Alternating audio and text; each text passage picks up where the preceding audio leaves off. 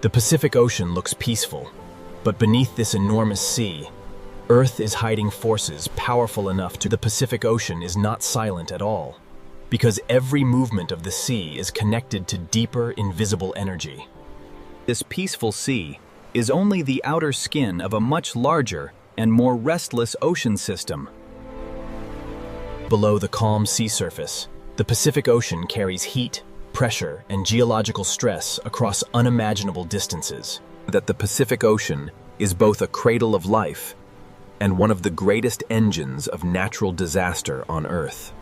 To understand where earthquakes, tsunamis, and superstorms begin, we must look beyond the surface of the sea. Beneath the sea surface, the Pacific Ocean becomes a hidden world shaped by pressure, darkness, and time. Most of the Pacific Ocean is hidden beneath light, where the sea begins to reveal its true scale and power. That the deeper the Pacific Ocean becomes, the closer we move toward the forces that shape the planet from below. Beneath the Pacific Ocean Sea lies the restless foundation where the story of earthquakes, tsunamis, and superstorms truly begins. The Pacific Ocean seafloor is not a quiet, empty plain, but a vast, hidden landscape shaped by pressure, movement, and ancient force. Beneath this enormous ocean, the foundation of the Earth is cracked, folded, and constantly changing. These silent scars on the Pacific Ocean floor mark the places where immense geological stress can slowly build. The Pacific Ocean hides boundaries, where sections of Earth's crust press against one another in silence. Deep under the Pacific Ocean Sea, pressure does not disappear. It waits, gathers, and strengthens. Even the smallest movement in this deep ocean world can be the first sign of a much larger force awakening. That the Pacific Ocean contains some of the deepest and most active geological regions on the planet. That the deeper the Pacific Ocean becomes, the more it reveals a world where stillness can hide enormous danger. Earthquakes in the Pacific Ocean begin when stored pressure finally overcomes the strength of rock. Beneath the Pacific Ocean Sea, the first quiet signs of a future earthquake may already be beginning. The Pacific Ocean often gives its first warning deep below the sea, long before anything changes at the surface.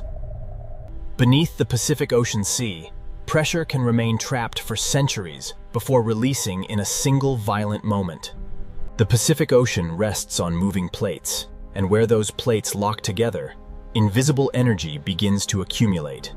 This deep-sea silence is deceptive, because the Pacific Ocean floor is slowly storing the force that can shake entire coastlines. When rock beneath the Pacific Ocean can no longer hold against pressure, the stored energy begins to search for release. Trenches beneath the Pacific Ocean mark places where one plate may be forced beneath another, creating some of Earth's most powerful seismic zones. In the Pacific Ocean, the greatest disasters often begin with movements so deep that the surface sea remains unaware. Every layer of rock beneath the Pacific Ocean carries a record of collisions, ruptures, and pressure built over geological time. An earthquake beneath the Pacific Ocean does not begin as a single image, but as a chain of stress, resistance, and sudden release. Beneath the Pacific Ocean Sea, calm is never proof of safety, because the next movement may begin without warning. The Pacific Ocean can return to silence, even when the forces beneath the sea have not disappeared. Under this sea, stillness is only a pause between movements of the Earth. Every fracture beneath the Pacific Ocean is part of a larger system that links deep geology to the sea above. The Pacific Ocean hides an enormous architecture of stress, where pressure can travel across the ocean floor without being seen at the surface. When the seafloor moves, the entire Pacific Ocean above it becomes part of the transfer of energy.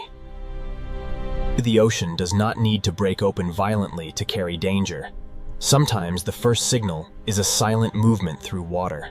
Energy born under the Pacific Ocean can move upward and outward through the sea long before the world recognizes its power. The Pacific Ocean is a bridge between the planet's inner force and the atmosphere that shapes storms above. This single ocean can carry energy from the seafloor into waves, from warm water into clouds, and from silence into catastrophe. The Pacific Ocean is never only what we see on the surface, because beneath this sea, earthquakes may begin. The Pacific Ocean always returns to beauty on the surface, even when the deep sea below continues to hold the memory of pressure and movement. What happens beneath the Pacific Ocean may remain invisible, but its consequences can travel across the sea with unstoppable force. The Pacific Ocean is connected from its deepest trenches to its highest storm clouds. Beneath this sea, the earth can shake. Above this sea, storms can grow. And across this sea, the Pacific Ocean is not one story, but many forces moving together beneath one endless surface. Every calm ocean scene in the Pacific carries the possibility of sudden transformation. This opening journey has only revealed the first layer of the Pacific Ocean, because the deeper story begins where the seafloor meets the movement. To understand earthquakes beneath the Pacific Ocean, we must descend again into the places where tectonic plates collide, lock, and for the next part of this Pacific Ocean story, we'll enter the Ring of Fire, where the sea hides volcanoes, trenches, and earthquake zones. Powerful leaks fold. The Pacific Ocean is the silent giant of Earth, and beneath this vast sea begins the path toward earthquake. Beneath the Pacific Ocean Sea lies the Ring of Fire, a vast hidden boundary where the planet's crust is restless. Along the Pacific Ocean trenches, one tectonic plate can be forced beneath another, creating some of the strongest earthquakes the planet can produce. The Ring of Fire beneath the Pacific Ocean Sea is where pressure gathers, rocks resist, and the first hidden steps toward earthquake begin. Inside the Pacific Ocean Sea, the Ring of Fire is not a single place, but a vast chain of hidden collision zones wrapped around the ocean basin. These layers beneath the Pacific Ocean were shaped by millions of years of pressure, collision, eruption, and slow tectonic movement. Where tectonic plates meet beneath the Pacific Ocean Sea, the rock does not slide smoothly. It locks, bends, and stores force. This hidden resistance beneath the Pacific Ocean is what allows earthquake energy to build quietly over time. The Ring of Fire beneath the Pacific Ocean is a place where the surface of the planet is constantly being recycled, crushed, and reborn. Volcanoes beneath the Pacific Ocean reveal how closely fire and water exist together in this hidden world.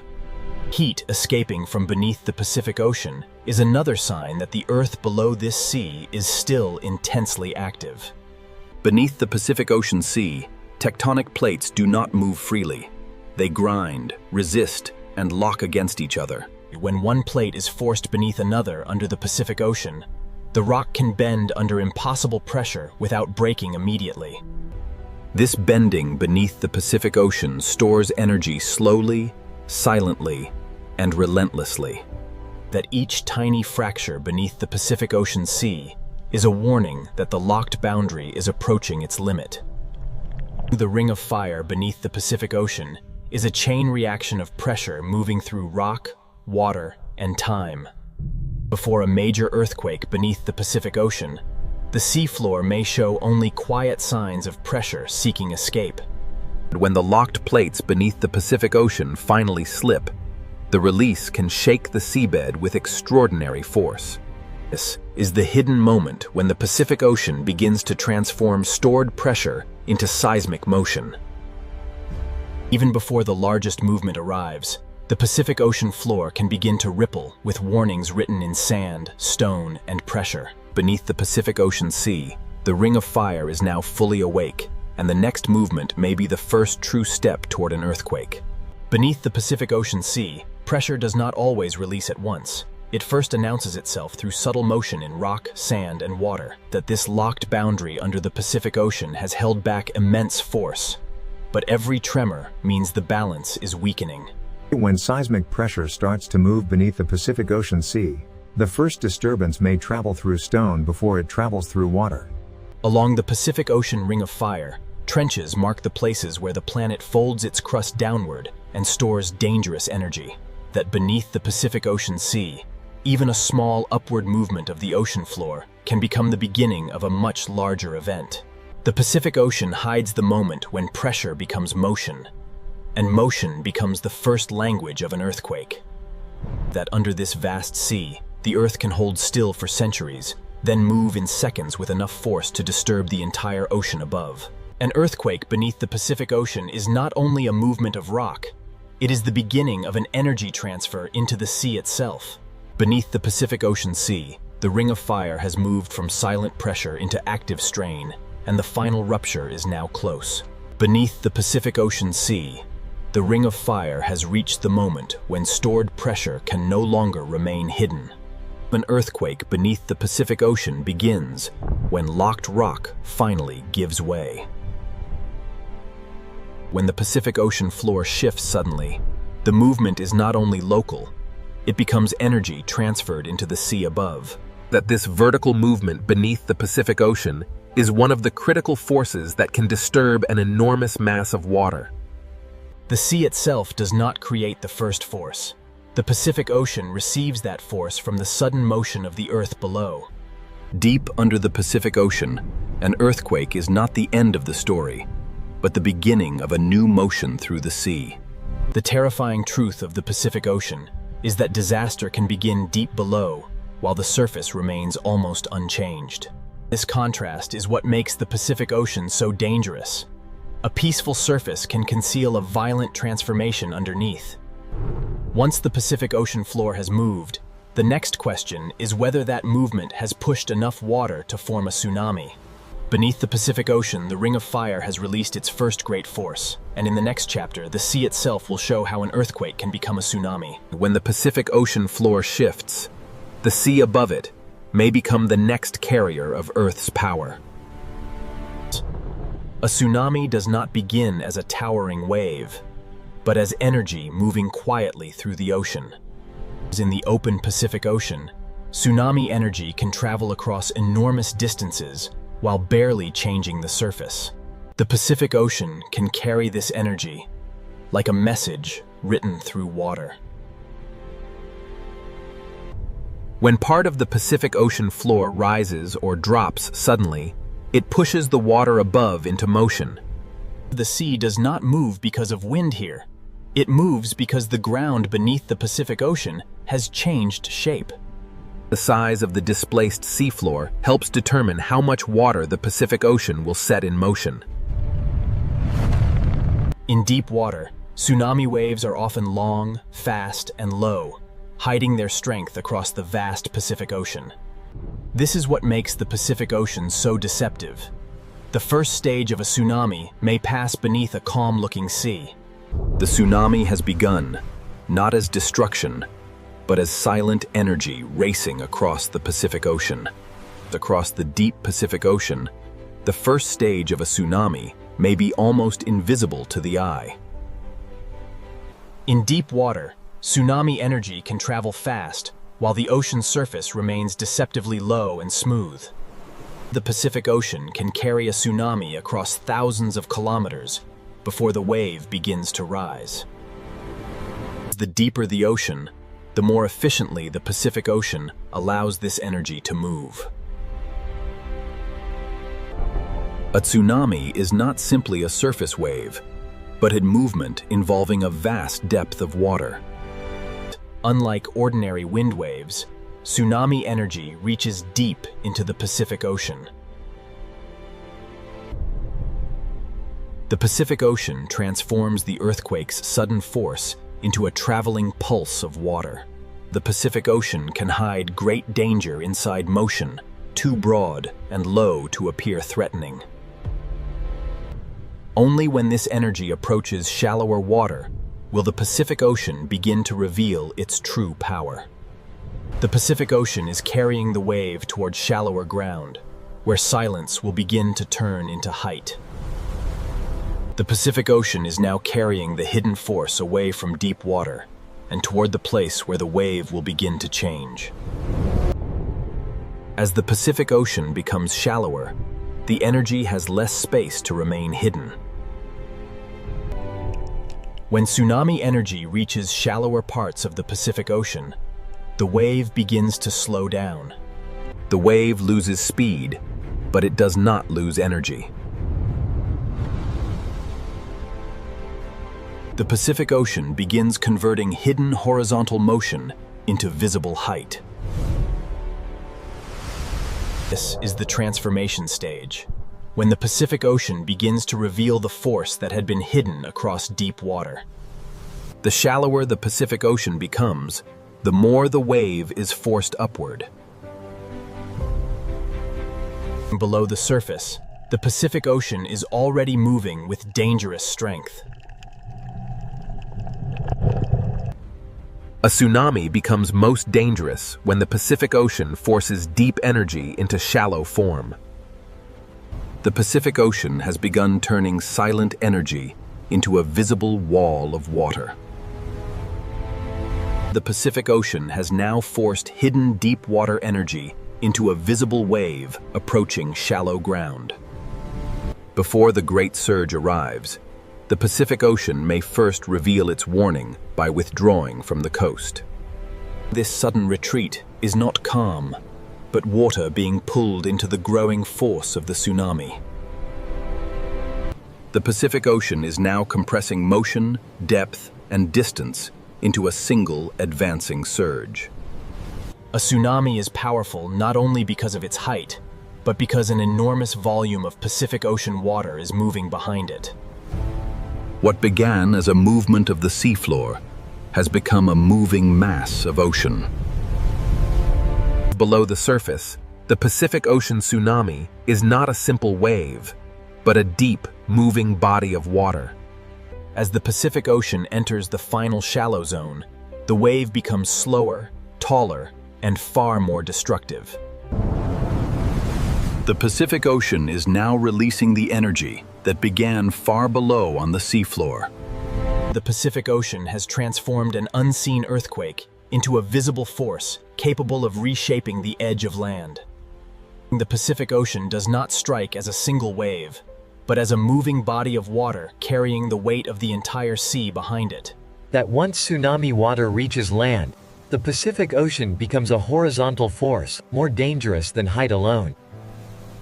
The same energy born from the seafloor now reshapes the boundary between ocean and land.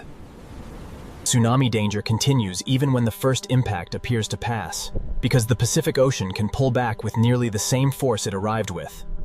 A tsunami is often not one wave, but a sequence of surges moving through the Pacific Ocean. The Pacific Ocean can send repeated waves, because the original earthquake energy continues moving through the sea. The Pacific Ocean reveals how a movement deep under the seafloor can travel outward until it changes the shape and rhythm of distant shores. Earthquakes and tsunamis are only one face of the Pacific Ocean's power. Above the same ocean, another force begins when heat, moisture, wind, and pressure gather over the sea. The Pacific Ocean can turn seafloor motion into tsunamis, and in the next chapter, this same sea will reveal how the Pacific Ocean does not only create danger from below, it also feeds storms from above. Warm ocean water is the first fuel source for the storms that grow over the Pacific Ocean. Every breath of moisture rising from the Pacific Ocean Sea can help build the atmosphere of a future superstorm. When warm air lifts from the Pacific Ocean, it carries water vapor upward and begins the first step of storm formation. Above the Pacific Ocean, small clouds can become organized when heat, humidity, and wind begin to work together. A superstorm does not appear suddenly. It begins as many small disturbances gathering strength over the sea.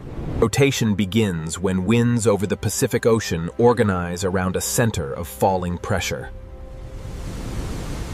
As pressure drops, the Pacific Ocean sends more moisture upward, feeding the storm like an engine. The ocean and atmosphere are now locked together, each strengthening the other over the Pacific Ocean.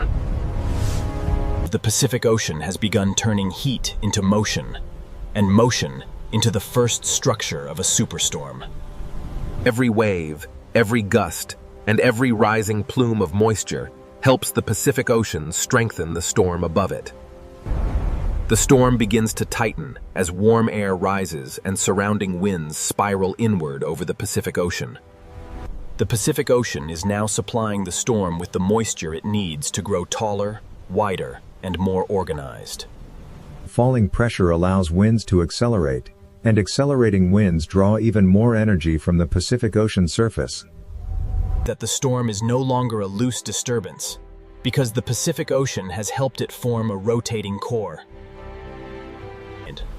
As the core strengthens, the Pacific Ocean and atmosphere begin exchanging energy faster than before. Within these rain bands, the storm pulls heat from the Pacific Ocean and releases it upward into the growing atmosphere. This is the stage when the Pacific Ocean begins transforming a tropical disturbance into a dangerous, organized cyclone. Over the Pacific Ocean, the storm has entered a dangerous phase, where heat, moisture, wind, and rotation begin building the foundation of a superstorm. Over the Pacific Ocean, the storm has begun to draw energy from a wider region of warm sea. The warmer the Pacific Ocean surface remains, the longer the storm can continue feeding and intensifying. The storm's rotation forces the sea surface to respond in circles, not straight lines. Inside the storm, warm Pacific Ocean moisture rises, cools, condenses, and releases heat that strengthens the cyclone from within. This release of heat is what allows the Pacific Ocean storm to grow taller and more powerful. When pressure continues to fall over the Pacific Ocean, winds accelerate inward and the storm begins to tighten around its core. The Pacific Ocean is now giving the storm both moisture from below and friction from the sea surface, shaping its destructive structure. That every spiral band is a pathway carrying heat and moisture from the Pacific Ocean into the storm. The Pacific Ocean has now helped transform scattered storms into a single organized atmospheric machine. Over the Pacific Ocean, the storm is nearing the threshold where a powerful cyclone can become a true superstorm. Over the Pacific Ocean, the cyclone is now approaching the threshold where ordinary storm structure becomes extreme atmospheric power. The Pacific Ocean continues feeding the storm from below, sending heat and moisture upward faster than the atmosphere can release it. The stronger the winds become, the more violently the Pacific Ocean transfers energy back into the storm. The more violently the Pacific Ocean transfers energy back into the storm. Inside these cloud towers, the Pacific Ocean releases symmetry is a sign that the Pacific Ocean storm is concentrating its energy around a powerful core. The eye wall is where some of the most violent winds over the Pacific Ocean begin to concentrate. At this stage, the Pacific Ocean is no longer just beneath the storm. It has become part of the storm's engine. When wind, pressure, and warm sea surface align over the Pacific Ocean, the storm can intensify with terrifying speed. The Pacific Ocean has now helped build a storm powerful enough to organize around a central eye. That over the Pacific Ocean, the superstorm has found its center, and once the eye becomes stable, the storm can reach its most dangerous form. Over the Pacific Ocean, the storm has now entered its most organized and dangerous stage. The eye may look peaceful, but around it, the Pacific Ocean is feeding the storm's strongest winds. The eye wall is the place where heat from the Pacific Ocean becomes violent atmospheric motion. Beneath the storm, the Pacific Ocean is no longer calm water. It is a moving engine of heat, friction, and force. The stronger the winds become, the more the storm extracts energy from the warm Pacific Ocean beneath it. From above, the superstorm appears almost beautiful, but its beauty is built from ocean heat, falling pressure, and destructive wind. The Pacific Ocean gives storms the space and fuel to grow into some of the largest weather systems on Earth. That once a superstorm begins moving across the Pacific Ocean, its power is no longer limited to the open sea.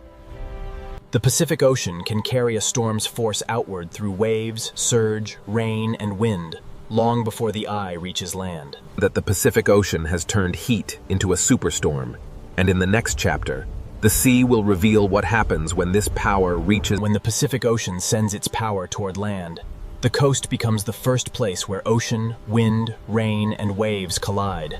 The Pacific Ocean does not need cities or people to reveal its force.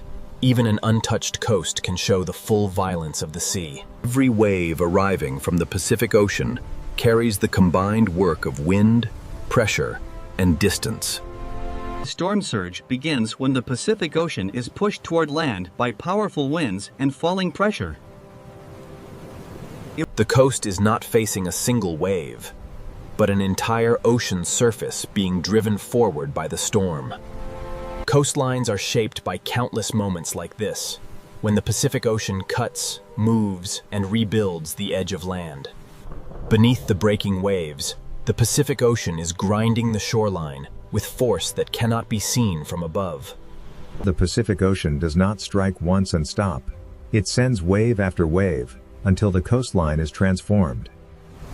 That this is where the superstorm reveals its reach, turning ocean heat into coastal impact. The Pacific Ocean has carried the storm's power to the shore, and now the coastline must absorb the force of a restless sea. The coastline is now receiving the full combined force of Pacific Ocean waves, wind, rain, and storm surge.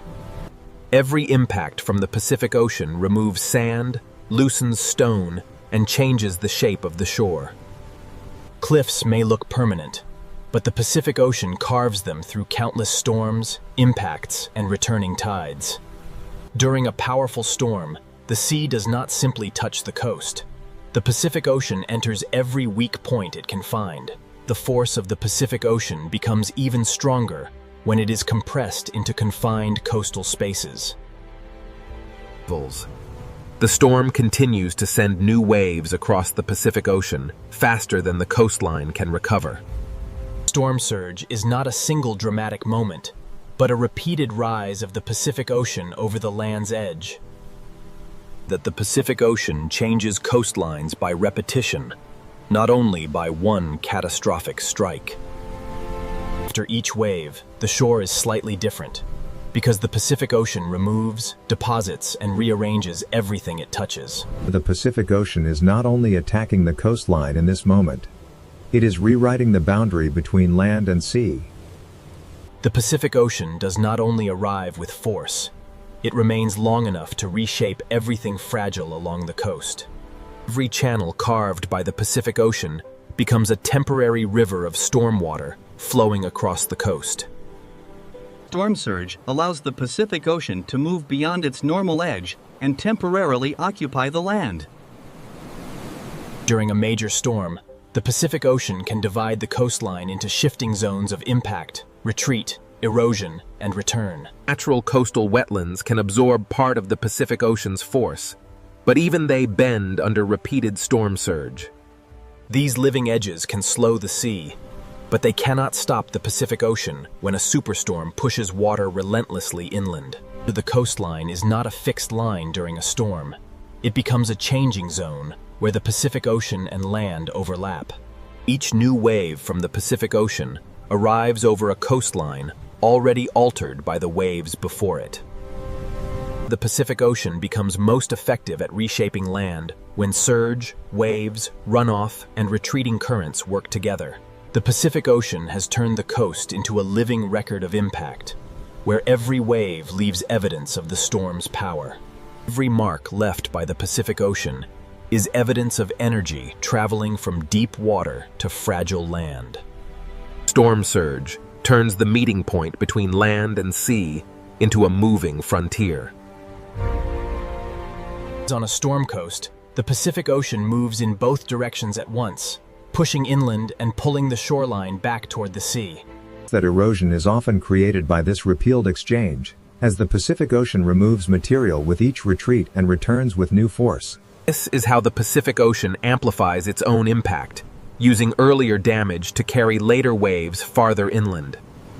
Below the surface, the Pacific Ocean is grinding, lifting, sorting, and carrying pieces of the coast with every pulse. The Pacific Ocean leaves behind patterns that show where water climbed, where currents turned, and where the land gave way. The Pacific Ocean is both destroyer and sculptor, breaking the coast apart while shaping the next version of the shoreline. The Pacific Ocean is both destroyer and sculptor, breaking the coast apart while shaping the next version of the shoreline. Every retreating flow carries pieces of the coastline back into the Pacific Ocean. Cliffs resist the Pacific Ocean for centuries, yet every storm removes another invisible layer. After the strongest impact, the Pacific Ocean continues working through smaller movements that still alter the land. Natural coastlines recover slowly, but the Pacific Ocean always leaves behind evidence of where its power reached. That the coastline records the storm in patterns, showing where the Pacific Ocean pushed hardest and where the land yielded. Even as the storm begins to pass, the Pacific Ocean remains restless, carrying leftover surge, swell, and turbulence across the coast. The Pacific Ocean can appear to calm quickly, but the energy of a storm continues moving through waves long after the sky begins to clear. The Pacific Ocean does not separate earthquakes, tsunamis, storms, and coastlines. It connects them through one vast moving system. Terrestrials. The Pacific Ocean has shown its force at the coast, and in the final chapter, the story will return to the open sea the Pacific Ocean never truly stops, even after earthquakes, tsunamis, and superstorms have passed. From above, the Pacific Ocean may look calm again, but calm is only one moment in a much larger cycle. The Pacific Ocean remembers every force through motion, through temperature, through currents, and through the endless rhythm of the sea. Beneath the surface, the Pacific Ocean continues to move in layers long after the sky begins to clear. The ocean's greatest movements are often hidden below what the eye can see. Storms pass across the surface, but the deep Pacific Ocean keeps moving with ancient patience. Below the sea, the same geological forces continue to press, bend, and store energy for the future. The Pacific Ocean is never finished with its story, because the earth beneath it is still alive. The same ocean basin that produces earthquakes and tsunamis also holds the deep structures that keep the planet changing. That the Pacific Ocean is not a place where disasters simply end, but a living system where every ending becomes the beginning of another movement. The Pacific Ocean is not a place where forces disappear, but a vast system where energy is stored, transferred, and renewed. Every layer of the Pacific Ocean connects the restless seafloor below with the changing sky above. Peace in the Pacific Ocean is never emptiness. It is the quiet movement of a planet still alive. That these currents carry heat, nutrients, and motion across the Pacific Ocean long after storms have vanished from the sky. The same Pacific Ocean that carries tsunami energy also carries the warmth that can feed future storms. The Pacific Ocean always holds two truths at once: beauty at the surface and power beneath. After great violence, the Pacific Ocean can look peaceful again, but its silence is only the next chapter beginning. That every swell moving across the Pacific Ocean is part of a continuous exchange between wind, water, heat, and gravity. What appears to be empty ocean is actually a moving map of energy spread across the largest sea on Earth. The Pacific Ocean never truly rests, because beneath every calm wave, the planet continues to move. The Pacific Ocean never truly rests, because beneath every calm wave, the planet continues to move. The Pacific Ocean carries the memory of earthquakes, tsunamis, and superstorms, not as scars alone, but as motion continuing. Even when the surface becomes smooth, the Pacific Ocean is still exchanging heat, pressure, and movement with the world around it. Below the surface, the Pacific Ocean continues its hidden circulation, carrying energy through layers the eye can barely understand. This layered movement connects the storm above, the wave across the surface, and the tectonic force waiting far below. The Pacific Ocean is not defined only by disaster, but by the constant motion that makes life, weather, and geology part of one system. Every depth of the Pacific Ocean belongs to the same story, from the bright surface to the hidden floor where Earth's crust still shifts. Beneath the Pacific Ocean, the ring of fire may appear silent again, but silence does not mean the planet has stopped changing. The same seafloor that once released energy may one day store it again, continuing the endless cycle beneath the sea. The Pacific Ocean is a continuous bridge between Earth's deep pressure, the moving sea, and the changing sky. The Pacific Ocean connects the silent floor of the Earth with every wave, storm, and current moving above it. That the Pacific Ocean is never a still emptiness, but a constantly moving system carrying the memory of Earth's power. Every layer of the Pacific Ocean carries a different kind of motion, from deep pressure to surface wind. After each disturbance, the Pacific Ocean absorbs the energy, redistributes it, and continues moving. The surface beauty of the Pacific Ocean never erases the power hidden beneath it. This calm Pacific Ocean is not the end of the story, but the visible face of a deeper cycle still unfolding. From this height, the Pacific Ocean appears peaceful, yet every pattern on the sea is shaped by wind, gravity, heat, and the motion of the planet. The Pacific Ocean is a living force of the planet, always changing, always carrying energy, and always waiting for the next stage. The Pacific Ocean is a living force of the planet, always changing, always carrying energy. It's that what seems like calm on the Pacific Ocean surface is only one moment in an endless cycle of planetary motion.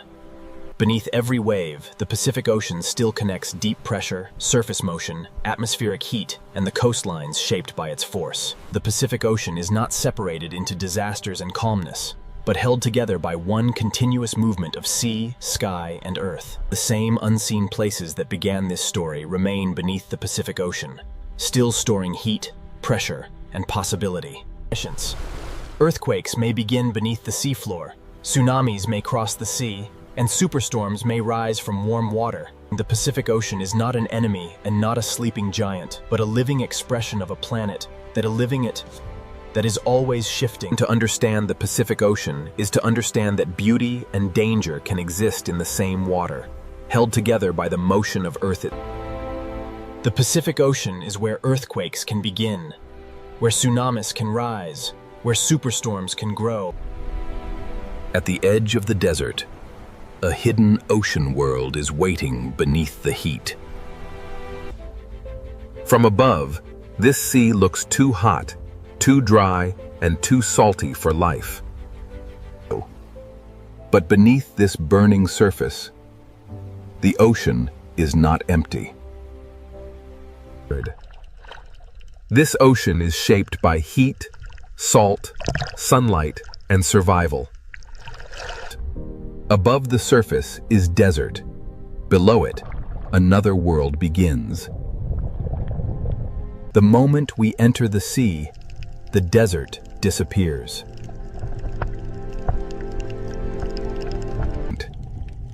Here, the ocean becomes a city of color, shelter, and movement. Every corner of this sea gives life a place to hide, feed, and survive. In this ocean, survival often begins by moving together. This is the mystery of the Red Sea. How does life flourish in a hot and salty ocean? To answer that mystery, we must look closer at how this ocean builds life from hardship. The reef survives because each tiny organism plays a role in the ocean's larger design. In this ocean, survival begins with finding protection before danger arrives. The open ocean gives them space, but the reef gives them safety. Alone, each fish is fragile. Together, they become harder for the ocean's hunters to break. In this sea, every movement is a decision between feeding and being eaten. The reef is more than beauty. It is a fortress built by life itself. After every moment of danger, the ocean returns to its quiet rhythm. Some creatures survive this ocean not by strength, but through ancient partnerships. In the Red Sea, life survives because every small relationship strengthens the entire ocean world. A single partnership may seem small, but in this ocean, small connections hold the reef together. The reef is not one living thing, but thousands of lives woven through the sea. In this ocean, even movement becomes a language of survival. Where the open sea is dangerous, the smallest spaces become places of safety. In this ocean, survival is not only about strength, it is also about trust. Even in a harsh sea, cooperation can become a powerful survival strategy. Every creature that moves through this sea depends on the health of the reef around it. The ocean current delivers invisible meals to a world that never stops feeding. These tiny animals build the foundation of one of the most resilient ocean habitats on Earth. To understand how life survives in this sea, we must follow the reef from its smallest builders to its greatest challenges. Beyond the reef's beauty, the sea begins to test every life that depends on it. Here, the reef stands between safe shelter and the unknown sea. In this ocean, safety can vanish just a few meters from the reef. The sea brings food, but it also brings pressure that never stops. These corals may look fragile, but they are the architects of survival in this sea. Every mouthful in this ocean depends on a reef strong enough to endure heat and salt.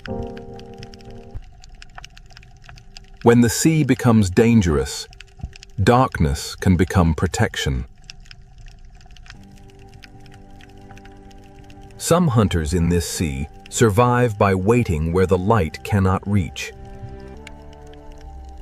In this ocean, survival often means knowing when not to move. The Red Sea is beautiful because it is alive. And it is alive because every creature has learned to survive. To survive here, life must understand both the shelter of the reef and the danger of the open sea. Ancient travelers crossed this ocean by instinct, moving through heat, salt, and shifting currents. For some creatures, survival means remembering roots the ocean has held for generations. Others survive this sea by disappearing into the world around them.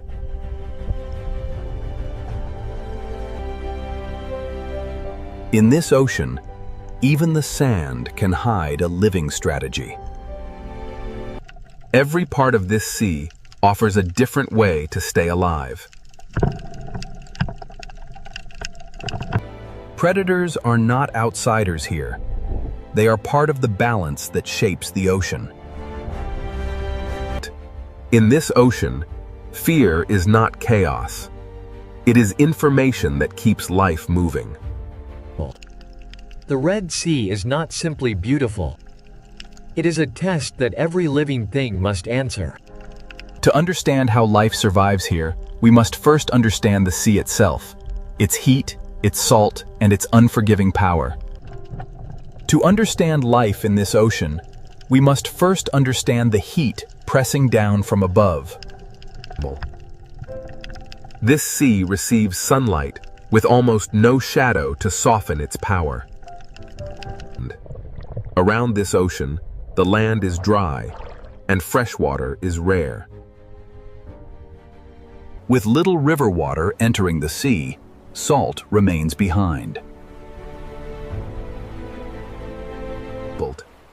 Every day, the sun pulls water upward, but the salt stays in the ocean. This is why the Red Sea becomes saltier than many other ocean waters. For marine life, this salt is not just a background, it is a constant challenge. In shallow water, heat and light can become as powerful as any predator. Here, even shade can be a survival tool.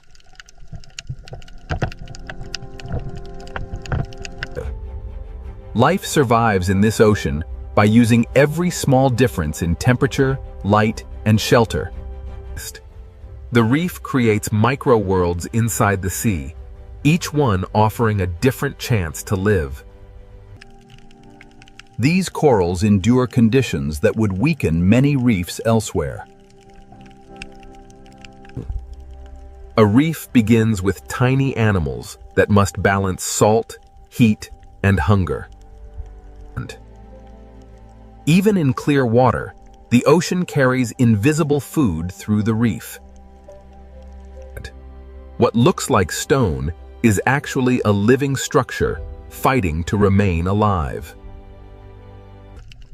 The reef changes the ocean around it, turning harsh water into habitat. Inside the reef, the sea becomes slower, safer, and easier to survive. Step beyond the shelter, and the ocean becomes demanding again.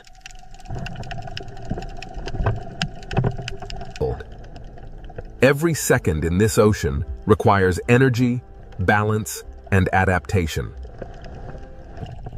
In this sea, the reef is not only a home, it is protection from the ocean itself. Every breath in this ocean must manage salt, oxygen, and heat. Small choices help life survive in a sea that never stops testing it. The surface may look calm, but it controls the world below.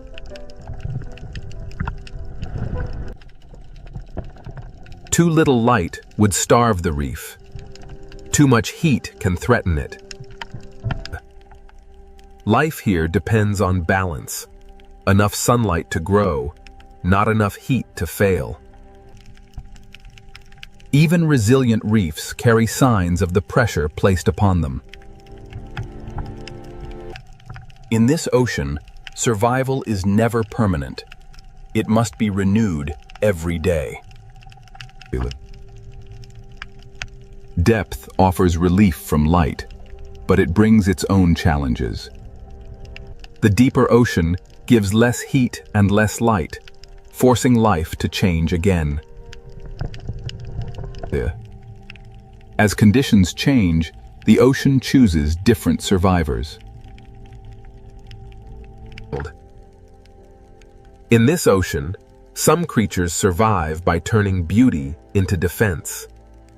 Warning colors are another language written into the ocean. The Red Sea is not one environment, but a staircase of changing conditions. From the surface to the depths, heat, salt, light, and pressure shape every life. Life survives here by finding the exact layer of ocean it can endure. Away from the reef, the sea becomes wider, emptier, and harder to read. In open water, survival depends on movement, awareness, and the strength to keep going. The reef offers safety, but the wider ocean connects every part of the Red Sea. Now that we understand the seal's heat and salt, we can enter the reef itself, where survival becomes a living city. The reef creates micro-worlds inside the sea, each one offering a different chance to live.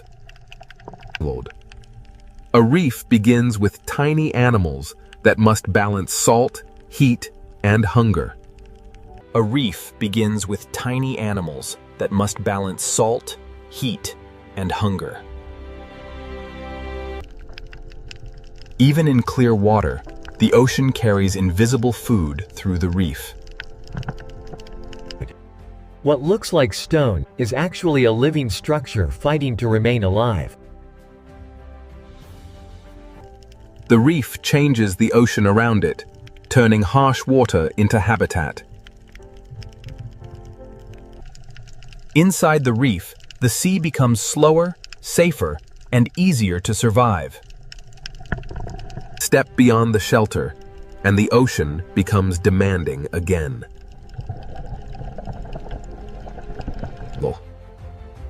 Every second in this ocean requires energy, balance, and adaptation. In this sea, the reef is not only a home, it is protection from the ocean itself. Every breath in this ocean must manage salt, oxygen, and heat. Small choices help life survive in a sea that never stops testing it. In this ocean, shade can be as important as food. The surface may look calm, but it controls the world below. Too little light would starve the reef. Too much heat can threaten it. Life here depends on balance. Enough sunlight to grow, not enough heat to fail. Even resilient reefs carry signs of the pressure placed upon them. In this ocean, survival is never permanent. It must be renewed every day. Depth offers relief from light, but it brings its own challenges. The deeper ocean gives less heat and less light, forcing life to change again. As conditions change, the ocean chooses different survivors. Here, life becomes quieter, slower, and harder to find.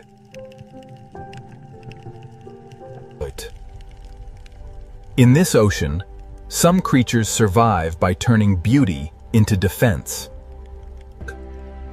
Warning colors are another language written into the sea. The Red Sea is not one environment, but a staircase of changing conditions.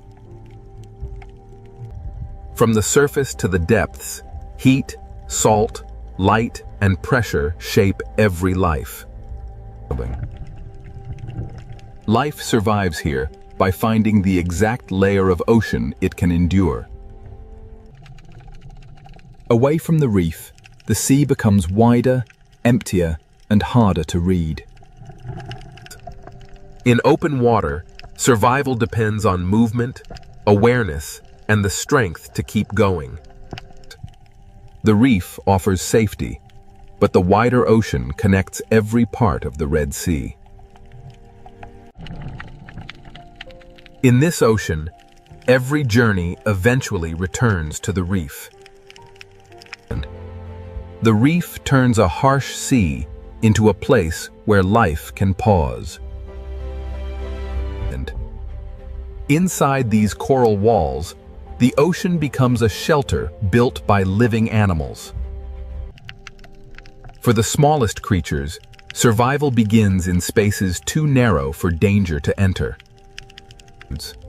The reef is not a backdrop. It is alive, working every moment against the sea. Here, light is both a gift and a pressure that life must balance. From tiny polyps, the ocean builds a city strong enough to face extreme conditions. This is how life answers the Red Sea, by building structure, shelter, and connection. The harsher the sea becomes, the more important this living city becomes. Now, we enter the reef itself, where the Red Sea turns hardship into one of the ocean's most crowded worlds. Inside the reef, the Red Sea becomes one of the ocean's most crowded living cities. Every coral tower becomes a street, a shelter, and a feeding ground.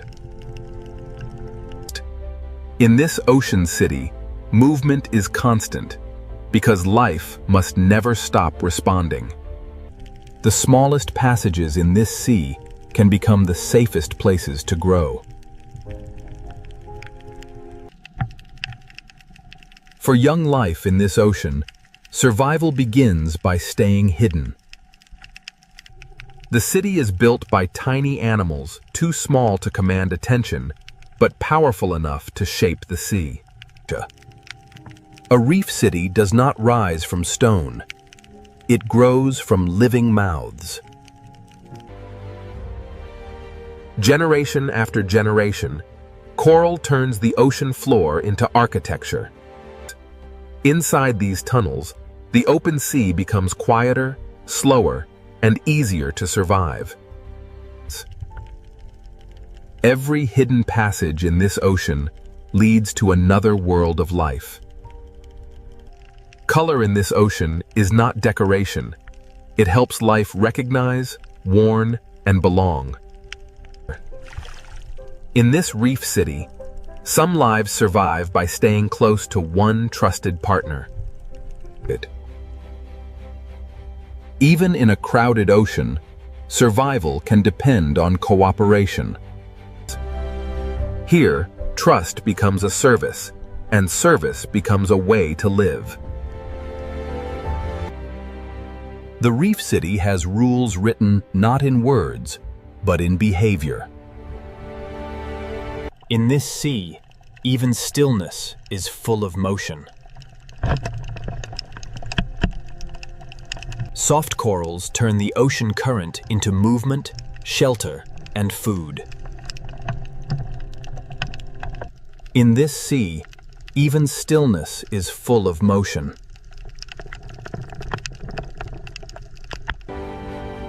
Above the reef, thousands of small bodies become one protective shape. In this ocean, survival can be found in numbers, speed, and perfect timing. A reef city is full of life, but every open space carries risk. The reef does not remove danger. It gives life places to escape. After danger passes, the ocean city returns to its quiet work. Beneath the fish, another layer of the city works close to the ground. The reef survives because even the smallest cleaners remove, recycle, and reuse. Life on the reef is not always fast. Some survival happens slowly, close to the seafloor. Even the open sand between corals becomes part of the city. A home in this ocean may be a coral tower, a tunnel, or a hole in the sand. The reef city is not built from one habitat, but from many connected shelters. Some fish feed on the reef while also helping keep it in balance. In this ocean, nothing is wasted for long.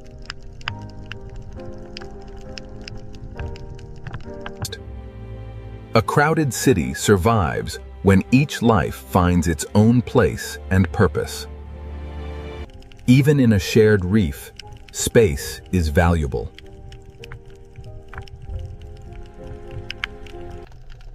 In this ocean, survival can depend on defending a space no larger than a hand. Some homes in this ocean are not made of stone, but of living protection. Partnership allows fragile lives to survive in a sea filled with risk. The reef survives because thousands of relationships strengthen the whole ocean world. The current connects every street of this underwater city.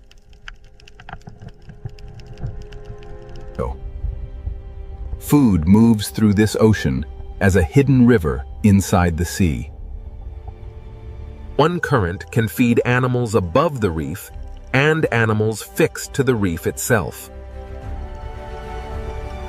The deeper we look into the reef, the more crowded the ocean becomes.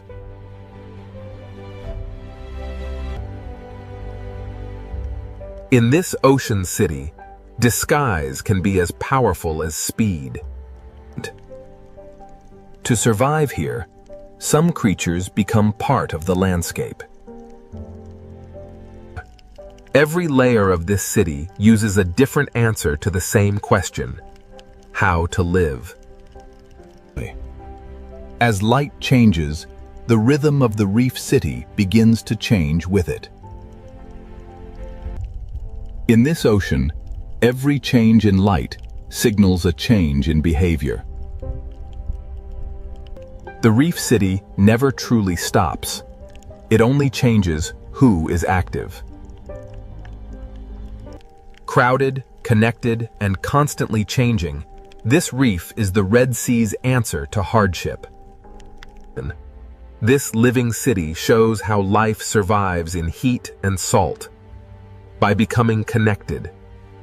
But every city has borders, and beyond the reef, survival becomes more dangerous.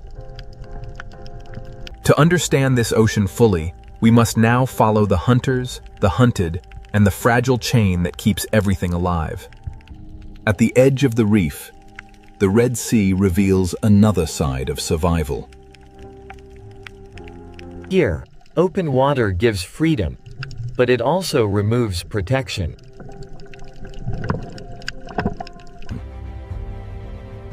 For the hunted, survival begins before the predator appears. Together, thousands of small lives can confuse a hunter's eyes. In this ocean, danger can arrive first as a shadow. The reef does not end the threat. It gives life a place to react. In this sea, surviving once does not mean danger is gone.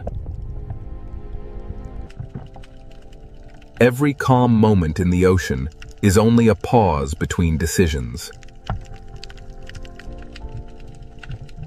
Some hunters survive by waiting where the reef hides them. In the Red Sea, patience can be as powerful as speed. A predator does not need to move often when the ocean brings food past its door. The reef is a shelter for the hunted, but it is also a hiding place for hunters. Another hunter waits inside the reef itself, using darkness as protection. In this sea, stillness can hide hunger.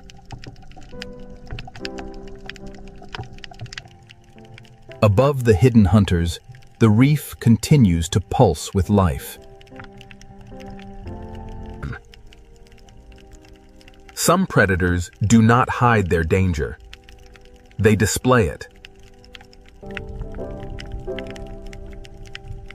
Warning is another form of power in this ocean.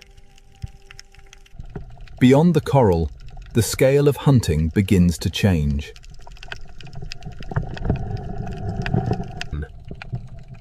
The open ocean often looks empty before it reveals what is moving through it.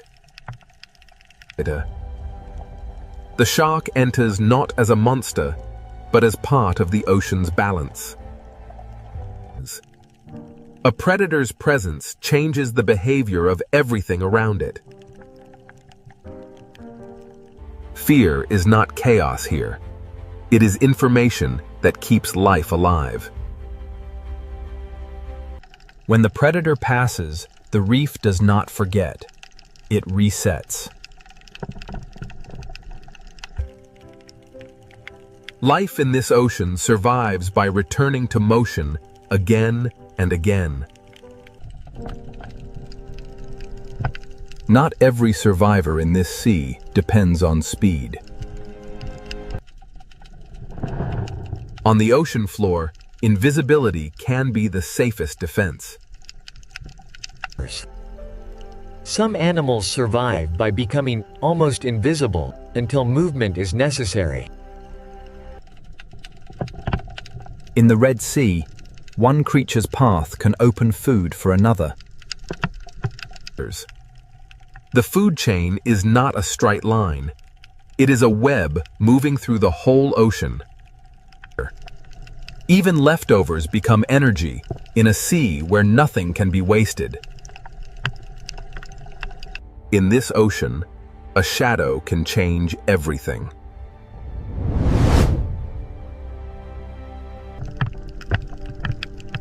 Predation shapes the ocean even when no chase happens.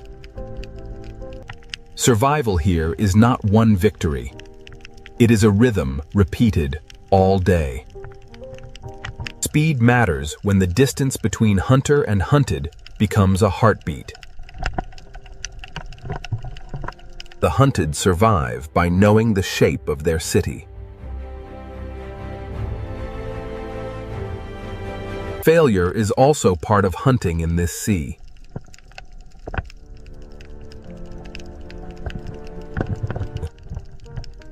The ocean looks calm because every creature is constantly adjusting. Not every large animal in this ocean is a hunter. Survival also belongs to ancient travelers that cross the reef without rushing. Some lives survive by moving between worlds, carrying the reef's story into open water. The Red Sea food chain is not just about killing. It is about balance.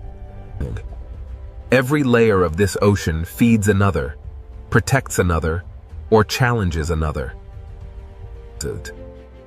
Balance is held not by peace, but by constant pressure. The smallest lives keep the reef working, even while larger animals shape its fear. Food, fear, and movement connect this ocean more tightly than it first appears. The reef survives because every hunter, every prey, and every hidden cleaner has a place. This chain of survival begins on the reef, but it reaches far beyond it. To see how this ocean renews life, we must leave the hunters behind and follow the young into the shallows. Beyond the hunters, the Red Sea holds quieter places where life begins again. In the shallows, the ocean becomes gentler, but survival still requires shelter. Here, the Red Sea builds another kind of city, not from coral, but from grass. For young fish, each blade of seagrass can become a wall, a hiding place, and a beginning. In this sea, young life learns that safety is never far from danger. The ocean nursery is not simple. It is made of grass, sand, burrows, shadows, and instinct.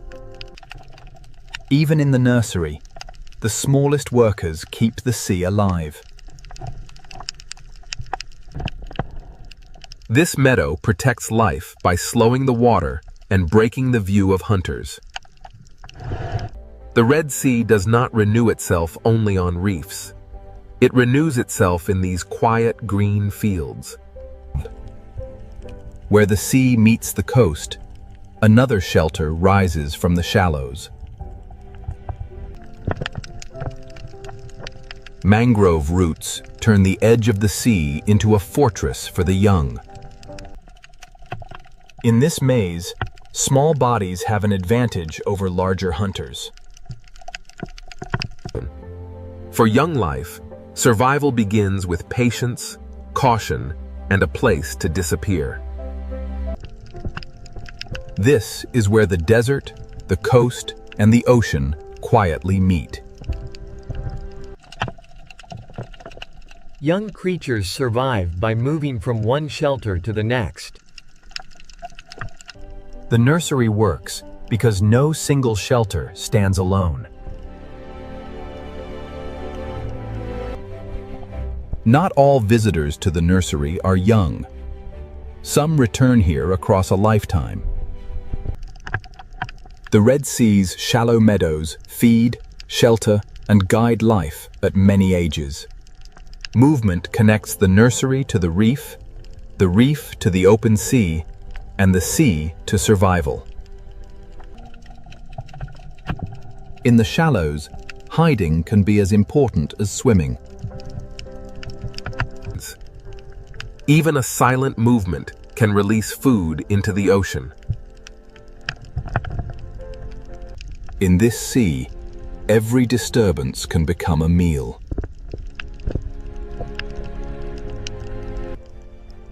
The shallows may look quiet, but they are one of the ocean's busiest beginnings. For the young, the ocean is not yet a wide world. It is a narrow shelter. The nursery protects life not by removing danger, but by giving the young places to vanish. After danger passes, the nursery begins again. As young creatures grow, the path toward the reef begins to open. The journey from nursery to reef is not one leap, but many careful crossings. Here, young life begins to trade grass for coral.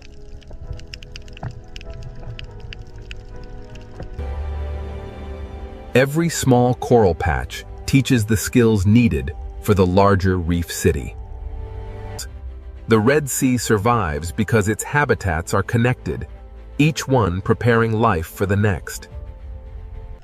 Roots, grass, sand, and coral are not separate worlds. They are one coastal ocean network. The mangroves catch what the sea carries and turn it into shelter and food. At the edge of the sea, fallen life becomes food for new life. The young do not grow in one place. They move through a chain of protection. Every crossing teaches the young how to read the sea. When the young reach coral, they enter a world more crowded, more complex, and more dangerous. The nursery does not stand apart from the reef. It feeds the reef with new life. Life survives here because the sea gives it more than one chance to grow. This is how the Red Sea renews itself, through connected habitats that protect the next generation. But the Red Sea is not only shallow nurseries and sunlit reefs. Beyond the nurseries, the ocean drops away into places far less understood. The same sea that shelters young life also hides deep and extreme worlds below. To complete the story of survival, we must now leave the sunlight and follow the Red Sea into its hidden depths. Now, the Red Sea will reveal its deepest secret, life where heat, salt, darkness, and mystery meet. This water is so salty and dense that it rests beneath the ocean like a hidden lake. Life survives here by cooperating when strength alone is not enough. Life survives here through partnerships older than memory. Life survives here by building shelter where the sea is harsh. For many animals, survival means knowing where not to go. In the deep sea, distance from danger can be the difference between life and death. Even in the quietest parts of the ocean, life finds surfaces to hold on to. The farther we descend, the less the ocean looks like the world above.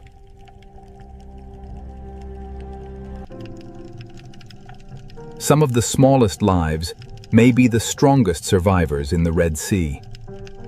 Here, survival is not abundance. It is endurance. Life survives here by moving together when danger is near. Here, survival may mean surrendering to the movement of the sea. At the bottom, the Red Sea becomes another world entirely. This deep ocean is not crowded like the Reef, but it is not lifeless. Around these extreme pools, life must adapt to chemistry that would overwhelm many creatures. The Red Sea teaches that life can shrink, hide, and change rather than disappear. Even here, far below the reef, life depends on the ocean above. As light returns, the ocean becomes crowded once more. Survival here is not one strategy, but many strategies layered together. Food from above sinks slowly through the sea, carrying energy into darkness. They do not need coral towers, sunlight, or open water. They survive where conditions become extreme. At this boundary, the ocean separates into layers that many animals cannot cross. Every layer of this ocean holds a different answer to the same challenge. Even in this dark ocean, life is still present, only smaller and harder to see. Here, salt is no longer just a challenge. It becomes a boundary of life. Now, the Red Sea carries us away from sunlight and into its hidden depths. To understand survival, we must connect the deepest darkness back to the sunlit sea. Then, the Red Sea reveals one of its greatest mysteries, a pool of water beneath the sea. Where light is stronger, the Red Sea builds complexity from color and movement. Down here, the sea becomes quieter, darker, and harder to understand. From the deep floor to the reef wall, life changes shape with every meter. Down here, life survives by using less energy, moving less often, and hiding more completely. Now the reef no longer looks simply beautiful. It looks resilient. Every relationship strengthens the ocean world around it.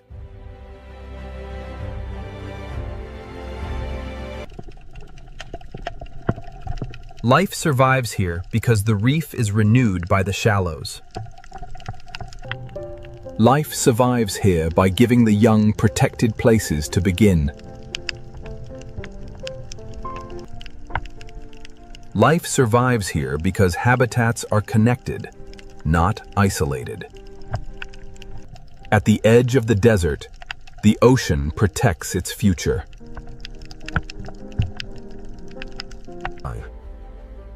The answer is not found in one place, but in the connection between all places. Heat, salt, light, darkness, danger, and shelter all shape this ocean together. Life survives in the Red Sea because it adapts at every scale. Some lives endure by moving through the ocean with ancient patience. Some survive by blending with the seafloor and moving only when the moment is right. Some survive by hunting and by keeping the entire ocean in balance. The Red Sea is alive because every creature responds, adjusts, and continues. This is how life survives in a hot and salty sea, not alone, but connected. What looked impossible from above becomes extraordinary beneath the surface. The Red Sea is not life in comfort. It is life shaped by challenge. Above, the desert is silent. Below, the ocean continues to live.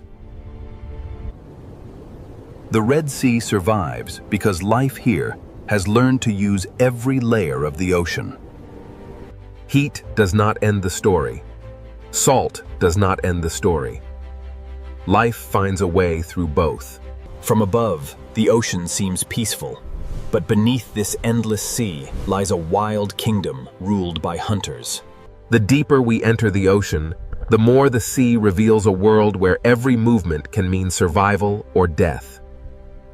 In the ocean, beauty and danger live side by side, because even the safest reef can become a hunting ground. Small fish survive in the ocean by becoming one body, because in the open sea, a single mistake can expose them to the hunter. In the ocean, prey often feel danger before they can see it, because the sea carries pressure, movement, and fear. Some ocean predators do not need to be giants. In the sea, speed, silence, and timing can be just as deadly. In the ocean, survival can depend on a gap in the reef, a turn of the current, or one moment of perfect stillness.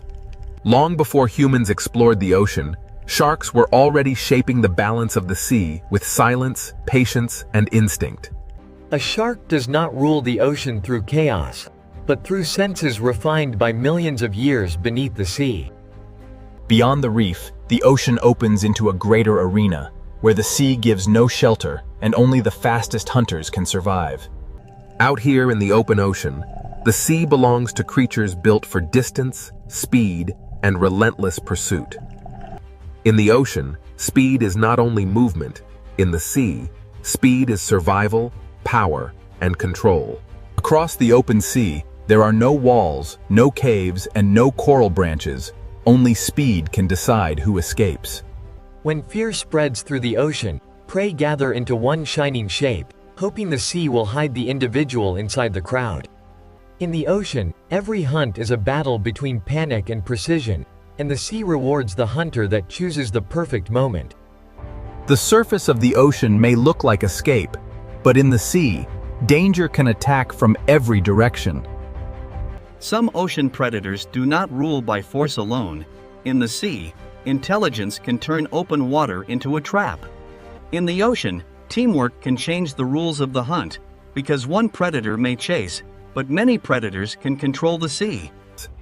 After every chase, the ocean becomes quiet again, but the silence of the sea is never empty. The ocean is not ruled by one kind of hunter, because the sea creates many forms of power, and each one claims its own territory. Not every hunter in the ocean chases across the open sea. Some wait where the ocean itself becomes a trap. In these narrow parts of the sea, the fastest creature does not always win. The one that understands the terrain may hold the power.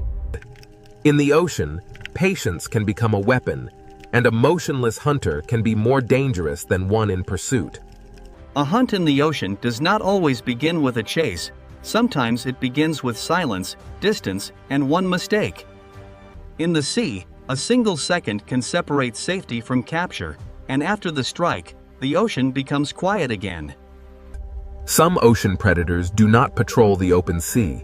They turn darkness inside the reef into a doorway for hunting.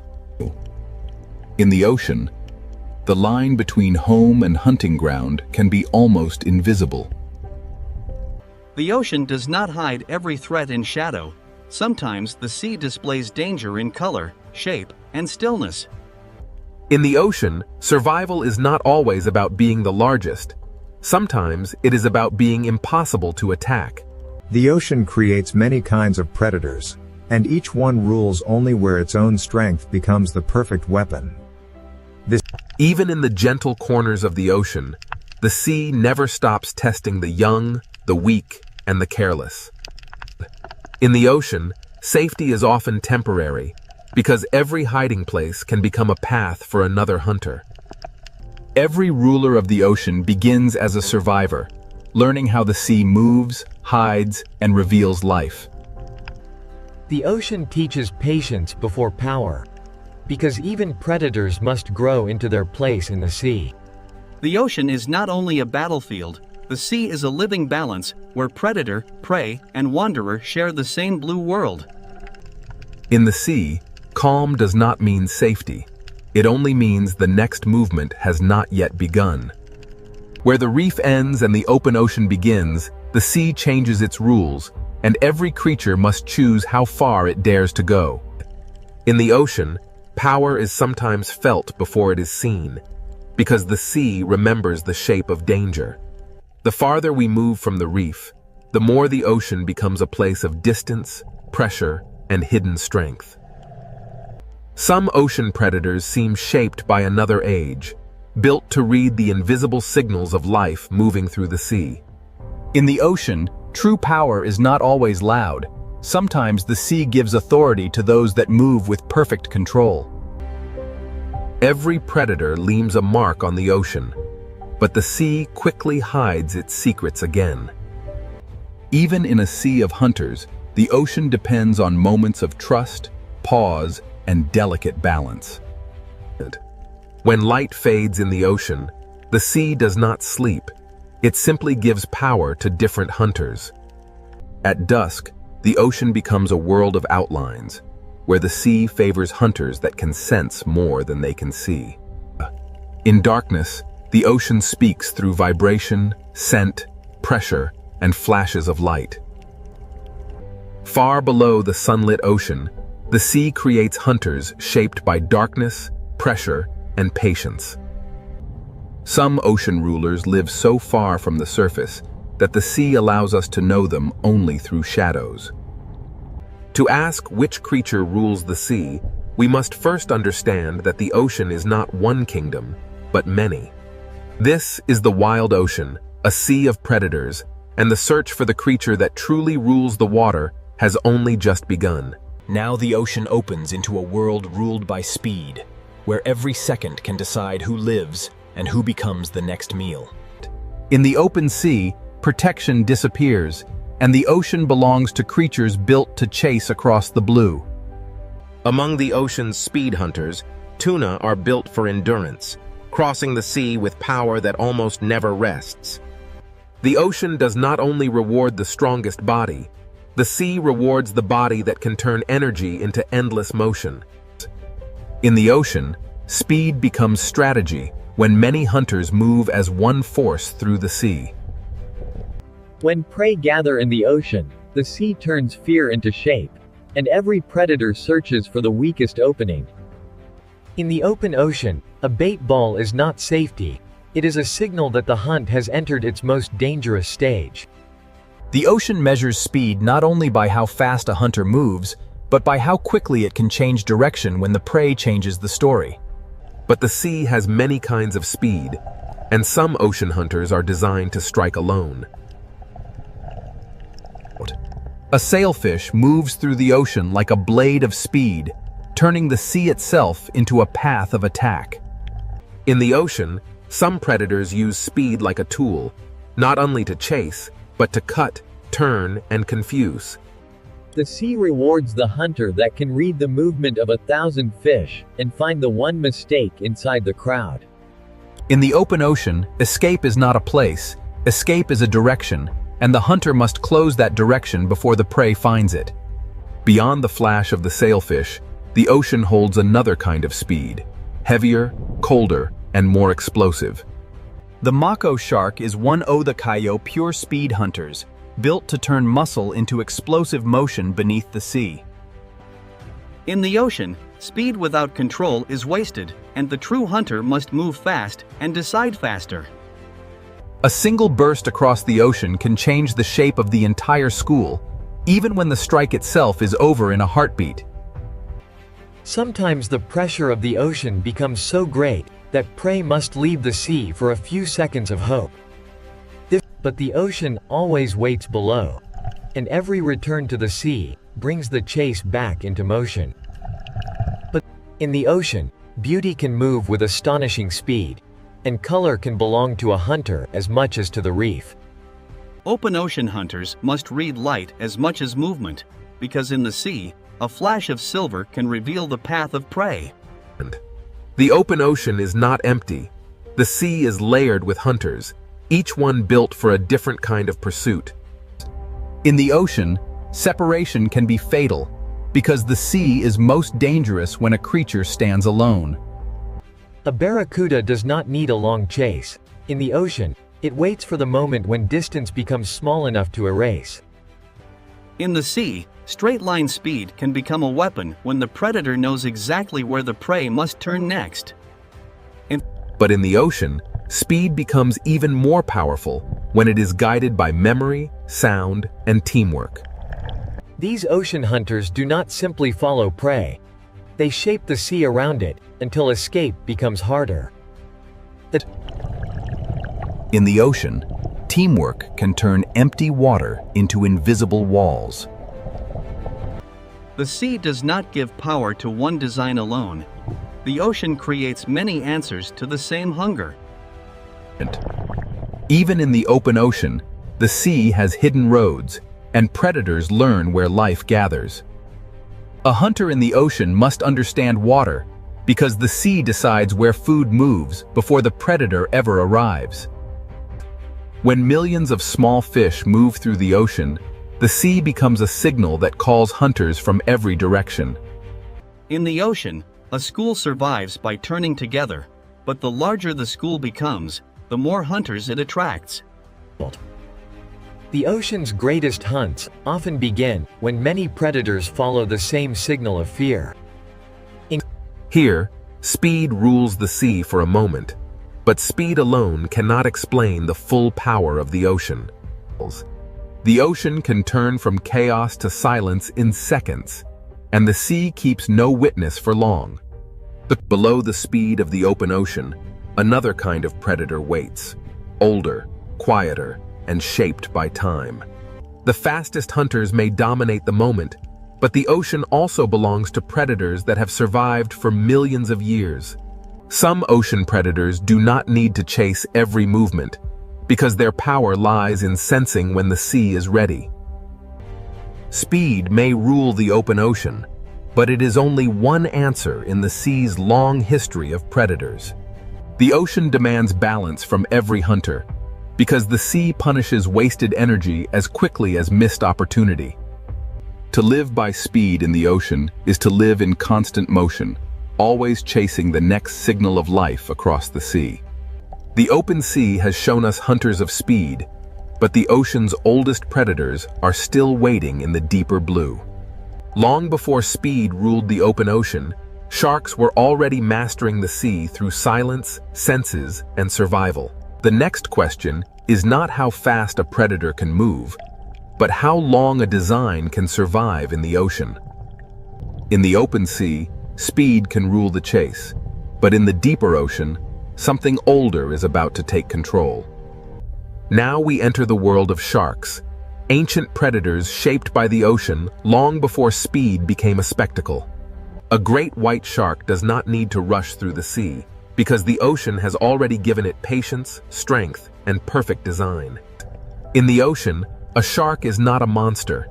It is a living record of millions of years of survival beneath the sea. In the ocean, the hunt often begins long before the chase, when the predator studies movement from below.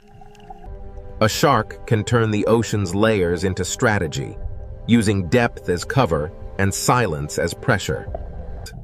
In the sea, power is sometimes measured by the fear a predator creates without touching anything at all. Not every shark rules the ocean in the same way. Some move like wandering investigators of the sea. A tiger shark survives in the ocean by being curious, adaptable, and willing to explore almost every edge of the sea. In the ocean, an apex predator can reshape a place simply by passing through it. The hammerhead shows how the ocean can shape a predator into something strange, precise, and perfectly suited to the sea. In the sea, a predator does not need to see everything when it can feel the hidden movements of life. At the reef edge, sharks become part of the ocean's rhythm, arriving as light fades and confidence changes sides. The reef shark rules through familiarity, knowing every current, corner, and shadow of its ocean territory. Even sharks, the ocean's ancient hunters, are not separate from the balance of the sea. Some sharks carry the ocean's power into murkier borders, where the sea becomes harder to read. In unclear water, the ocean favors predators that can sense what others cannot see. Here, the ocean rewards agility, because a hunter must turn as quickly as the reef changes shape. A shark's power in the ocean is not only in motion, it is also in knowing when to remain still. In the sea, energy is precious, and the best predators spend it only when the ocean gives them reason. Not every shark dominates the ocean with speed. Some survive through persistence, smell, and careful searching. The ocean has room for many kinds of shark, because survival in the sea is never one single strategy. Far from land, the ocean becomes a desert of blue, and the patient predator may be the one that survives. In the open ocean, a shark must become both hunter and traveler, crossing the sea with calm endurance. In shallow ocean waters, smaller sharks prove that size is not the only path to control. The blue shark shows another face of ocean power, light, graceful, and built to roam the sea for extraordinary distances. In the ocean, endurance can be as powerful as speed, because the sea belongs to those that can keep moving. Every curve of a shark's body is an answer to the ocean, shaped by pressure, hunger, and motion. Sharks are not one story in the ocean, they are many stories, written across reefs, coasts, open seas, and darkness. Some sharks carry the ancient ocean into the deep, where speed gives way to pressure, darkness, and patience. In the deeper sea, a shark may not need to move quickly, because time itself becomes part of the hunt. Some ocean predators seem to belong to another time, surviving not through speed, but through endurance beyond imagination. Every ancient hunter of the ocean begins small, learning the sea before it can command it. The ocean teaches every shark the first law of survival. Understand the water before trusting your strength. When night enters the ocean, sharks gain an older advantage, moving through a sea of senses beyond sight. In darkness, the ocean becomes a network of pressure, scent, and vibration, and the shark knows how to read it.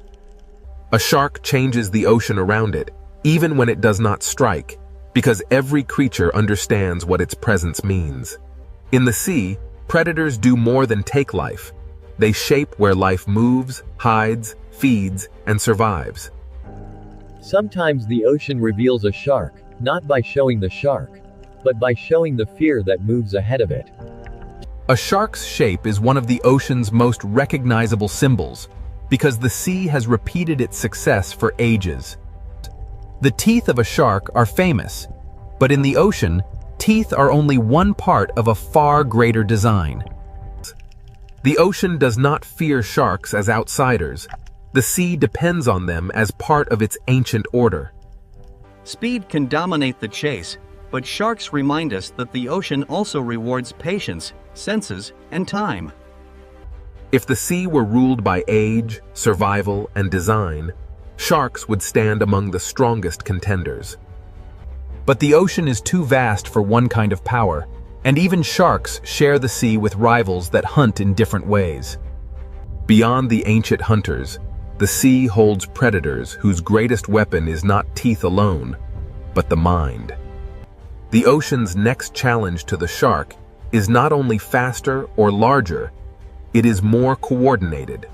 If sharks are the ocean's ancient design, then the next hunters may represent something even more difficult to face: intelligence. Sharks have ruled the ocean through time, senses, and survival, but now the sea reveals hunters that rule through memory, teamwork, and strategy. After the ancient power of sharks, the ocean now reveals predators whose greatest weapon is intelligence. In the sea, one hunter can chase, but a family of hunters can plan. Orcas do not simply move through the ocean. They read the sea, remember it, and share that knowledge with one another. In the ocean, communication can become a weapon when every member of the pod understands the same moment. The smartest predators in the ocean do not always attack first. Sometimes they shape the sea around the prey. In open water, intelligence can turn the ocean itself into a trap. Where tunas use speed and sharks use ancient senses, orcas use the ocean as a problem to be solved. The surface of the sea can become a ceiling when intelligent hunters understand how to use it. In the ocean, the most powerful strike may come only after the prey has already lost every direction. Orcas show that ruling the sea is not only about taking prey, but about knowing when not to waste effort. In this ocean world, knowledge is passed through generations, carried by families that learn the sea together. Every young hunter in the ocean must learn not only how to move, but how to belong. In the vast ocean, a pod becomes more than a group. It becomes memory, protection, and strategy moving through the sea. Dolphins prove that in the ocean, speed becomes far more dangerous when guided by cooperation. In the sea, teamwork can make open water feel smaller, closing escape routes that the prey cannot see. Across the ocean, intelligence appears in many forms, but some hunters carry it with a scale few others can match. Where the ocean grows colder and rougher, orcas carry their knowledge into hunts that require patience and planning. Some hunts in the sea begin from below, where patience turns the ocean surface into a window. The strength of a pod is not only in each body, but in the way every body understands the plan. In the ocean, intelligence can strike through timing, making one shared movement stronger than 100 separate chases. After the hunt, the pod returns to order, because in the sea, survival depends on unity beyond the moment of attack. In this ocean world, sound can travel farther than sight, carrying intention through the sea. Intelligent hunters do not only watch prey, they watch the ocean itself, because the sea decides where life gathers. To rule a moment in the ocean, a predator must understand not only the prey, but the water that carries it. In the sea, a smart predator does not need to chase every turn if it can predict the next one. The ocean becomes a tool when intelligence turns bubbles, pressure, and shadow into signals of fear. Here, the ocean shows a different kind of dominance, not the fastest chase, but the calm control of every choice the prey can make. A successful ocean hunter does not need chaos to prove power. Sometimes control is the clearest sign of rule. The ocean is too vast for instinct alone. To survive here, a predator must remember where the sea has fed it before. In the open sea, intelligence stretches across distance, keeping the pod connected even when the ocean separates them. A pod survives by sharing attention, because in the ocean, one set of eyes is never enough. Sharks carry the old power of the ocean, but orcas bring a new kind of challenge: coordinated minds moving as one. The sea does not crown a ruler easily, because every predator dominates only where its strength becomes perfect. What makes orcas extraordinary is not only what they can hunt, but how they choose, learn, and adapt across the ocean. In the ocean, memory can become territory, and experience can become a map no human eye can see. The greatest hunters in the sea do not only react to the ocean, they anticipate it. When intelligence meets landscape, the ocean floor itself becomes part of the hunt. In the sea, a smart predator lets the ocean do part of the work. Even when prey escapes, the lesson remains, because every hunt teaches the pod more about the sea. To look at an orca in the ocean is to see power joined with awareness, strength guided by relationship. Their world is not silent to them. The ocean is filled with signals we can barely imagine. The ocean has shown us speed, senses, and strength, but intelligence may be the force that connects them all.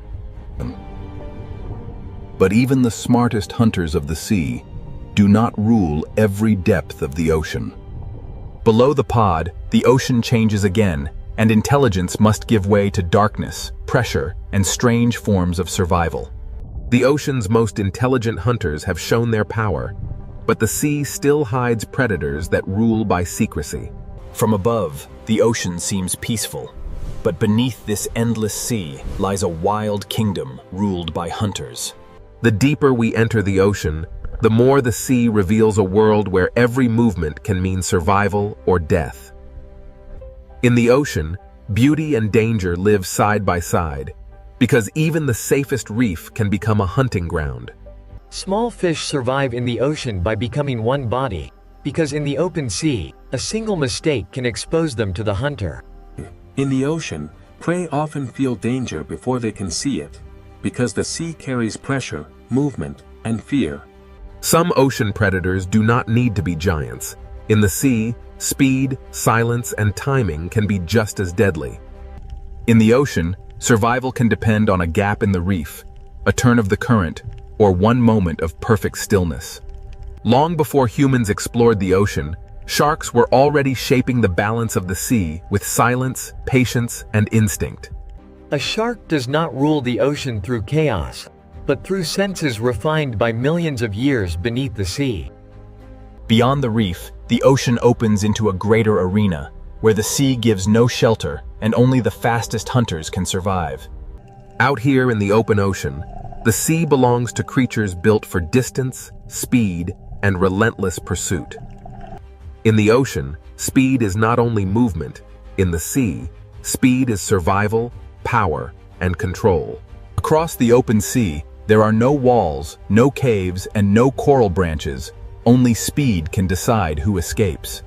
When fear spreads through the ocean, prey gather into one shining shape, hoping the sea will hide the individual inside the crowd. In the ocean, every hunt is a battle between panic and precision, and the sea rewards the hunter that chooses the perfect moment. The surface of the ocean may look like escape, but in the sea, danger can attack from every direction. Some ocean predators do not rule by force alone. In the sea, intelligence can turn open water into a trap. In the ocean, teamwork can change the rules of the hunt, because one predator may chase, but many predators can control the sea. After every chase, the ocean becomes quiet again, but the silence of the sea is never empty. The ocean is not ruled by one kind of hunter, because the sea creates many forms of power, and each one claims its own territory. Not every hunter in the ocean chases across the open sea. Some wait where the ocean itself becomes a trap. In these narrow parts of the sea, the fastest creature does not always win. The one that understands the terrain may hold the power. In the ocean, patience can become a weapon, and a motionless hunter can be more dangerous than one in pursuit. A hunt in the ocean does not always begin with a chase. Sometimes it begins with silence, distance, and one mistake. In the sea, a single second can separate safety from capture, and after the strike, the ocean becomes quiet again. Some ocean predators do not patrol the open sea. They turn darkness inside the reef into a doorway for hunting. In the ocean, the line between home and hunting ground can be almost invisible. The ocean does not hide every threat in shadow. Sometimes the sea displays danger in color, shape, and stillness. In the ocean, survival is not always about being the largest. Sometimes it is about being impossible to attack. The ocean creates many kinds of predators, and each one rules only where its own strength becomes the perfect weapon. Even in the gentle corners of the ocean, the sea never stops testing the young, the weak, and the careless. In the ocean, safety is often temporary, because every hiding place can become a path for another hunter. Every ruler of the ocean begins as a survivor, learning how the sea moves, hides, and reveals life. The ocean teaches patience before power, because even predators must grow into their place in the sea.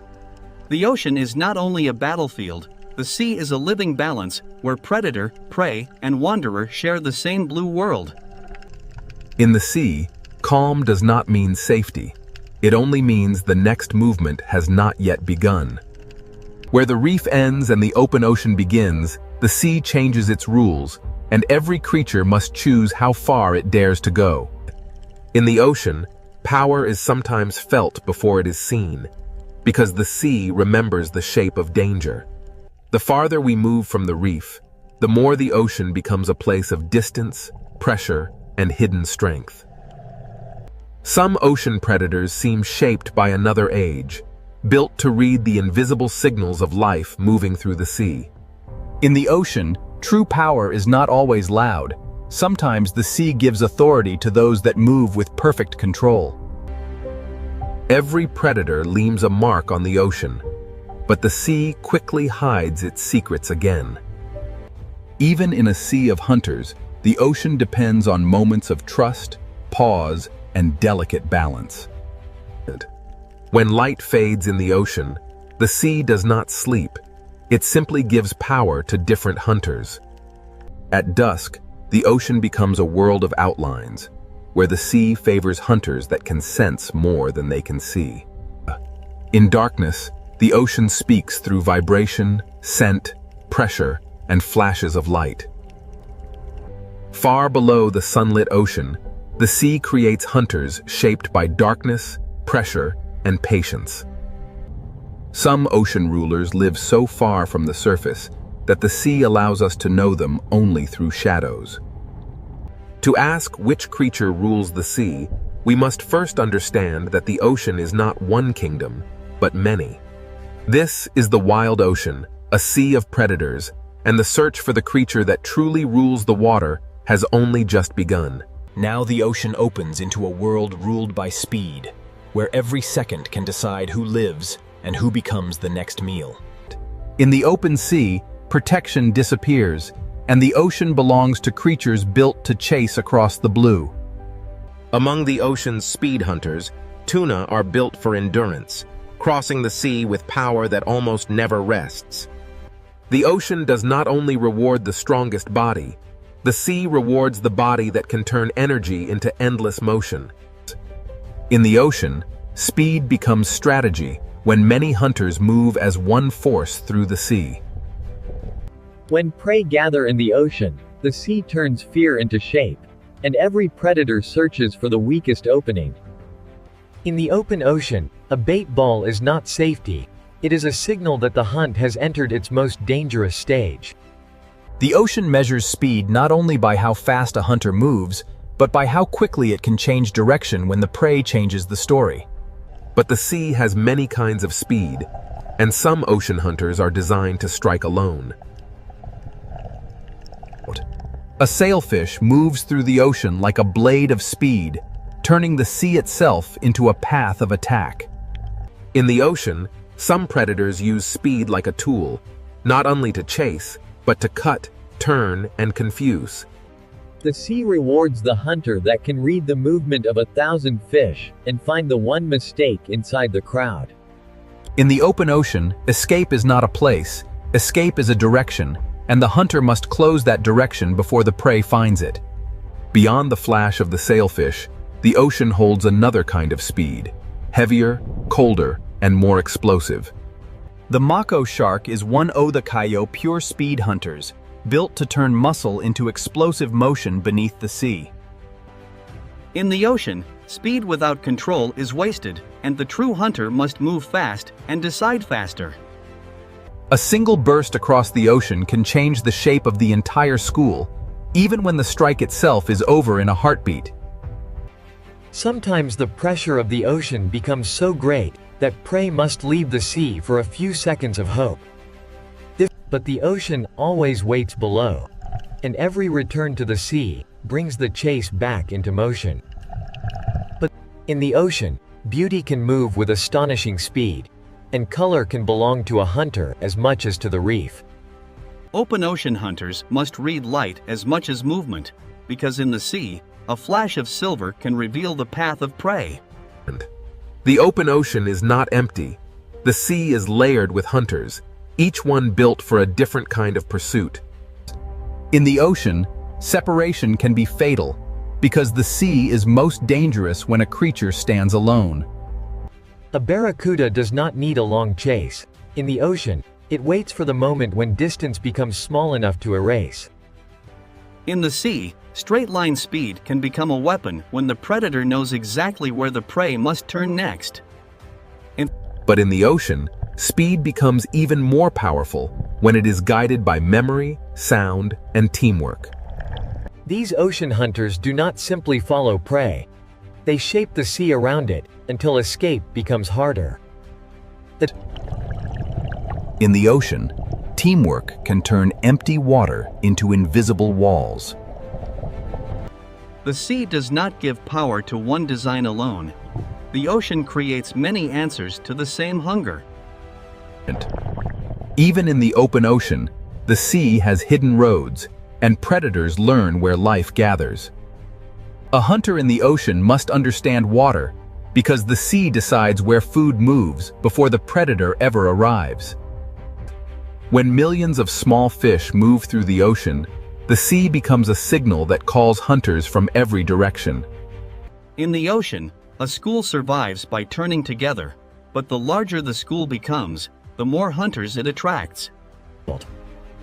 The ocean's greatest hunts often begin when many predators follow the same signal of fear. Here, speed rules the sea for a moment, but speed alone cannot explain the full power of the ocean. The ocean can turn from chaos to silence in seconds, and the sea keeps no witness for long. But below the speed of the open ocean, another kind of predator waits, older, quieter, and shaped by time. The fastest hunters may dominate the moment, but the ocean also belongs to predators that have survived for millions of years. Some ocean predators do not need to chase every movement, because their power lies in sensing when the sea is ready. Speed may rule the open ocean, but it is only one answer in the sea's long history of predators. The ocean demands balance from every hunter, because the sea punishes wasted energy as quickly as missed opportunity. To live by speed in the ocean is to live in constant motion, always chasing the next signal of life across the sea. The open sea has shown us hunters of speed, but the ocean's oldest predators are still waiting in the deeper blue. Long before speed ruled the open ocean, sharks were already mastering the sea through silence, senses, and survival. The next question is not how fast a predator can move, but how long a design can survive in the ocean. In the open sea, speed can rule the chase, but in the deeper ocean, something older is about to take control. Now we enter the world of sharks, ancient predators shaped by the ocean long before speed became a spectacle. A great white shark does not need to rush through the sea, because the ocean has already given it patience, strength, and perfect design. In the ocean, a shark is not a monster. It is a living record of millions of years of survival beneath the sea. In the ocean, the hunt often begins long before the chase, when the predator studies movement from below. A shark can turn the ocean's layers into strategy, using depth as cover and silence as pressure. In the sea, power is sometimes measured by the fear a predator creates without touching anything at all. Not every shark rules the ocean in the same way. Some move like wandering investigators of the sea. A tiger shark survives in the ocean by being curious, adaptable, and willing to explore almost every edge of the sea. In the ocean, an apex predator can reshape a place simply by passing through it. The hammerhead shows how the ocean can shape a predator into something strange, precise, and perfectly suited to the sea. In the sea, a predator does not need to see everything when it can feel the hidden movements of life. At the reef edge, sharks become part of the ocean's rhythm, arriving as light fades and confidence changes sides. The reef shark rules through familiarity, knowing every current, corner, and shadow of its ocean territory. Even sharks, the ocean's ancient hunters, are not separate from the balance of the sea. Some sharks carry the ocean's power into murkier borders, where the sea becomes harder to read. In unclear water, the ocean favors predators that can sense what others cannot see. In shallow ocean waters, smaller sharks prove that size is not the only path to control. Here, the ocean rewards agility, because a hunter must turn as quickly as the reef changes shape. A shark's power in the ocean is not only in motion, it is also in knowing when to remain still. In the sea, energy is precious, and the best predators spend it only when the ocean gives them reason. Not every shark dominates the ocean with speed. Some survive through persistence, smell, and careful searching.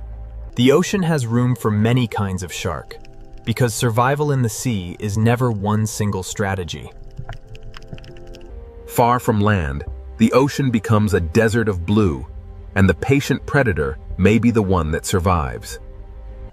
In the open ocean, a shark must become both hunter and traveler, crossing the sea with calm endurance.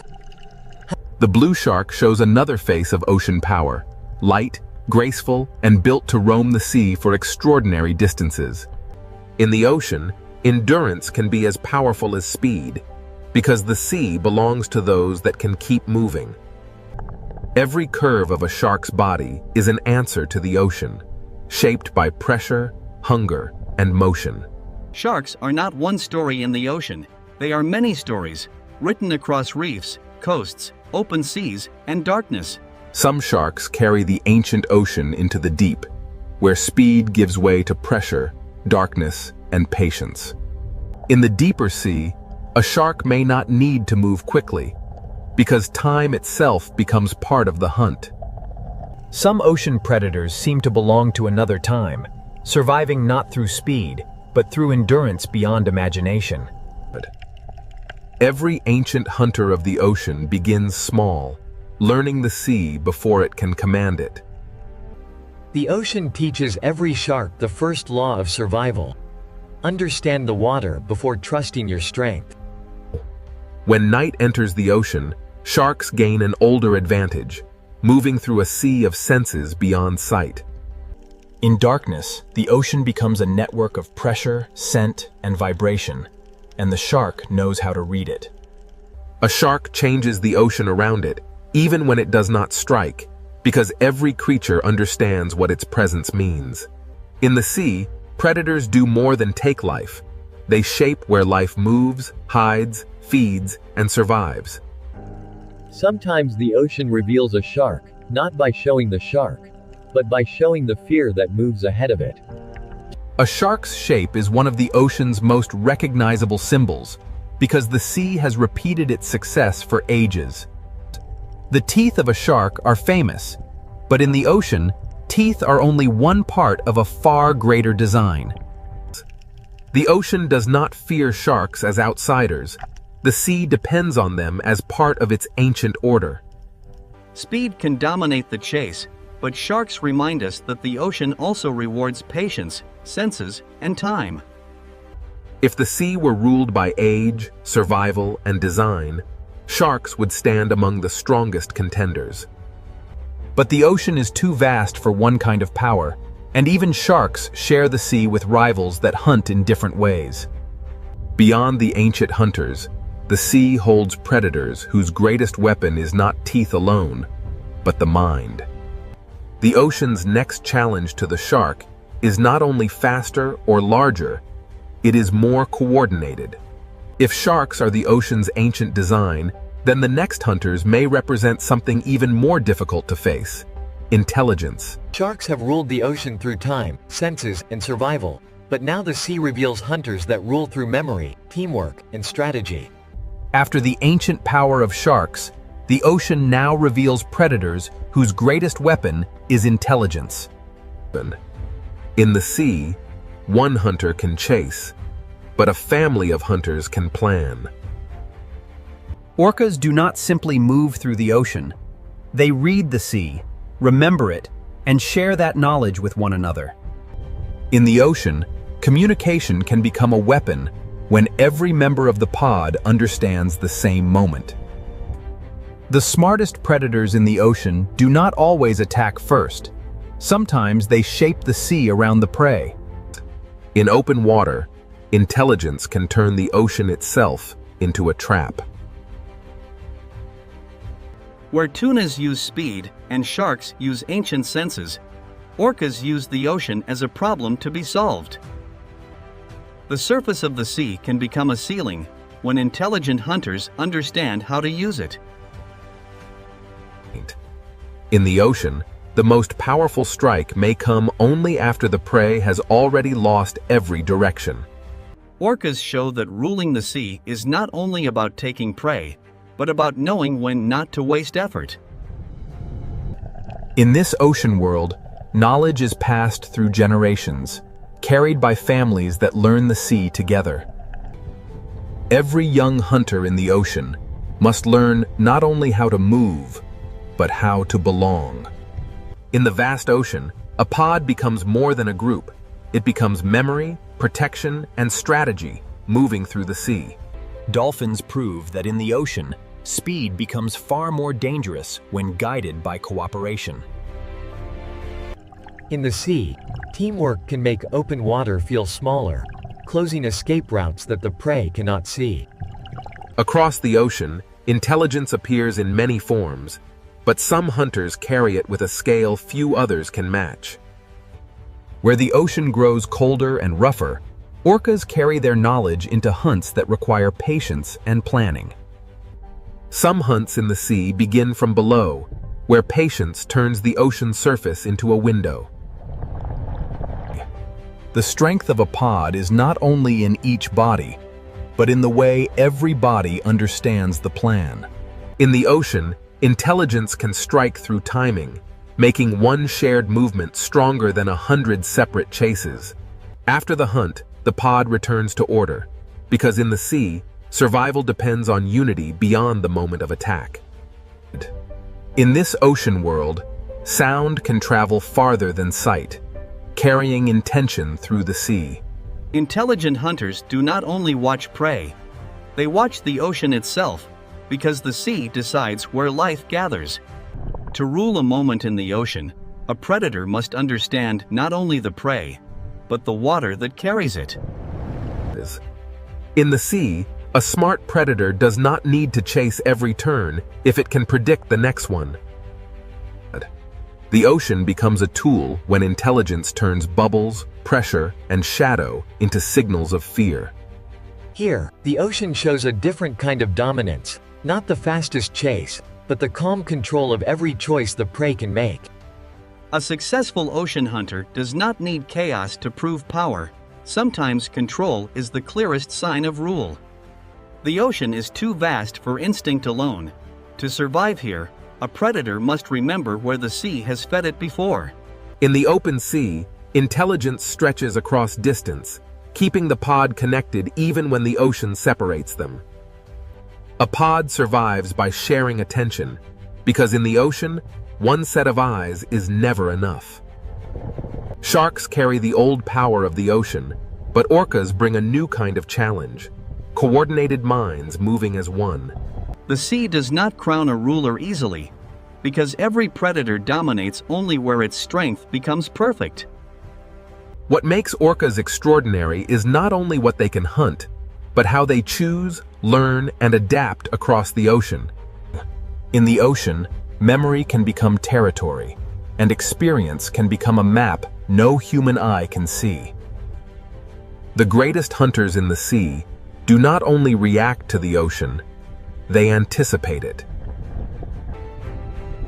When intelligence meets landscape, the ocean floor itself becomes part of the hunt.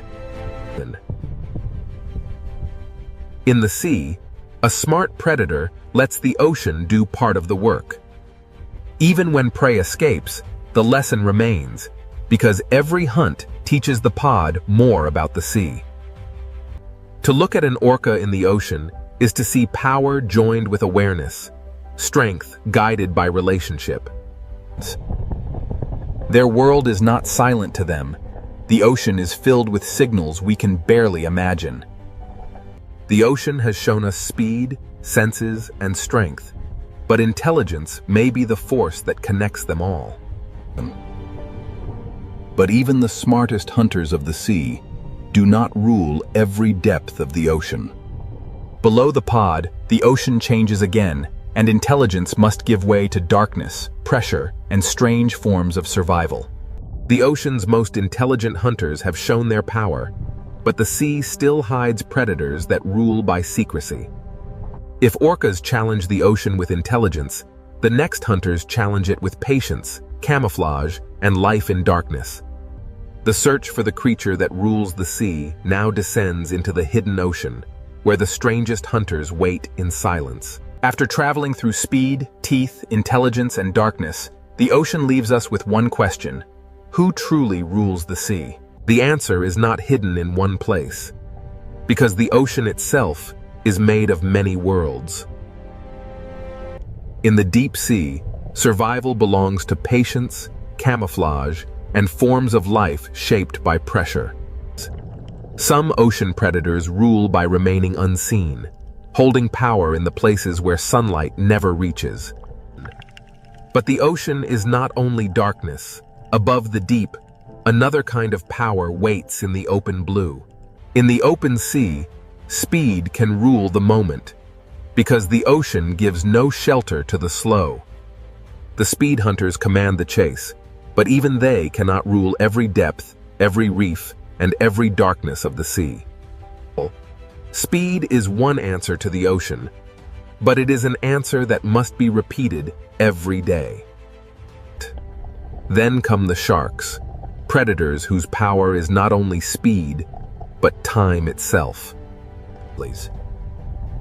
Sharks have survived by becoming almost perfectly matched to the ocean's demands. From reefs to open water, sharks shape where life moves, hides, and feeds in the sea. A shark can change the ocean without striking, because every creature understands what its shape means. Sharks are not a single answer. They are many ocean solutions refined across millions of years. But if sharks are the ancient power of the sea, orcas challenge the ocean with something different.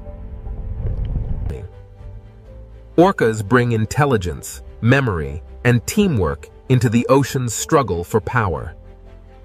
Their strength is not held in one body, but in the knowledge shared through the pod. In open water, orcas can turn the sea itself into a trap.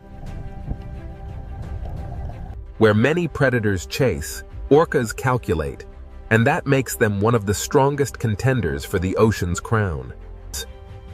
Their power is not only in what they hunt, but in how carefully they choose each movement. The sea does not offer one simple throne, because every layer rewards a different kind of hunter. To rule the ocean completely, a creature would need to master speed, strength, patience, senses, darkness, and cooperation all at once. On the reef, the ruler may not be the largest, but the one that knows every shadow and escape route. On the seafloor, Power belongs to those that understand vibration, scent, and the quiet language of sand.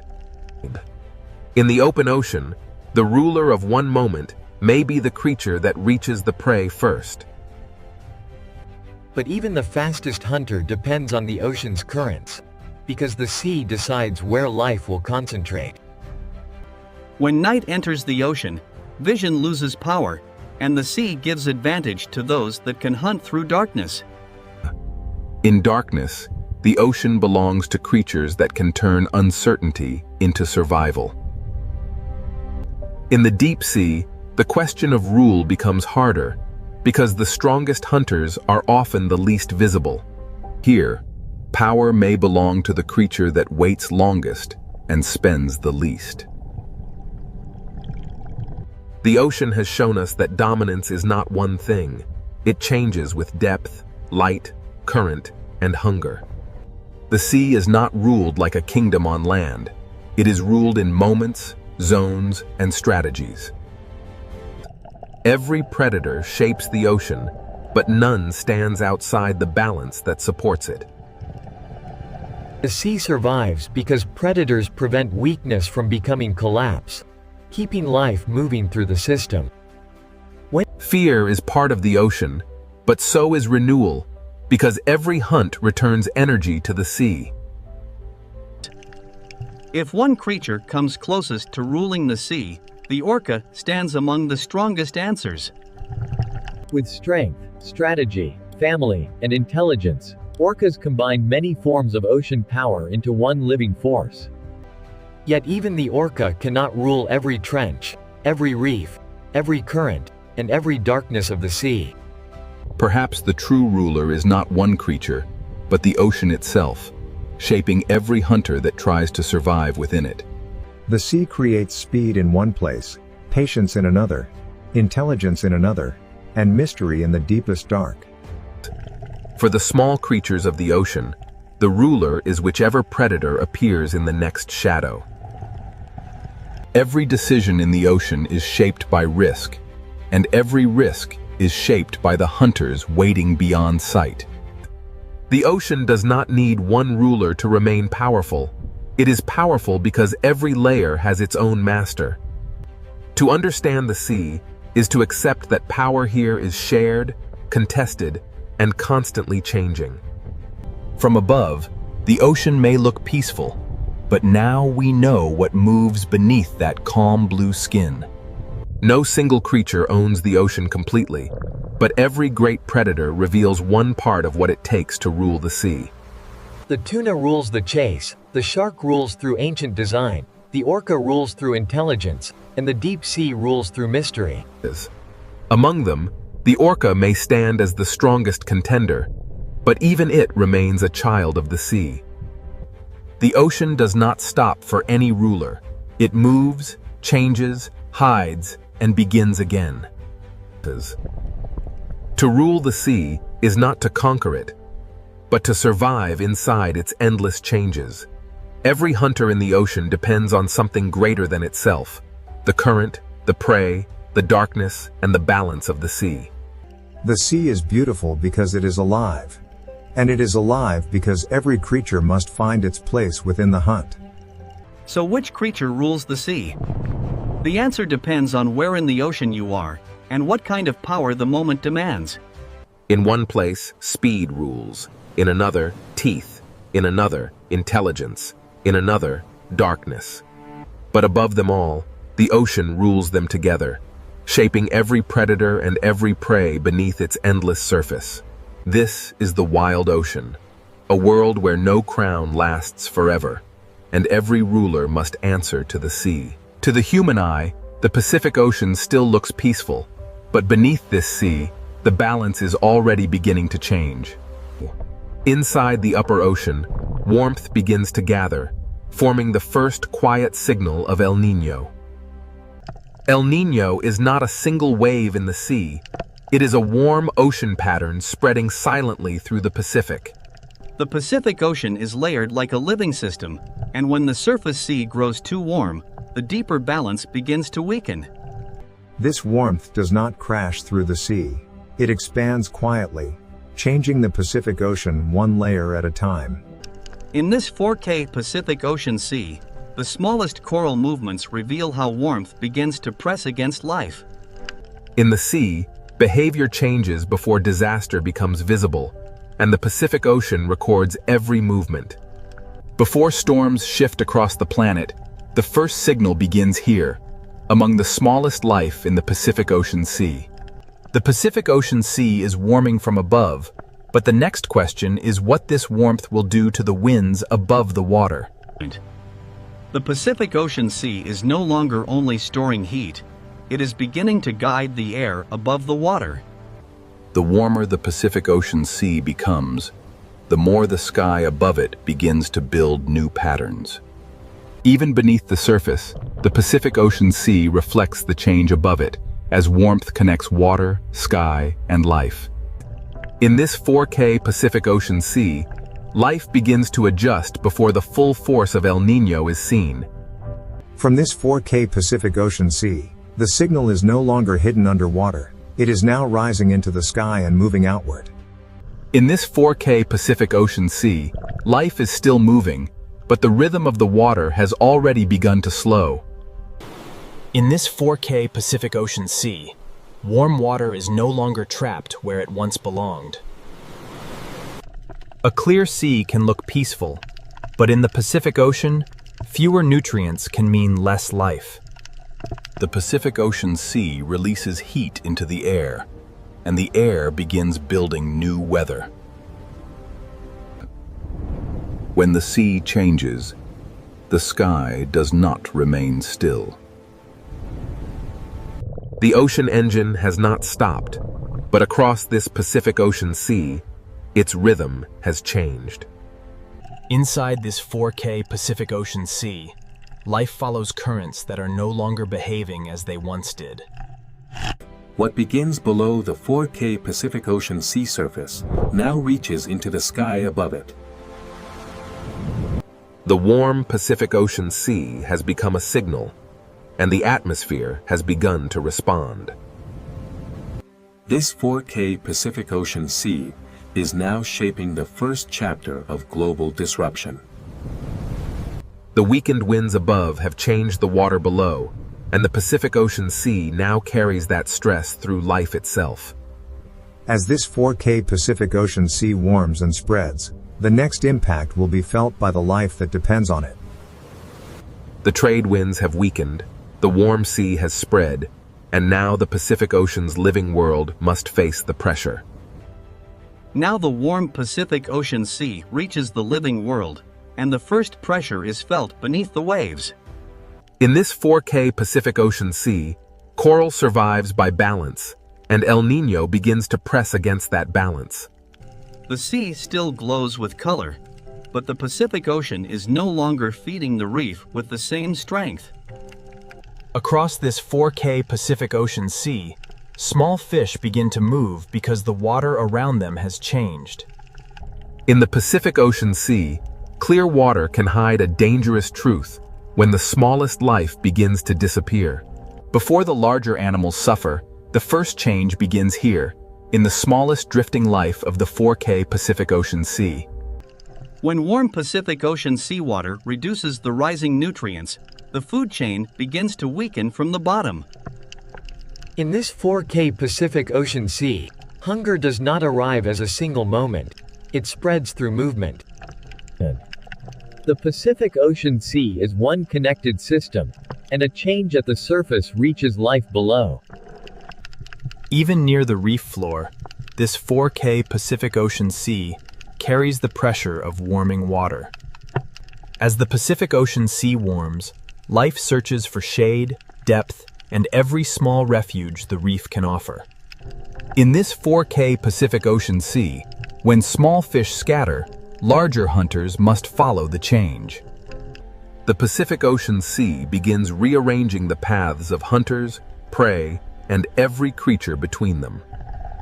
In this 4K Pacific Ocean Sea, warmth changes not only where life feeds, but where life can remain. The ocean is becoming divided, and every layer of the Pacific Ocean Sea now carries a different risk. Coral does not need to vanish overnight. In this 4K Pacific Ocean Sea, stress can begin with a fading color. The Pacific Ocean Sea is still alive, but El Niño begins to lower the energy of the reef. When the sea changes, survival may mean leaving familiar waters behind. In this 4K Pacific Ocean Sea, even a school can begin to lose its shape when the ocean's rhythm changes. The living sea below and the changing sky above are now part of the same El Niño story. Across this 4K Pacific Ocean Sea, the absence of movement becomes as important as the movement itself. The Pacific Ocean Sea changes slowly, but every animal moving through it must respond immediately. In this 4K Pacific Ocean Sea, beauty remains, but abundance begins to thin. A reef inside the 4K Pacific Ocean Sea depends on movement, and when movement weakens, life waits. The open Pacific Ocean Sea can look endless, but during El Niño, it can also become strangely empty. In this 4K Pacific Ocean Sea, movement becomes a gamble between heat, hunger, and survival. Even when life finds another reef, the Pacific Ocean Sea carries the same warm pressure with it. The stress of the 4K Pacific Ocean Sea reaches into places the eye almost misses. When the sea holds less food, every feeding movement costs more energy. In this 4K Pacific Ocean Sea, the food web does not break all at once. It loosens strand by strand. The Pacific Ocean Sea reveals the chain of life through layers, and every layer now feels the warmth. This 4K Pacific Ocean Sea remains beautiful, but beauty does not mean the system is safe. The Pacific Ocean Sea carries stress below and sends signals above. El Niño does not need to erase life at once. In the 4K Pacific Ocean Sea, it changes where life can thrive. The deeper sea may offer cooler water, but it also changes the rules of feeding and survival. In this 4K Pacific Ocean Sea, escaping warmth can mean leaving abundance behind. The Pacific Ocean Sea becomes a narrowing space where life must choose between light, food, and temperature. In this 4K Pacific Ocean Sea, stress changes not only where animals go, but how they meet each other. Even the strongest hunters in the Pacific Ocean Sea depend on the smallest drifting life. This 4K Pacific Ocean Sea shows the food web without words, from invisible life to visible struggle. The Pacific Ocean Sea has stressed its living world, and now the warmth begins to move rainfall across the sky. The Pacific Ocean Sea has stressed its living world, and now the warmth begins to move rainfall across the sky. In this 4K Pacific Ocean Sea, life below and rain above are connected by the same warmth. The Pacific Ocean Sea is not silent because nothing is happening. It is silent because life is adjusting under pressure. As the living sea adapts, the next signal rises into the air, where rain will shift and drought will spread. From this 4K Pacific Ocean Sea, the pressure now moves beyond marine life and into the movement of clouds. The Pacific Ocean Sea has changed beneath the waves, and next, the rain begins to move, and distant lands will feel the ocean's heat. The warm Pacific Ocean Sea has stressed the life beneath it, and now the sky will carry that disruption outward. From this 4K Pacific Ocean Sea, rain begins to move away from its old rhythm. The Pacific Ocean Sea gives the sky heat and moisture, and the sky begins to build rain in new places. In this 4K Pacific Ocean Sea, one area receives heavy rain while another waits beneath a silent sky. The rain falls back into the sea, but the pattern that created it is already moving outward. El Niño does not make the whole ocean sky wet. It shifts where the Pacific Ocean Sea sends its moisture. Across this 4K Pacific Ocean Sea, warmth chooses where clouds rise and where clouds fail to form. Even beneath the 4K Pacific Ocean Sea surface, the movement of rain above becomes part of the ocean's story. The ocean now carries two signals at once: heavy rain over one sea region and dryness over another. The Pacific Ocean Sea becomes the path of a moving climate signal. In this 4K Pacific Ocean Sea, the shadows of clouds reveal where the atmosphere is being rearranged. The warmer Pacific Ocean Sea feeds stronger clouds, but it also pulls rainfall away from its usual places. Over this 4K Pacific Ocean Sea, rain is no longer evenly shared by the sky. A few miles across the sea can separate a flooded sky from an empty one. In the dry side of this 4K Pacific Ocean Sea, even the water column feels still and exposed. The living sea moves through the same boundaries that shape rain above it. Where the Pacific Ocean Sea gives warmth to the sky, rain can fall harder and longer. The 4K Pacific Ocean Sea becomes a reservoir of energy for clouds that grow beyond their normal limits. El Niño can make one sky overflow while another sky is left waiting. In this 4K Pacific Ocean Sea, drought begins not with dust, but with clouds that fail to form. The sea remains full of water, yet the sky above it can still become dry. Across the 4K Pacific Ocean Sea, one connected body of water can create very different skies. Even underwater, the Pacific Ocean Sea can reveal where rain gathers and where dryness remains. The 4K Pacific Ocean Sea does not separate climate from life. It carries both through every current.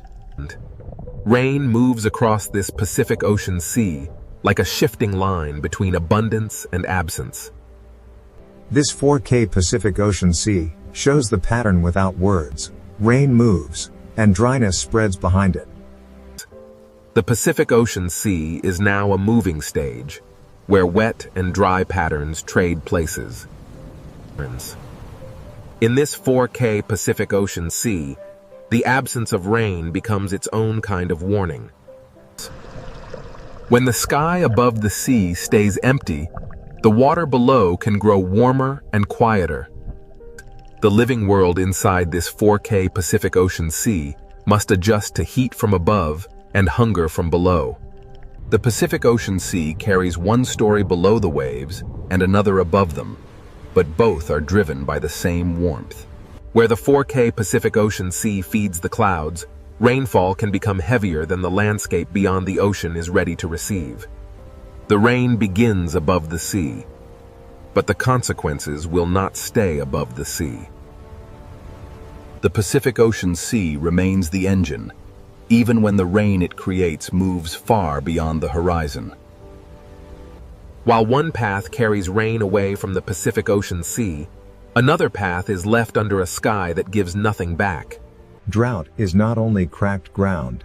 Over this 4K Pacific Ocean Sea, it begins as missing clouds. The dry sky above and the warm sea below become two pressures on the same living ocean.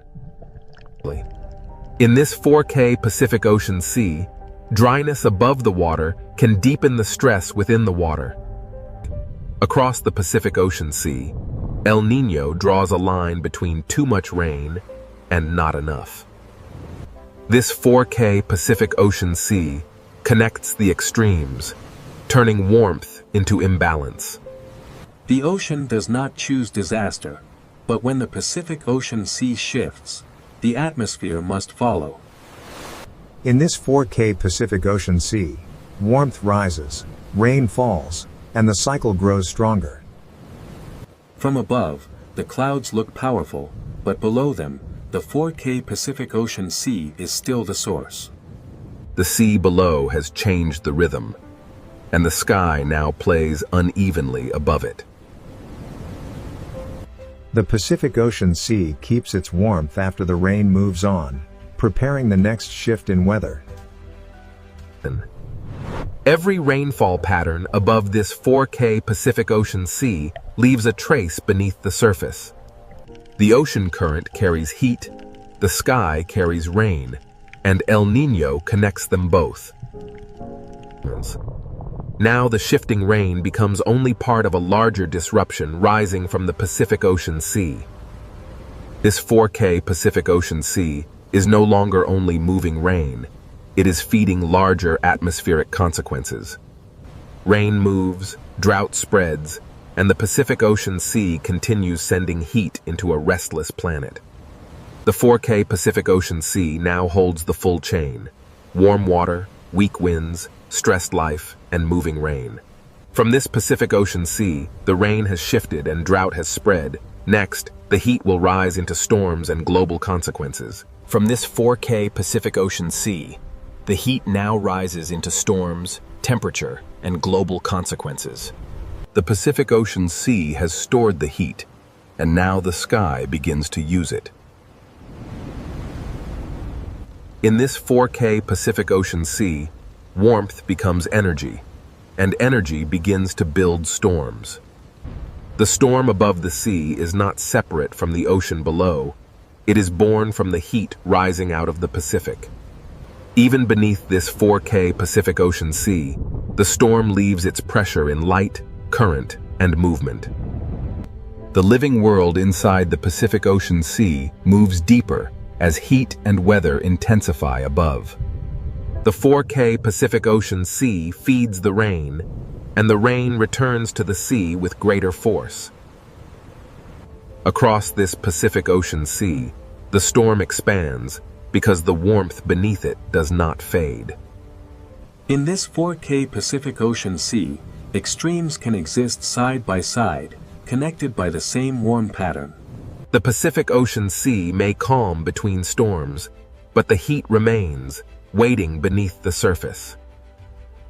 Inside this 4K Pacific Ocean Sea, beauty hides the accumulated heat that keeps the disturbance alive. The Pacific Ocean Sea is not only warmer at the surface, it is reorganized from the surface downward. In this 4K Pacific Ocean Sea, storms above and hunger below are part of the same chain. The Pacific Ocean Sea does not need to destroy a reef at once. Sustained heat can weaken it day by day. In this 4K Pacific Ocean Sea, the cost of heat is written in small fading colors. When the Pacific Ocean Sea changes, even the hunters must follow a food web that no longer holds its old shape. This 4K Pacific Ocean Sea still looks endless, but endless water does not always mean endless life. The living sea below and the changing storm sky above are locked in one Pacific Ocean pattern. Above this 4K Pacific Ocean Sea, the atmosphere grows more restless as heat continues to rise. The Pacific Ocean Sea has moved from silence into force, and the consequences are expanding. In this 4K Pacific Ocean Sea, heat, rain, wind, and cloud now move as one disturbed system. The sea gives energy to the storm, and the storm gives motion back to the sea. Beneath this 4K Pacific Ocean sea storm, life continues, but every movement becomes more demanding. The Pacific Ocean Sea carries the storm downward, turning surface violence into underwater stress. Even away from the storm, this 4K Pacific Ocean Sea remains part of the same heat-driven pattern. The Pacific Ocean Sea does not only move storms, its warmth can lift the temperature of the planet. In this 4K Pacific Ocean Sea, heat rises quietly, but its reach can extend far beyond the water. For life inside the Pacific Ocean Sea, warmth changes where safety, food, and survival can be found. This 4K Pacific Ocean Sea is still living, but its living systems are working harder than before. As the Pacific Ocean Sea warms, movement becomes survival for creatures that once stayed close to home.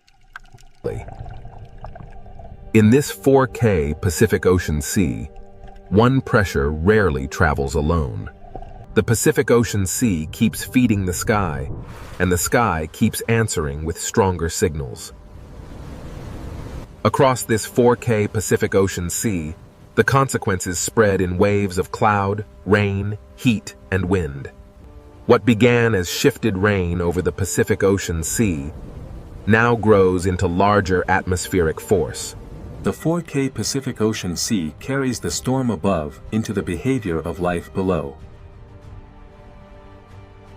In the Pacific Ocean Sea, the consequences of El Niño are felt as heat, shadow, hunger, and caution. This 4K Pacific Ocean Sea changes the rules for prey and predator alike. When the sea becomes less predictable, even power must travel farther. The storm moves on, but the Pacific Ocean Sea keeps the heat that helped create it.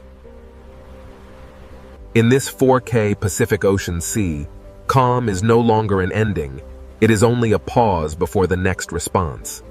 The Pacific Ocean Sea now holds many futures at once: storm, heat, drought, and shifting life. This 4K Pacific Ocean Sea teaches that quiet water can still carry deep disruption. The global story returns to the Reef, where the Pacific Ocean Sea records heat in living color. Every chapter of El Niño remains connected inside this 4K Pacific Ocean Sea. The Pacific Ocean Sea is beautiful, but during El Niño, beauty and danger share the same horizon. This 4K Pacific Ocean Sea has sent its warmth into the sky, into life, and into the planet's wider climate. From one warm ocean pattern, the Pacific Ocean Sea has disturbed wind, rain, storms, heat, and life. Beneath the 4K Pacific Ocean sea surface, the living world continues under the weight of a changed climate rhythm. After the force of storms and heat, the Pacific Ocean Sea becomes quieter, but the consequences remain. The Pacific Ocean Sea has shown its power, and now the question becomes what this connected planet can learn from it. The storms have risen, the heat has spread, and the Pacific Ocean Sea has revealed one truth. This 4K Pacific Ocean Sea shows that climate is not a single event, but a moving connection between water, wind, cloud, and life. The Pacific Ocean Sea does not forget heat quickly. It carries warmth through time, current, and weather. Beneath this 4K Pacific Ocean Sea, life continues, not untouched, but still moving through change. In the Pacific Ocean Sea, survival is not only resistance, it is adjustment, movement, and patience. This 4K Pacific Ocean Sea reminds us that life can endure, but endurance is not the same as safety. The Pacific Ocean Sea writes its history in coral color, in fish movement, and in every current that returns. In this 4K Pacific Ocean Sea, balance does not return all at once. It begins in small movements. The Pacific Ocean Sea is a layered world, and every layer depends on the others. From the deep sea to the surface, the Pacific Ocean carries one connected climate story. Above this 4K Pacific Ocean Sea, the sky begins to slow, but it still follows the memory of the water below. A calm Pacific Ocean Sea is not an empty system. It is still exchanging heat, moisture, and motion with the world. The winds over this 4K Pacific Ocean Sea may strengthen again, but the lesson of El Niño remains. The Pacific Ocean Sea is always moving toward balance, even after balance has been disturbed. Inside this 4K Pacific Ocean Sea, recovery begins as motion slowly becomes familiar again. The Pacific Ocean Sea connects reef to reef, current to current, and life to life across distances too large to see. In this 4K Pacific Ocean Sea, life does not return to the past. It continues into the conditions the ocean gives it. A reef is not separate from the Pacific Ocean Sea. It is a living expression of the sea's temperature, light, and current. The Pacific Ocean Sea is not simply water. It is connection made visible. This 4K Pacific Ocean Sea joins the living world below with the moving atmosphere above. Rain may weaken, clouds may thin, but the Pacific Ocean Sea still guides where moisture travels. To understand El Niño, we must understand that the sea does not act alone, and nothing on Earth is truly separate. The Pacific Ocean Sea is a climate engine, but it is also a mirror of planetary connection. Every descent into this 4K Pacific Ocean Sea reveals the same truth. The planet's systems are woven together. The Pacific Ocean Sea breathes through currents, and when that breath changes, the world changes with it. In this 4K Pacific Ocean Sea, the smallest life is connected to the largest climate pattern. The sea can recover in fragments, and those fragments matter. In this 4K Pacific Ocean Sea, adaptation is written in every turn of a fish school. The Pacific Ocean Sea is never only disaster, it is also persistence. From beneath the waves to the clouds above, this 4K Pacific Ocean Sea has carried the entire story. The same Pacific Ocean Sea we saw at the beginning now means something different. This 4K Pacific Ocean Sea is not distant from the planet. It is one of the planet's deepest voices. The ocean shapes the sky, and the sky returns to shape the ocean. Beneath this 4K Pacific Ocean Sea, every creature lives inside a climate system larger than itself. The Pacific Ocean Sea teaches us that fragility and strength can exist in the same living world. One reef is small, but the sea that surrounds it is part of a planetary network. To follow El Niño is to follow the Pacific Ocean Sea, from hidden warmth to global consequence. The Pacific Ocean Sea is vast enough to seem silent, yet powerful enough to change the rhythm of Earth. El Niño may rise and fade, but the connection it reveals never disappears. The Pacific Ocean Sea seeks balance again. But balance is always moving, never fixed. In this 4K Pacific Ocean Sea, life continues not because the ocean is easy, but because life has always followed change. Every living place inside the Pacific Ocean Sea depends on forces far beyond its own horizon. The sea below and the sky above are never separate. They are one moving system. A single warm pattern in the Pacific Ocean Sea can travel through wind, rain, storm, reef, and life. To watch this 4K Pacific Ocean Sea is to watch the planet breathing through water. The Pacific Ocean Sea has shown us that Earth is not a collection of separate places, but one connected system. The story began with warmth in the sea, and it ends with a deeper understanding of what that warmth can mean. Even when the Pacific Ocean Sea is calm, it is still shaping the future of wind, rain, and life. This 4K Pacific Ocean Sea is more than a place. It is one of Earth's greatest climate forces. El Niño reminds us that the ocean does not need to shout to be heard across the planet. Beneath the surface of the Red Sea, an ancient ocean world waits in silence. At first, the ocean appears peaceful, but the Red Sea has never been truly still. This is more than a reef. It is a living ocean fortress, built slowly by the ancient sea. In this sea, even the smallest life becomes part of a greater design. The ocean writes its history in sand, stone, and the silent movement of life. Where small fish gather in the open sea, unseen hunters are never far away. In the Red Sea, survival often depends on knowing when to vanish into the ocean shadows. Every creature in this ocean listens through movement, sensing danger before it appears. The Red Sea does not always reveal its predators. Sometimes, the ocean only reveals their silence. In the Red Sea, silence is not emptiness. It is the language of survival.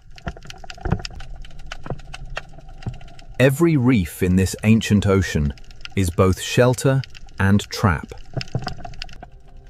To rise into open water is to trade darkness for exposure. In this sea, the smallest movement can travel farther than sound. The ocean often reveals danger through those who fear it first. Before a hunter appears, the Red Sea often becomes strangely calm. Here, beauty is camouflage, and color can hide both fear and hunger.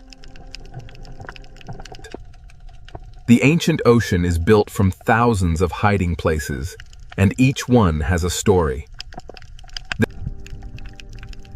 To follow the reef inward is to enter the older memory of the sea. And in the quiet heart of the Red Sea, the first silent hunters begin to wake. The Red Sea ocean does not rush its stories. It lets the darkness speak first. In this ancient sea, every shadow belongs to the reef, and every reef belongs to the hunt. Peace returns quickly in the ocean, but never completely. The Red Sea is a world of openings, shelters, edges, and unseen paths. Where the reef begins to fall, the rules of the sea begin to change.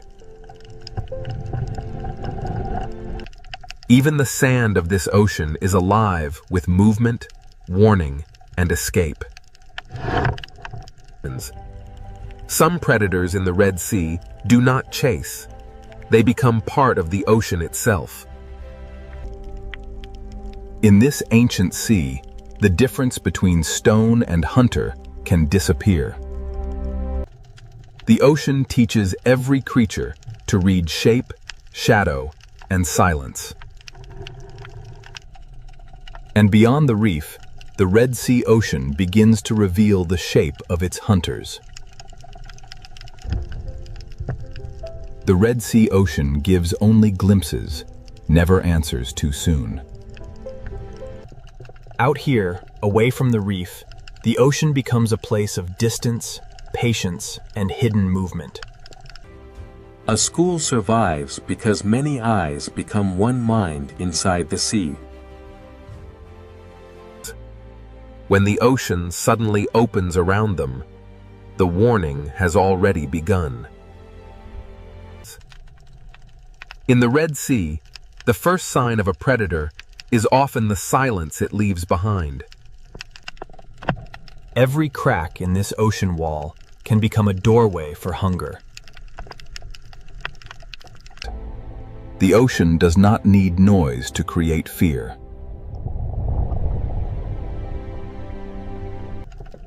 Separation is the moment the ancient sea has always understood. For the hunted, the ocean is measured in inches, shadows, and seconds. And ahead, where the Red Sea bends into darkness, the hunters wait without a sound. The deeper the Red Sea ocean draws us in, the more its silence begins to feel alive. In this ancient sea, the hunter does not need to be seen to be felt. The Red Sea records every movement, even when the creature that made it has already vanished. Every arch, cave, and hollow in this ocean can become a wading mouth. Here, survival belongs to those who can become invisible inside the sea. The Red Sea does not separate beauty from danger. It weaves them into the same silence. The hunted may escape one shadow, but the ocean is filled with many. This ancient ocean is not random. Every ledge, current, and shadow shapes the lives within it.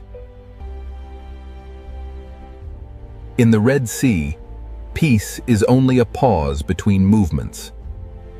And now, beneath the beauty of this ancient sea, the silent predators of the Red Sea begin to emerge.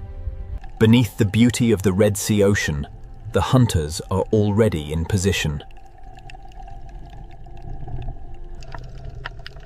Some predators in this ancient sea do not chase. They wait beautifully. In the Red Sea, danger can be graceful enough to be mistaken for beauty. Inside the reef, the Red Sea shelters hunters built for patience. The ancient ocean gives even its fiercest hunters a place to remain unseen. Every hollow in this sea may be empty, or it may be waiting. Strength in the Red Sea ocean is often hidden beneath stillness. A hunter does not always need speed. Sometimes it only needs the perfect place. On the ocean floor, the Red Sea teaches predators how to become stone. In this sea, survival may depend on seeing what does not wish to be seen. The Red Sea ocean has hunters that hide not in darkness, but beneath the sand. What looks like empty sand may rise and move with the patience of the sea itself. Beyond the Coral Kingdom, the Red Sea holds hunters made for open water. Here, the reef ends, and the open ocean begins to choose its victims. Some predators carry the authority of the ocean in their movement alone. The Red Sea ocean is divided between those who hide and those who patrol. Among the silent hunters of this sea, some survive by changing who they appear to be. In the Red Sea, camouflage is not only disguise, it is a language written across living skin. Even in the smallest openings of this ocean, power can wait in silence. The Coral Kingdom hides its hunters beneath color, texture, and time. The Red Sea ocean is not ruled by one hunter, but by many forms of patience. Some hunters wait at the edge of traffic, where the reef forces life to pass close. For small life in the Red Sea, every shortcut may pass through danger. The ancient sea rewards those who can wait longer than fear can last. In this ocean, shape can become a mask. The reef does not need cages. It builds its traps from current, shelter, and habit. The Red Sea hides power inside narrow spaces.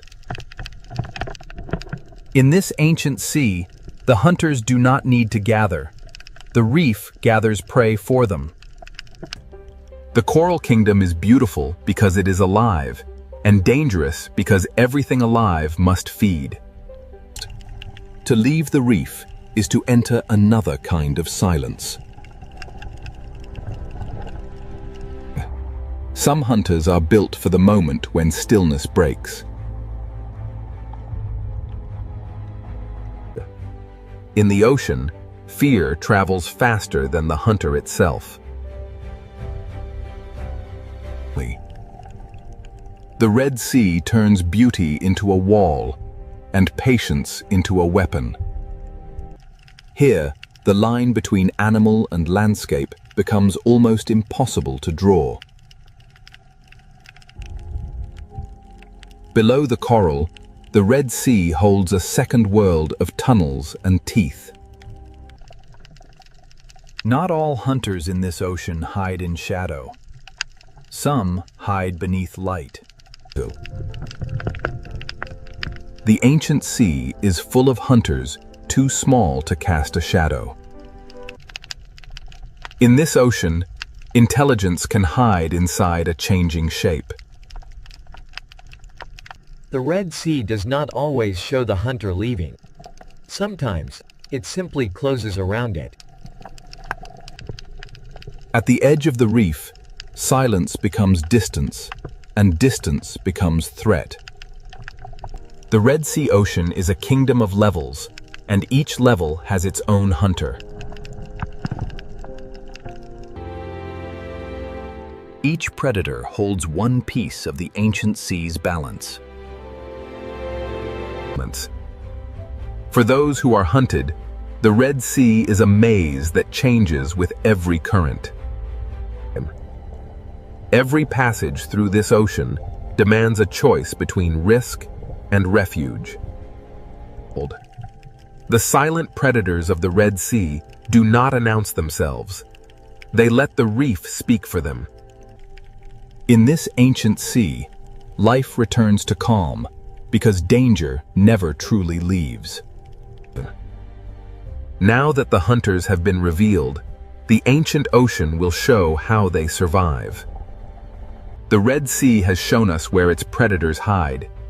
Next, it will reveal how silence becomes the perfect weapon. The Red Sea has shown us where its predators wait. Now, the ancient ocean reveals how they hunt. In this sea, a hunter may begin the hunt without moving forward. The lionfish does not need to rush. It lets the ocean current and its own beauty close the distance. In the Red Sea, escape routes can become traps before the hunted understands the shape of danger. The great ambush hunters of this ocean save their strength for a single perfect moment. Timing is the oldest language of the sea.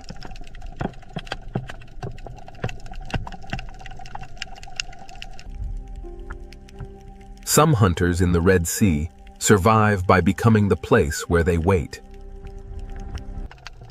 In this ancient ocean, the most dangerous shape may be the one that seems to have no shape at all. The Red Sea turns ordinary pathways into hunting lines. The hunt begins long before movement. It begins with choosing where the sea will bring life next. In the coral kingdom, even a body shape can become camouflage. To vanish in the Red Sea, a predator does not always need darkness. Sometimes it only needs imitation. Few hunters in this ancient sea understand disguise as deeply as the octopus. Across its skin, the ocean writes a disguise that can change from one breath to the next. The Red Sea rewards hunters that can move without becoming a signal.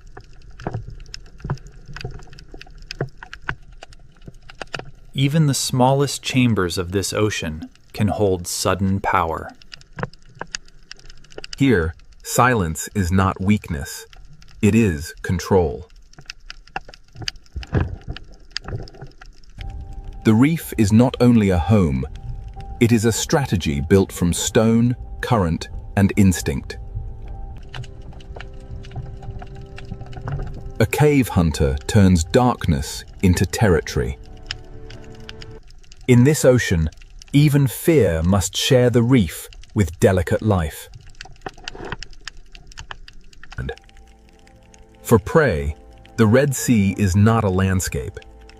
It is a sequence of decisions. The seafloor watches upward, with eyes the reef has taught us to miss. In this ancient ocean, patience often lasts longer than opportunity.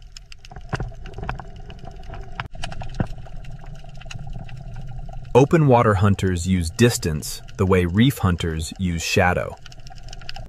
A predator can control a place without touching anything inside it. When stillness breaks, the ocean becomes a storm of decisions. The hunt does not end when the hunter disappears. It remains in the memory of movement. The Red Sea hides danger by making it look old. When everything moves except one thing, the ocean asks us to look again. Ambush in the Red Sea is not always sudden. Sometimes it is arranged slowly. The predator is only half the trap. The other half is the reef. In this ocean, one wrong path can bring the hunted into another hunter's patience. The Red Sea is full of moments where survival depends on stopping in time. Some hunters hide inside the reef. Others let the entire ocean announce their path. In the ancient sea, fear connects lives that never meet. The art of silence belongs not only to giants, but to the smallest hunters of the reef. The Red Sea does not rely on one kind of predator. It builds balance through many kinds of silence. Current brings food, and with food comes attention.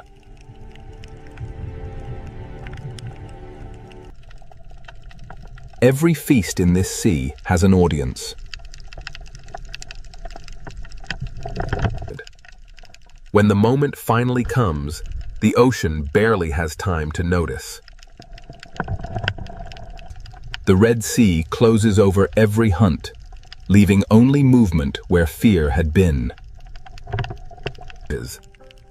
For the hunter that can change its skin, the reef itself becomes a mask.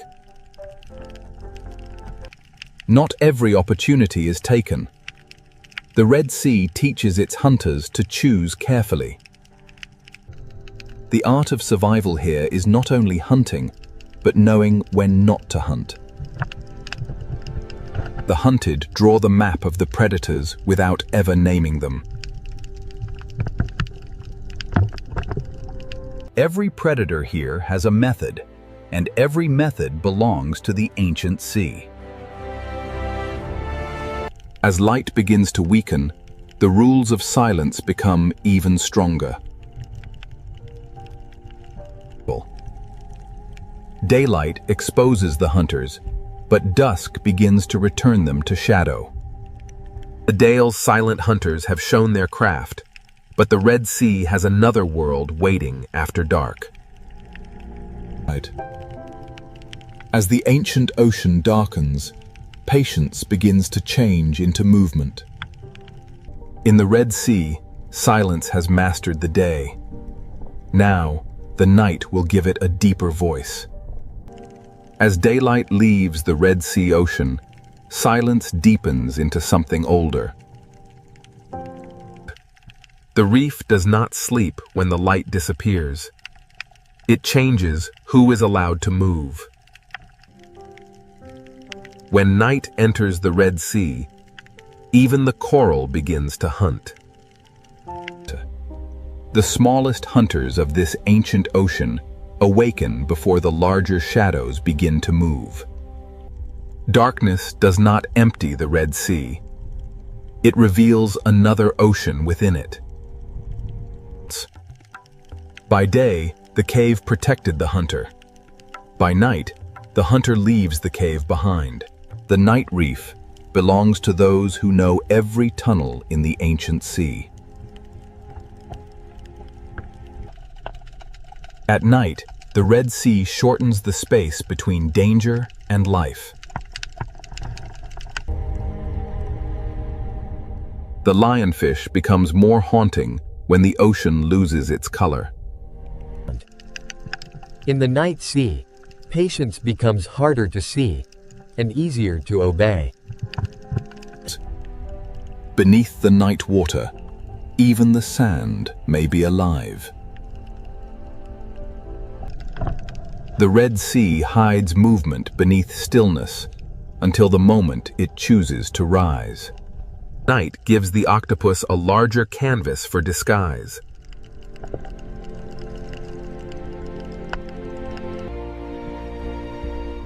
In this ancient sea, intelligence moves without footsteps. The best hunters of the night know that not every movement must become an attack.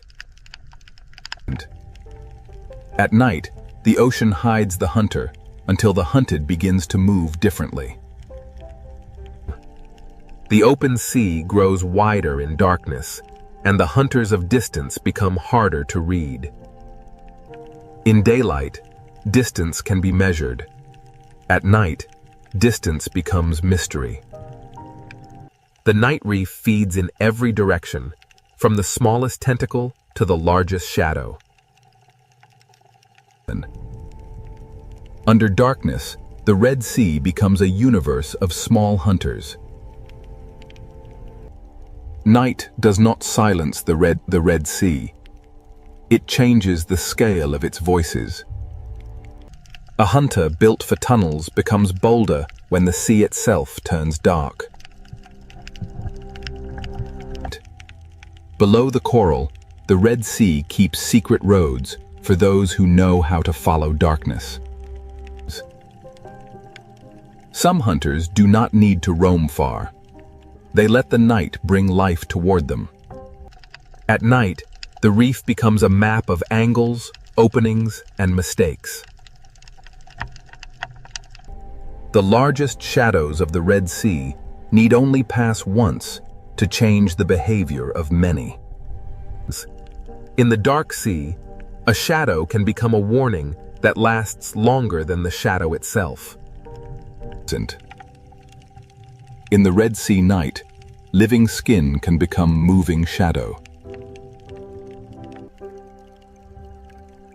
The night ocean belongs to those who can move without breaking the pattern. While some lives hide from the night, others begin their search. The night gives the lionfish a slower stage and darker wings. On the seafloor, the smallest journey can cross the path of intelligence. The ancient ocean teaches hunters that a missed chance can still be wisdom. Power in the night reef often waits behind the smallest door. The deeper we look into this sea, the more hunters the darkness reveals. The Red Sea at night is not the same ocean. It is the hidden half of the ancient world. In darkness, the sea often tells us what is near by showing what changes direction. At the edge of the night reef, the ancient sea becomes depth without end. Large hunters do not need to disturb the ocean. They move through it like memory. Every life here changes the life beside it. The night shows the Red Sea as a chain of hunger, movement, and balance. Nothing in this ancient ocean hunts alone. Every hunt belongs to something larger. The smallest drifting life can shape the path of the largest hunter. By night, the Red Sea reveals the hidden pattern that daylight disguises. Even before dawn arrives, the night sea begins to prepare for another change. The Red Sea does not change all at once. It trades one silence for another. The hunters of darkness do not vanish. They become part of the reef again. By morning, the Red Sea looks peaceful, but the night has left its mark in every movement. Night has shown us the hidden hunters of the Red Sea. Now, the ancient ocean will reveal how every life feeds the next. Every story of survival in the Red Sea ocean begins with something almost too small to see. The current does not simply move water. It carries the first meal of the reef. The coral that builds this ocean world also joins the endless act of feeding. From drifting life, the reef receives energy, and from that energy, movement begins. These small fish transform invisible life into motion, color, and opportunity. The food chain of the Red Sea is not a straight line. It is a web of feeding, cleaning, guarding, and escape. Even those that do not hunt reshape the ancient ocean with every bite. Nothing wasted in the Red Sea truly disappears. It descends into another life. At the bottom of the sea, feeding and hiding often happen in the same breath. In the ancient sea, survival is not only competition. Sometimes it is an agreement. Even hunters must sometimes enter the economy of the reef.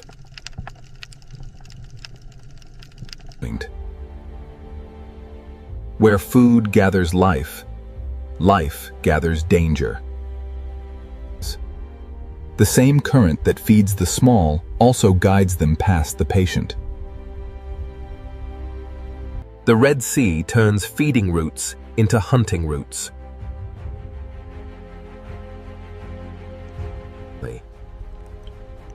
Every escape in this ancient ocean may lead past another mouth. The hunter waits where the ocean teaches the prey to return. As the chain moves away from the reef, the hunters become larger and the distance becomes dangerous. The presence of a predator can shape the sea before the predator acts.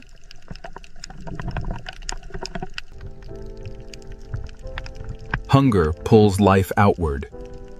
Fear pulls it back. The chain does not end when food falls. It begins again on the ocean floor. At this scale, the Red Sea is a world of fragments, shelters, and sudden danger. In the ancient ocean, even the smallest hunter and the smallest prey live by timing.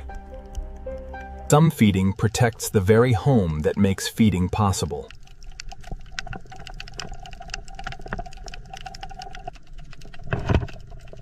The reef feeds the grazers, and the grazers feed the watchers. The ancient sea builds roads for food, and predators learn those roads. The current is the invisible road of the food chain. From coral to cave, from sand to open water, the ancient sea connects every appetite. At the upper edge of the chain, power moves slowly through the ocean. A single shadow can reorganize an entire reef.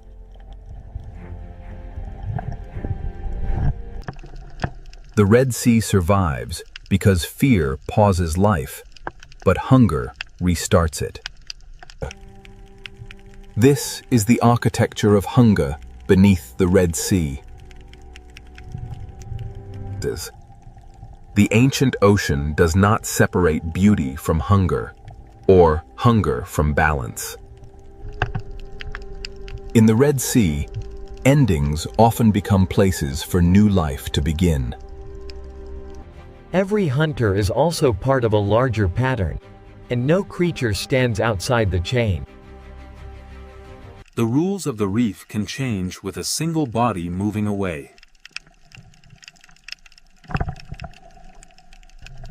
When one creature moves through the sea, others follow the changes it leaves behind. Opportunity in the ocean rarely belongs to only one life. The ancient reef is not a battlefield alone. It is a living arrangement. The hunted are not passive in this sea. Their movement helps shape the hunt. Survival is not only escaping the strike, it is learning the shape of pressure. Some lives move in bursts. Others keep the reef alive through constant work.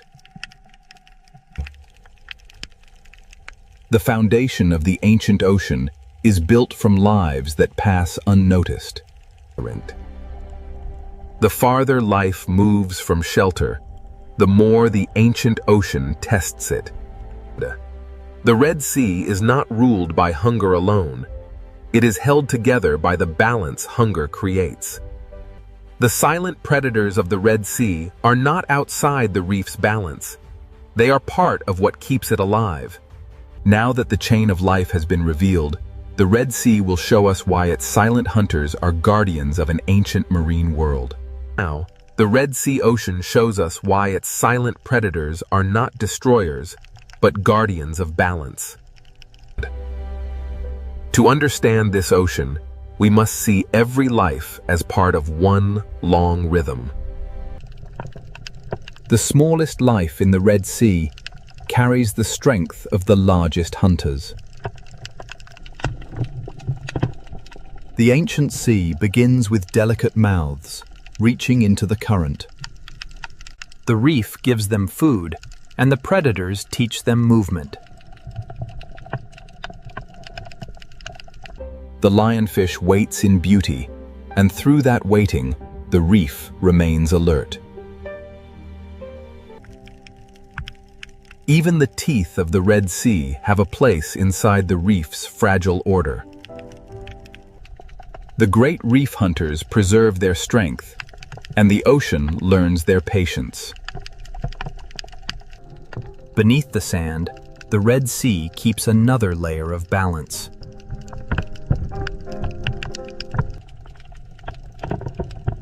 In this ancient sea, intelligence can be as important as strength. At the reef's edge, the open ocean is guarded by distance. Fear in the Red Sea is not only danger, it is information. The ancient ocean survives not only through hunger, but through delicate agreements. The future of the Red Sea begins inside small shelters surrounded by ancient risk. This coral kingdom has no walls, yet every creature knows its boundaries. The current carries food, warnings, memory, and life through the Red Sea. Nothing in this ocean moves alone.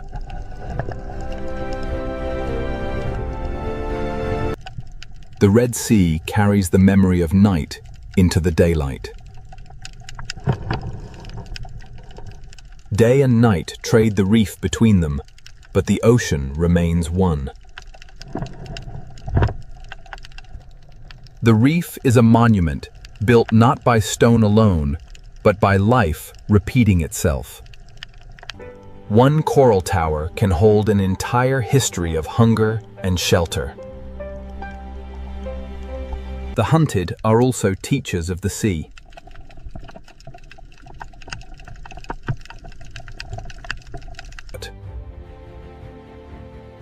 Every turn they make records where danger waits. A guardian does not always protect by gentleness. Sometimes it protects by keeping balance firm. The Red Sea teaches life to look carefully or become part of the lesson. Balance is not peace without danger. It is life continuing with danger understood. The ancient sea survives because nothing is allowed to remain unchanged for too long. What one life removes, another life receives.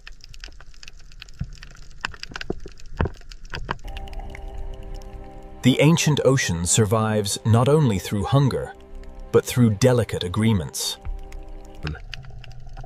The future of the Red Sea begins inside small shelters surrounded by ancient risk. This coral kingdom has no walls, yet every creature knows its boundaries. The current carries food, warnings, memory, and life through the Red Sea.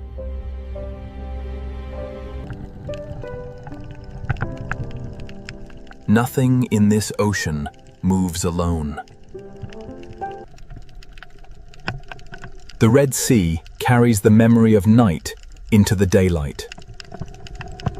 Day and night trade the reef between them, but the ocean remains one. The reef is a monument built not by stone alone, but by life repeating itself. One coral tower can hold an entire history of hunger and shelter. The hunted are also teachers of the sea.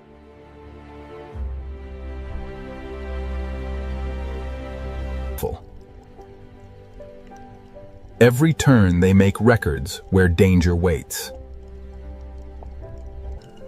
A guardian does not always protect by gentleness. Sometimes it protects by keeping balance firm. The Red Sea teaches life to look carefully or become part of the lesson. Balance is not peace without danger. It is life continuing with danger understood.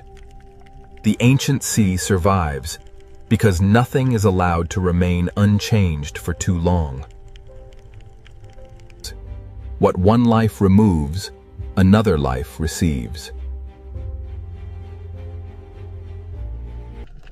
The guardians of the reef are not only the large hunters, they are also the tiny workers beneath them.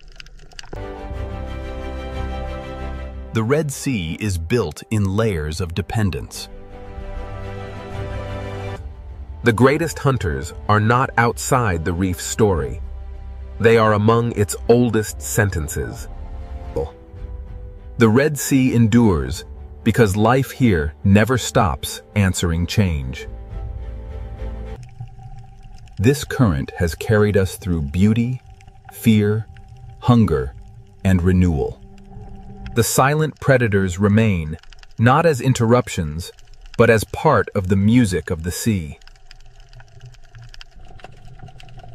In the Red Sea, even darkness has a role in keeping the reef alive.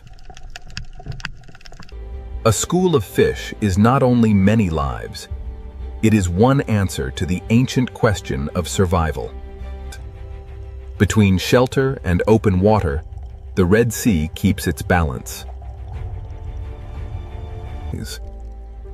The strength of this ocean begins in forms too delicate to command attention. To see the Red Sea clearly, we must see the small and the great together. After every night, every hunt, and every shadow, the reef returns to color. The silent hunters are always near, and because they are near, the reef stays awake. The ancient passages of the Red Sea are not empty corridors. They are memory carved into the sea. Every shape in this reef has been given meaning by life. The Red Sea is beautiful not because it is gentle, but because it is whole. Here, power is measured not only by the hunt, but by the space each life allows another. The greatest story of this ocean is not a single hunt. It is the fact that life continues. Beneath us, the ancient marine world keeps breathing in silence. What once appeared as danger now reveals itself as part of the ocean's design.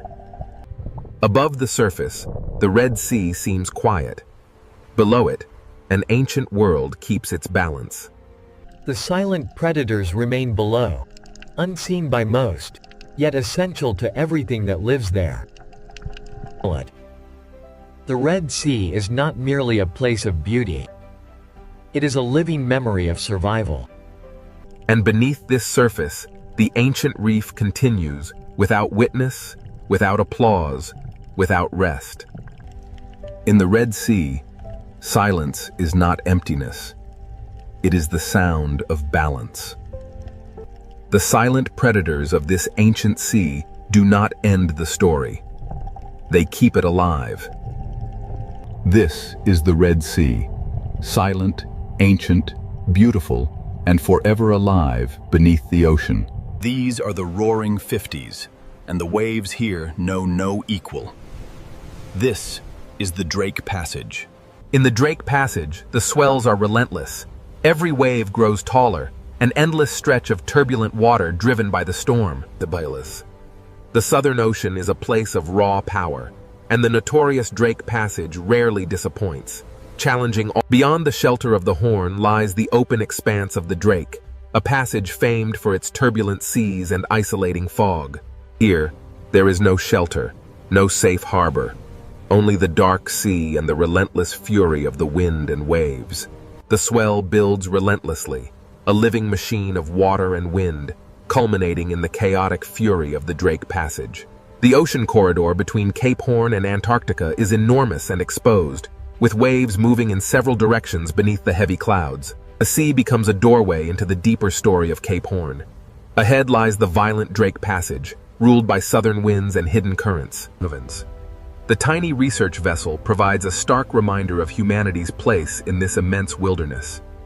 The Drake Passage, leaving the faint shadow of Cape Horn behind, we enter the unforgiving waters of the Drake Passage, where the ocean swells dominate everything. The gray waves roll endlessly here, propelled by the fierce winds of the deep south, a raw and untamed wilderness of water. From this height, the ocean reveals itself as a moving corridor, vast to human eyes, yet narrow when measured by the planet's forces.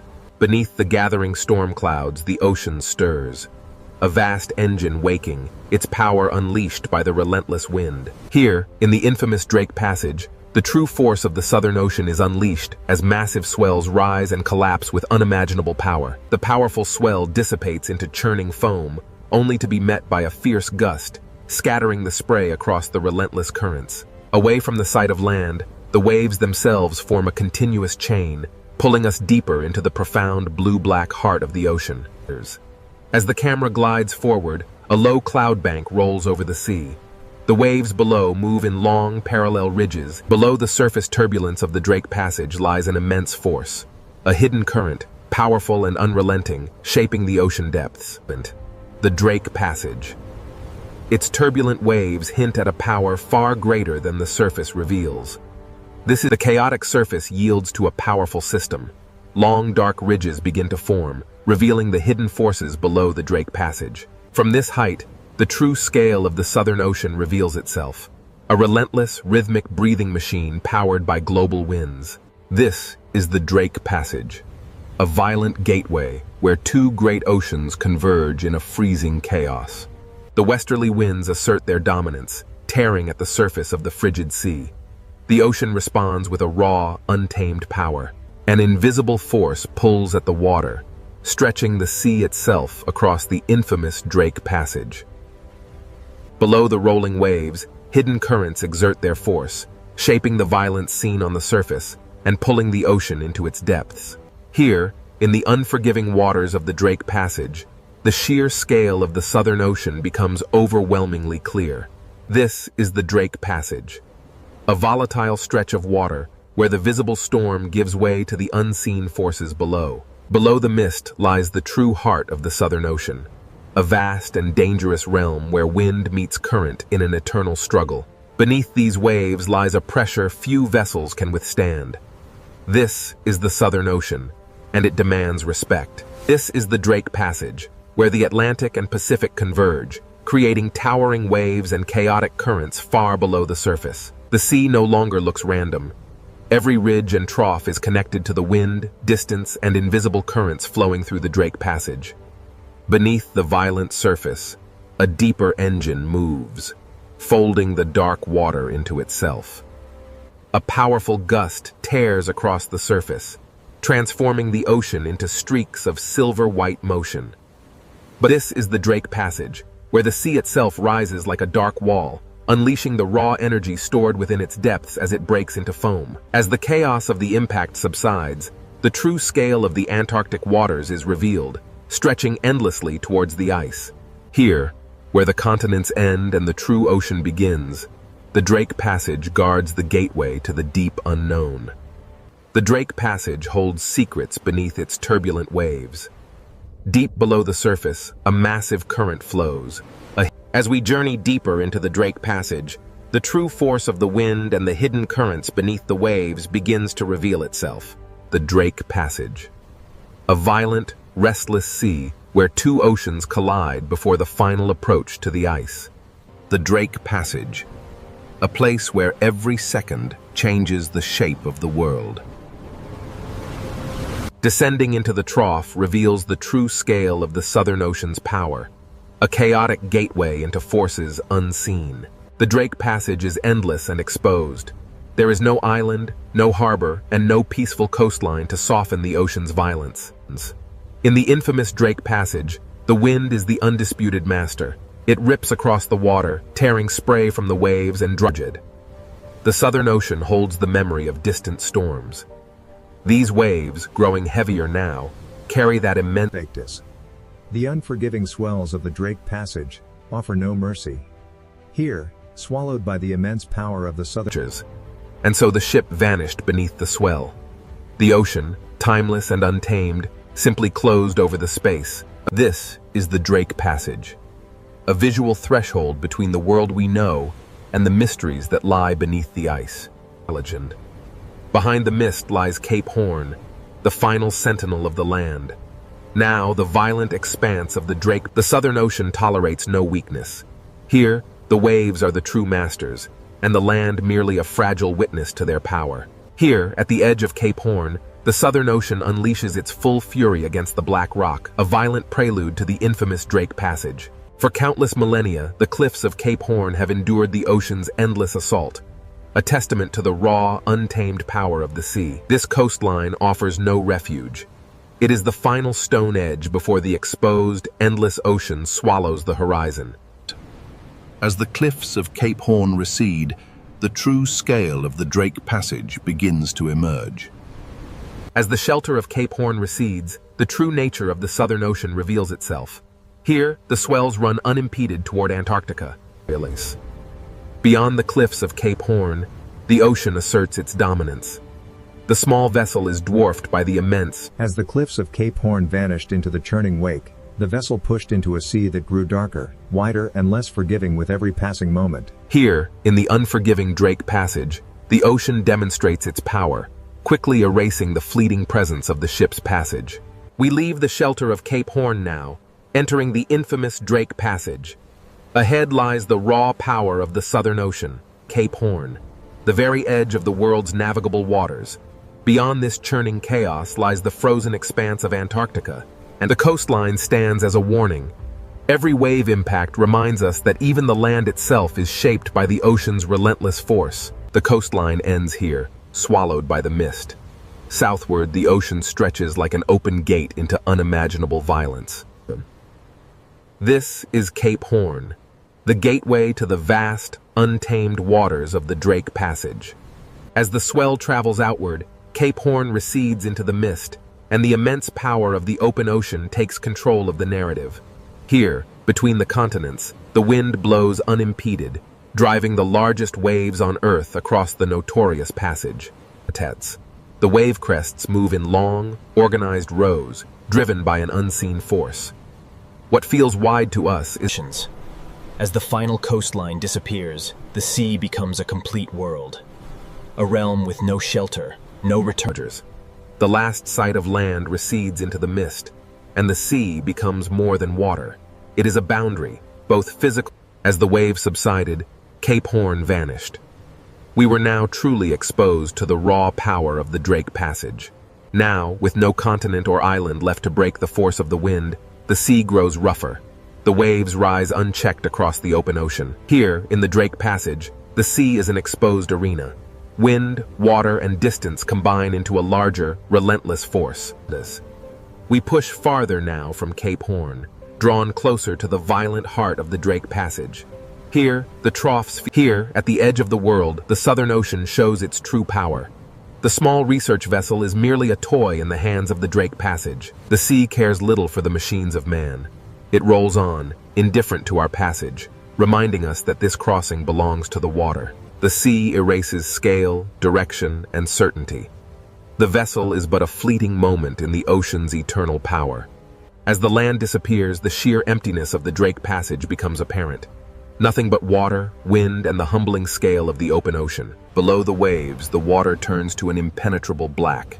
Here, in the heart of the passage, the horizon vanishes completely. The true scale of this desolate ocean world remains hidden, obscured by the endless fog and the relentless churning of the waves. Watch closely as the waves lift in sequence. This is how energy truly moves across the vast, open ocean, uninterrupted. As the spray clears, the immense breadth of the Drake Passage is revealed. A world swallowed by the sea. Standing here, you understand the true meaning of isolation. The sea is absolute, and we are merely guests in its domain. As the land disappears behind the mist, we turn south. Now, there is only the sea, and the realization that we are truly alone. As we move south, away from the land, the sea grows colder, rougher, and more commanding with every passing moment. We leave the steep ridges behind as the crossing moves from geography into the raw power of the weather-driven ocean. We leave the shelter of the continent now, entering the infamous Drake Passage. Here, the Southern Ocean winds. Here, at the edge of the world, the Southern Ocean unleashes its full power. This is the infamous Drake Passage. Here, at the convergence of the Atlantic and Pacific, lies the infamous Drake Passage, a place where the ocean swells run unimpeded around the globe. With Cape Horn behind us, the wind pulls the sea into motion, a natural bridge toward the atmospheric engine ahead. These waves, bending under the immense pressure of the wind, carry an energy that travels across the vast expanse of the open sea. With Cape Horn now gone, the sea becomes the only landscape, the only road, and the only danger between us and Antarctica. As the clouds race overhead, the immense power of the Southern Ocean winds begins to organize the sea into massive, unstoppable rows. Without land masses to slow them, the westerly winds howl across the open water, turning this passage into Earth's most violent and unpredictable marine corridor. Now fully exposed to the Southern Ocean, the westerly winds begin their relentless assault on the Drake Passage. This is the Drake Passage, where the Atlantic and Pacific converge in a violent clash of wind and water. As we rise, the true force of the westerly winds becomes visible. Long lines of foam sweep across the water. The relentless wind writes across the ocean's surface, etching temporary patterns into the rolling waves before they vanish into the deep blue. Here, in the unforgiving Drake Passage, the atmosphere and the ocean move as one powerful, interconnected machine. The sea carries energy from distant storms, and each wave feels like a message traveling across thousands of kilometers of Southern Ocean water. With thousands of miles of open water, the Southern Ocean builds immense power, culminating in these towering walls of water. Far from any shore, the westerly winds sweep across the open ocean, unimpeded. It is this vast... In the Drake Passage, the atmosphere presses its rhythm directly into the water, synchronizing the sky and the sea in a powerful, relentless surge. As the storm intensifies, a powerful gust of wind rips across the water, turning the ocean surface into a blinding sheet of silver spray and foam. The wind rips water from the crest as the massive wall of the ocean roars forward, an ancient and primal force unleashed. A force larger than any single storm pulls at the sea, revealing the deep troughs beneath the churning foam. The sea looks chaotic at first, but the wind reveals a hidden order in the direction of crests, spray, and foam lines. Here, where the water ends and the atmosphere begins, the horizon dissolves into a single gray boundary.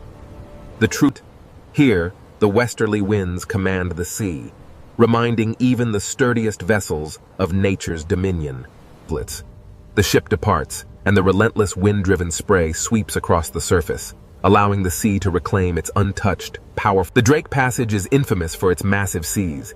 Driven by the relentless westerly winds, these waves form endless ridges of raw, moving energy. Driven by the relentless circumpolar winds, the ocean's surface is pulled eastward, a massive conveyor of energy linking these waves to the icy continent beyond. Here, the wind is not just a presence, it is the undisputed master, whipping the waves into a frenzy. Navigating the Drake Passage means facing some of the most treacherous waters on Earth, where waves emerge suddenly from the gray mist. Below the chaos of the storm layer lies the Drake Passage, where wind systems larger than continents shape the sea into these endless bands of power. Driven by winds that began far beyond this place, the swells carry that memory north, entering the unforgiving waters of the Drake Passage. As the storm intensifies, these colossal swells become mountains of water, revealing the true depth and fury of the Southern Ocean. The Drake Passage is known for its treacherous waters. Here, multiple wave directions collide, creating an unstable, churning sea. Here in the Southern Ocean, the sea appears violent.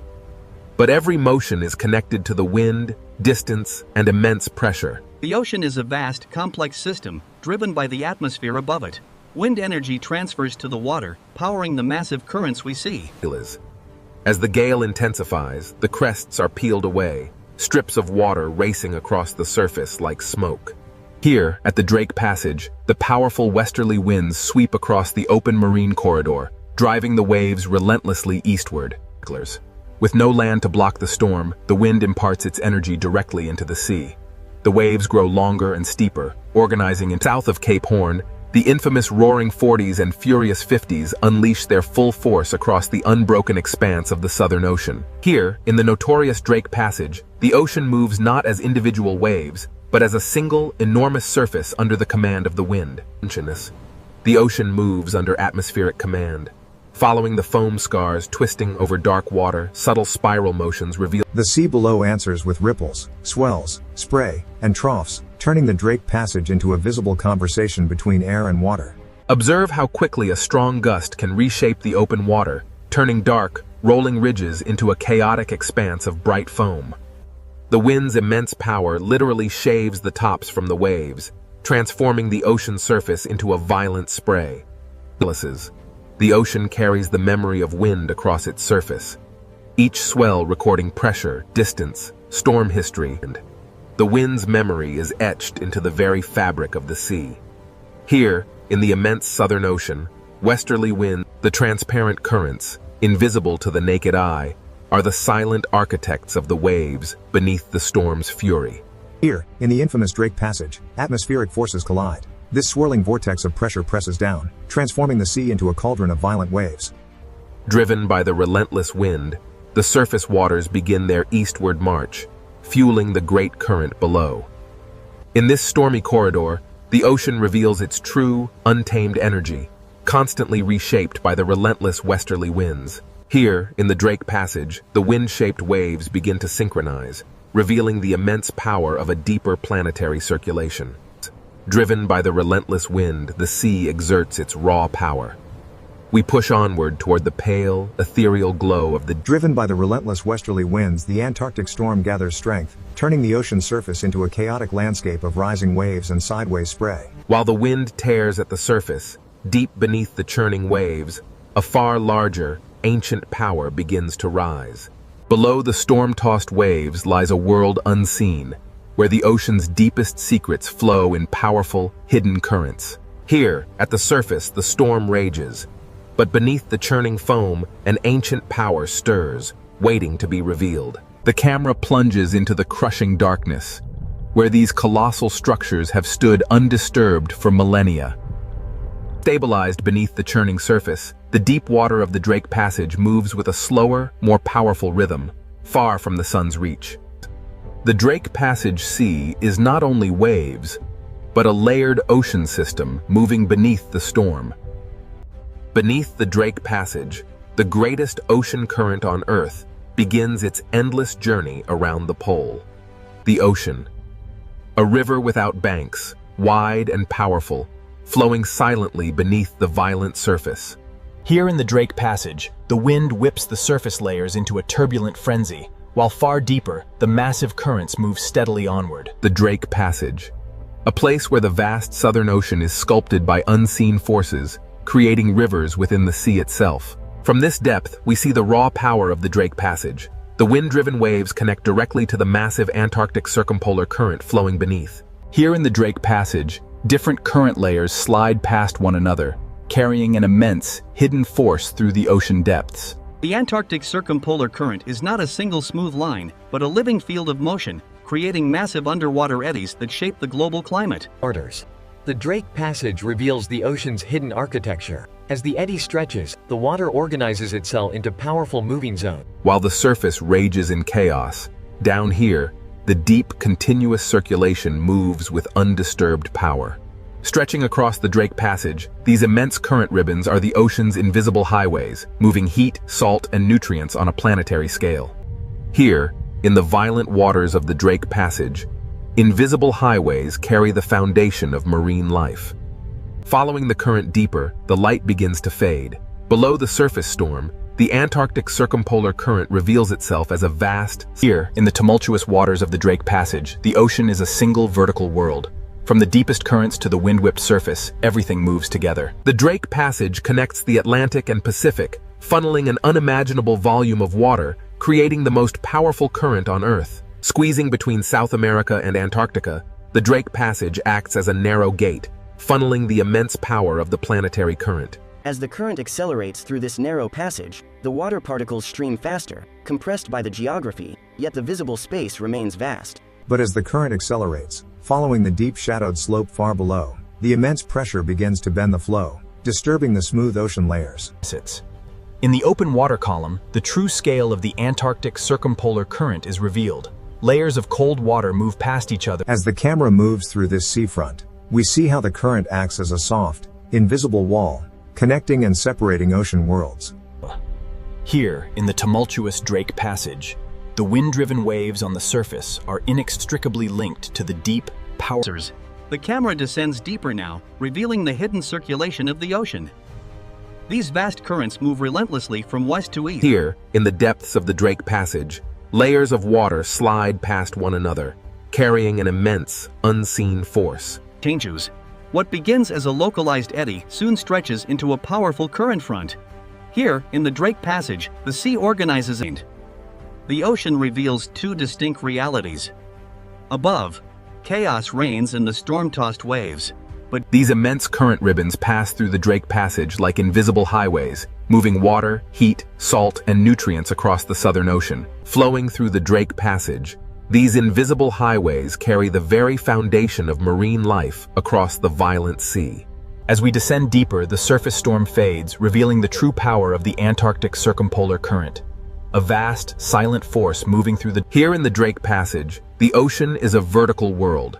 From the deep currents to the surface winds, everything moves together. Every second, a volume of water riven by the Drake Passage dwarfs all the rivers on Earth combined, a silent, powerful force shaping the globe. An immense volume of water is squeezed through this narrow gate, a planetary current accelerating through the Drake Passage with unimaginable force. This is the planetary current gate, a massive convergence of water. Plunging beneath the waves, the current accelerates through the passage, compressed by the geography of the deep. Driven by forces unseen, the current accelerates, bending as it encounters the abyssal slope far below, disturbing the tranquil layers of the deep ocean. Here, the powerful flow of the sea curves and folds, influenced by the shadowed architecture of the ocean floor, revealing the next chapter of this deep journey. The Antarctic circumpolar current feels endless.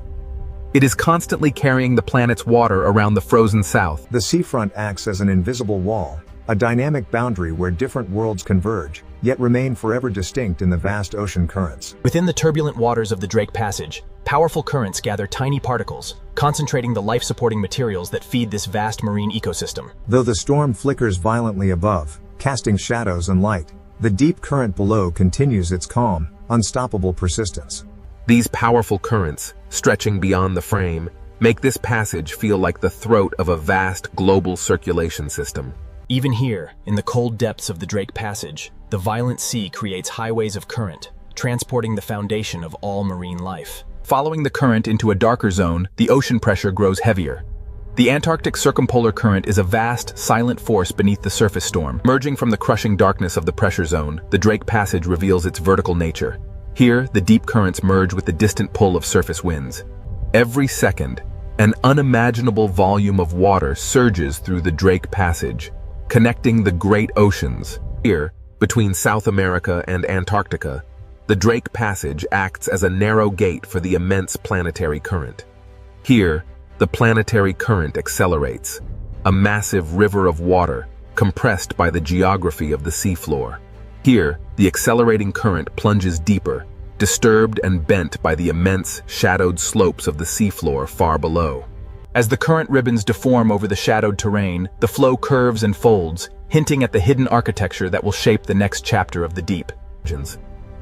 The Antarctic circumpolar current is a force unlike any other. It constantly carries the planet's water around shelters. The current acts as both architect and boundary, where blue cold water meets greener, nutrient-rich streams. The relentless currents of the Drake Passage concentrate life-supporting material along the boundary, showing how even violent waters sustain these ecosystems. Sunlight struggles to pierce the turbulent surface, but the deep ocean currents flow onward, undisturbed by the chaos above. Deeper now, into the Drake Passage.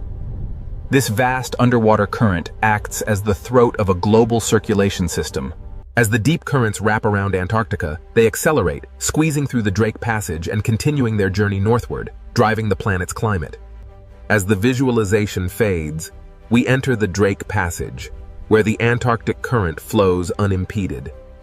The deeper we descend beneath the Drake Passage, the heavier the pressure, yet the Antarctic circumpolar current surges onward. The deep ocean currents, vast and powerful, begin to shift. They twist around unseen terrain, foreshadowing the hidden ridges and basins far below. The deep ocean is never still. Here, the currents bend and twist, forming powerful vortices that shape the underwater landscape. The sea appears simultaneously chaotic and organized as the eddies stretch and break apart. Eventually, the steady eastward. As we ascend, the true complexity of the Drake Passage reveals itself. Beneath the raging storm, the deeper currents flow. Here, between the surface turbulence and the deeper currents, lies the true nature of the Drake Passage, a powerful gateway in the world ocean. Here, the ocean is a moving archive, a vast repository of temperature, salt, carbon and energy flowing around the Antarctic continent. Here, in the depths of the Drake Passage, the strongest forces move silently, an immense current carrying particles through the dark water. While the storm rages on the surface far above, the Antarctic circumpolar current holds its steady, immense path through the dark ocean depths. Below the waves, the silent power of the depths. The immense currents of the Drake Passage begin to reveal the contours of the hidden seafloor far below. Even here, in the crushing dark of the deep ocean, hidden mountains rise, steering the powerful flow of planetary water. The ocean floor is far from empty. It is architectural, a realm of hidden walls beneath the violent surface. As the circulation tightens into faster streams, the focus shifts to the shape of the seafloor. Here, the true power. The seafloor beneath Drake Passage is not passive, but actively reshapes the current. The ocean flow compresses as it climbs the submerged rise, accelerating dramatically before spilling into the darker waters of the abyss beyond. Here in the Drake Passage, the Antarctic circumpolar current surges eastward, its path visibly altered by the wind above and the submerged landscape. As we rise from the hidden currents below, the true violence of the Drake Passage reveals itself on the surface. The Antarctic circumpolar current, an immense river of seawater driven by powerful winds, now dives towards the abyss. We descend into the Drake Passage, Below the stormy surface, the Antarctic circumpolar current rages. Below the stormy surface lies the true power of the Antarctic circumpolar current, a massive force hiding ancient structures beneath the waves. The descent continues toward the hidden seafloor. In the Drake Passage, the ocean floor silently steers the flow around this dark underwater wall. Here, in the crushing depths of the Drake Passage, the coldest water accelerates, transforming the seafloor into an alien landscape of submerged peaks. Descending into the basin, the powerful current slows, and the underwater valleys reshape the immense force of the sea into vast, rotating eddies. Here in the Drake Passage, beneath the violent waves, the rotating basin eddy begins to stretch. It transforms into a long blue mix. As we descend deeper, the true architecture of the abyss is revealed. Invisible walls carved into the seabed funnel the powerful... The camera glides into the narrow channel, and the current accelerates, a planetary river forced through hidden gates deep within the Drake Passage. The camera watches as current ribbons bend sharply around this deep fracture zone. The seafloor proves that the chaos above has structure far below the surface. In the Drake Passage, the sea reveals itself as a deep mechanical system, where water, stone, pressure, and rotation work in powerful unison. As we ascend from the depths of the Drake Passage, the distinct boundaries between water masses become visible, driven by unseen forces. As the currents bend over the seafloor ridge, the resulting turbulence creates a gathering point. Along this front, tiny particles and nascent marine... Carried by the current through the Drake Passage, this cloud of life transforms hidden turbulence into a quiet foundation for everything that follows. As we ascend, the currents intensify, revealing how motion gathers life in these invisible corridors of the sea. The Drake Passage current dictates all movement here. These resilient cold-water fish yield to its relentless power, moving swiftly as one with the flow. The Drake Passage. Though the surface rages violently above, here in the depths, the powerful current carries food. Above the churning chaos of the waves, the albatross rides the gale, connecting the turbulent sea to the stormy sky. Here, in the roaring 40s, the albatross rides the breath of the storm, its wings locked against the violence of the great Southern Ocean. For the albatross, the sea is both danger and pathway, a turbulent world where survival is shaped by the wind's relentless force. Soaring over the immense swells of the Drake Passage, the albatross reads the air currents, an invisible road above the churning ocean. Relying entirely on the wind, the albatross banks sharply. The ocean surface below traces its path in white foam, a testament to its Here, amidst the endless swells of the Drake Passage, survival depends on motion, not resistance. The albatross dips low, braving the spray of the cresting wave. For a moment, it is lost to the mist, only to emerge stronger than before. The Drake Passage shows no mercy, yet the albatross moves with an effortless grace perfectly adapted to this violent world. But the calm flight is merely a prelude. Ahead, the ocean's true power stirs, drawing life from the depths. The currents here connect the hunters above to the microscopic life beneath the waves, a vital food pathway. The sea current quietly carries the base of the food web beneath the surface, a stream of life sustaining the inhabitants of this cold, blue expanse. The strong currents bend over the distant seafloor ridge, pulling particles into long glowing trails, illustrating the profound... The sea behaves like wind over mountains, but here the mountains are hidden beneath the Drake Passage water. What begins as unseen turbulence far below culminates here, in the violent chaos of the surface storm. This is the Drake Passage, a place of immense power. The cold currents dominate, but deep beneath the swells, life persists. In the unforgiving waters of the Drake Passage, even the largest leviathan is quickly swallowed by the storm. As the whale disappears into the depths, the surface turbulence slowly yields to the relentless forces of wind and current. The Drake Passage is violent, yet undeniably alive, a testament to the raw power of the Southern Ocean. Where the currents collide, a hidden bounty is brought to the surface. These upwellings drive the ocean's most vibrant ecosystems. Beneath the storm front, the Drake Passage current begins its powerful flow. Stirring the sediment along the seafloor, it carries a plume. Deep within the blue abyss, powerful currents stir the seabed. This turbulence, seemingly chaotic, unlocks a cascade of biological... In the Drake Passage, powerful currents churn the depths, carrying nutrients from the seafloor to the surface, fueling a vast biological opportunity. Beneath the waves, immense forces are unleashed. These deep currents carry vital energy upward, towards the turbulent surface. Above the heavy swell, the camera emerges into the cold wind. Here, the albatross reads the invisible shape. In the heart of the Southern Ocean, the albatross harnesses the storm's energy, transforming this battlefield into a living environment. The Drake Passage. A place where life survives not by conquering the ocean, but by moving with its immense forces. The same powerful forces that shape the life within these waters will soon carry the immense icebergs of Antarctica north, altering everything in their path. Here, in the tumultuous waters of the Drake Passage, the powerful currents signal a dramatic shift towards the icy frontiers of the south. Types. But through the churning mist and violent swells, something emerges on the horizon, a shape unlike water or cloud. Signals. As the great ice sheets meet the warming ocean, they release ancient bubbles of air, trapped for millennia. The camera follows the faint freshwater ribbons as they mix into the darker seawater. Here, the ocean layers bend.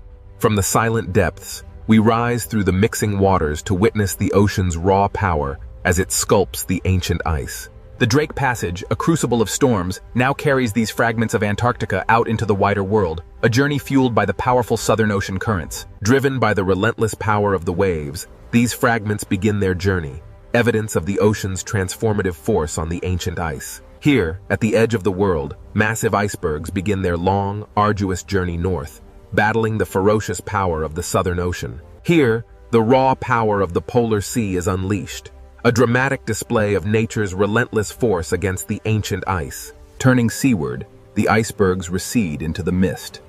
This is where the frozen realm meets the turbulent, living waters. In the relentless churn of the Southern Ocean, even the most colossal ice formations are fleeting. The water is eternal. Beyond the frozen gateway lies the Weddell Sea, an unbroken expanse, stretching toward the Antarctic Peninsula. Here, in the Drake Passage, the relentless Antarctic circumpolar current pulls the ice fragments eastward, a hidden force beneath the waves. Here, beneath the surface, the sea moves both ice and water through the same planetary pathway. Here, the ancient ice surrenders its form. The cold freshwater descends, a memory merging with the deep, shaping the currents of tomorrow. This is where temperature, salt, and ice converge. A visible climate space formed by the meeting of distinct ocean currents and freshwater plumes. Driven by powerful winds, the Antarctic circumpolar current relentlessly circles the frozen continent, accelerating as it is forced through the gauntlet of the Drake Passage. The abstract visualizations give way to the raw power of the ocean. Here, where warm and cold waters collide. The storm rages, yet life persists even here.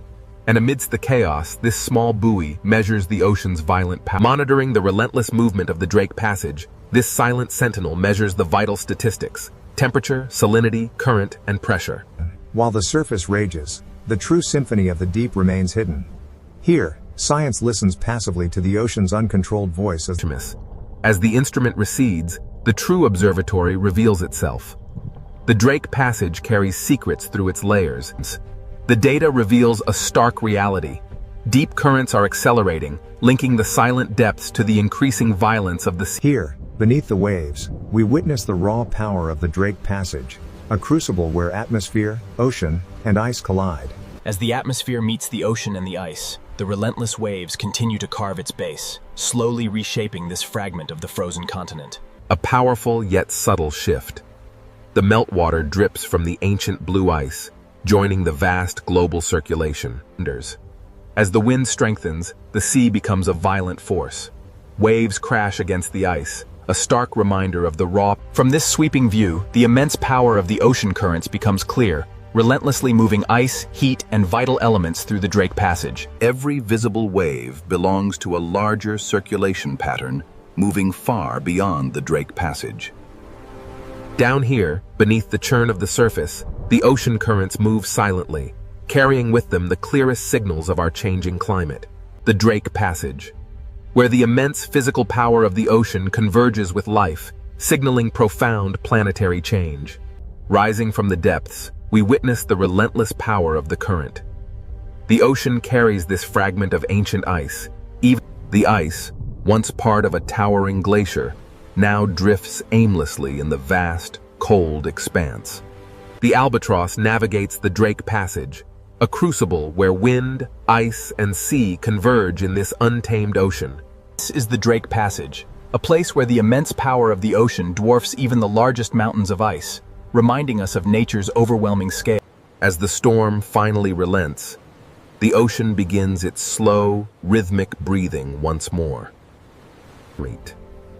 Here, in the Drake Passage, the Earth's motion is laid bare. The storm may soften, but the camera descends toward the restless sea. Here, the ocean remains ancient and unfinished, a corridor for the relentless currents of wind. The journey south reveals the immense power of the Antarctic, a vast reservoir of ice and cold water influencing every ocean on Earth. Turning north from the Antarctic glow, we enter the Drake Passage, a place defined by the immense scale of the pure ocean and the raw power of the wind. The journey north reveals the true scale of the oceanic realm, where every force, from the deep currents to the high winds, the Southern Ocean is a place of raw power, beautiful in its terror, indifferent to those who cross its path. Here, the waves roll endlessly into the mist, carrying the memory of the wind, the hidden currents, and the cold breath of Antarctica. Here, in the dark sea, the last iceberg drifts slowly, the memory of Antarctica carried on it. This is the Drake Passage, a place where the true power of the ocean is felt. No map between Cape Horn and the frozen continent, the Drake Passage reveals its true power, an untamable force where sky and sea merge. The Drake Passage, a fitting end to our journey, reminding us that this world remains wild, powerful, and utterly beyond our control. From above, the Pacific Ocean looks peaceful, endless, and almost motionless. But beneath this beautiful ocean surface, the planet is not still. The ocean hides a world of pressure, heat, stone, and movement. What seems like silence is only the surface of a much larger story. We now descend into the Pacific Ocean, where the hidden power begins. Above us, the ocean is bright. Below us, the earth begins to reveal itself. The deeper we go, the more the ocean changes from beauty into mystery. The Pacific Ocean is not only a body of water, it is a cover over a moving world. Below this ocean, entire plates of rock move slowly through time.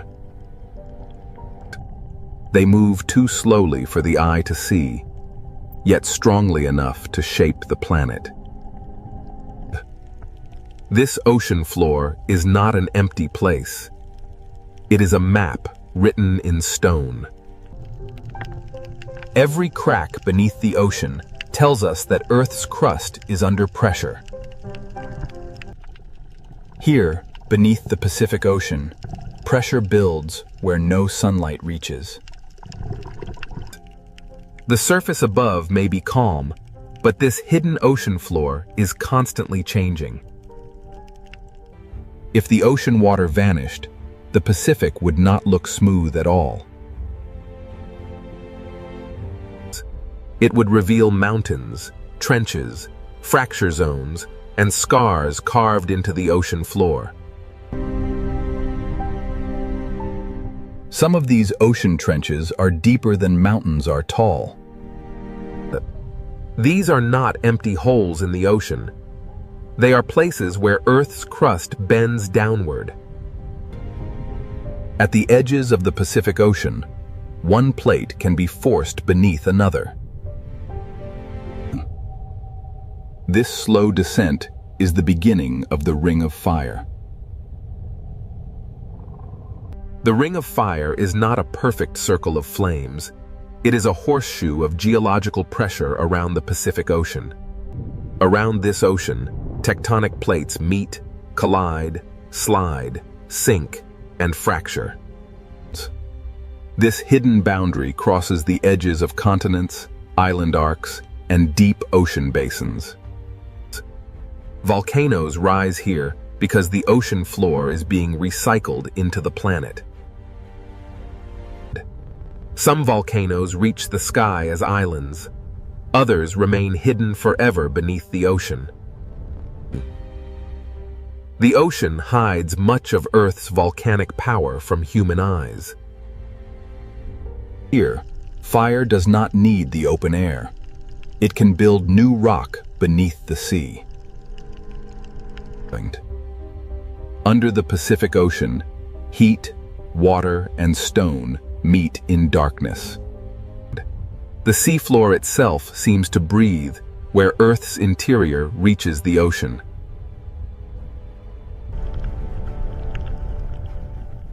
These hidden vents show that the ocean floor is not dead rock. Even in darkness, the ocean can turn heat into life. The same force that creates life here can also store enormous danger. Along these boundaries, the ocean floor can become locked in place. The plates keep trying to move, but friction can hold them together.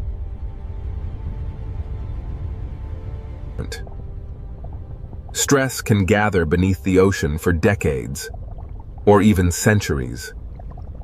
The quiet years are not proof that nothing is happening.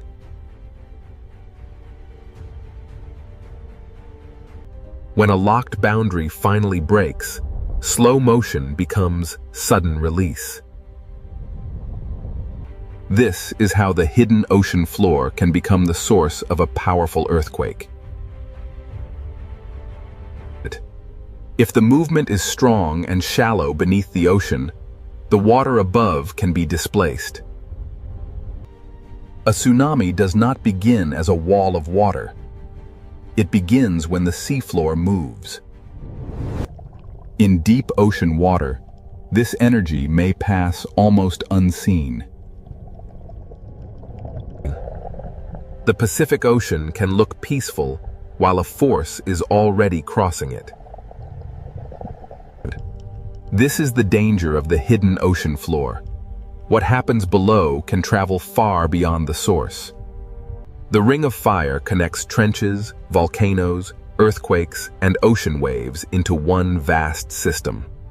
And it is not a single doomsday switch. It is a long chain of active tectonic edges. The scale is difficult to imagine because the ocean hides almost everything. From below, the Pacific Ocean feels like a lid over a restless planet. The world above sees waves.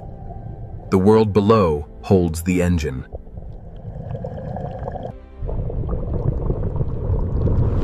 Now we understand why the calm ocean surface can be misleading. Beneath the Pacific Ocean, stone descends, melts, rises, locks, and waits. To understand this hidden power, we must follow the ocean floor downward into the process that drives it all. The Ring of Fire begins not with flame, but with descent. In the next part, we enter the subduction zone, where the ocean floor is pulled back into Earth. Here, beneath the Pacific Ocean, the Ring of Fire begins not with flame, but with descent. At the edge of the Pacific Ocean, one massive plate is being pulled beneath another. This process is called subduction, the slow return of the ocean floor into Earth. Oceanic crust is colder and denser than the rock above it, so gravity helps pull it down. The movement is slow, often only a few centimeters each year, but its power is enormous. A motion too slow to watch can still reshape the entire ocean basin. As the ocean floor sinks, it drags sediment, water, and ancient rock downward with it. Water trapped inside minerals begins a journey deep beneath the Pacific Ocean. As the slab sinks, pressure rises, temperature increases, and the hidden chemistry begins to change. The ocean floor does not simply disappear. It transforms the world around it. Water released from the descending ocean plate lowers the melting point of surrounding rock.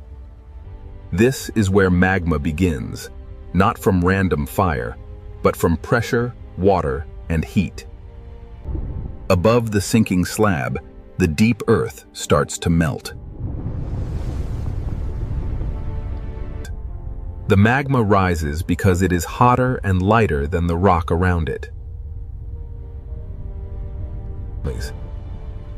Over time, these rising paths can feed volcanoes beneath the Pacific Ocean. This is why the Ring of Fire is lined with volcanoes.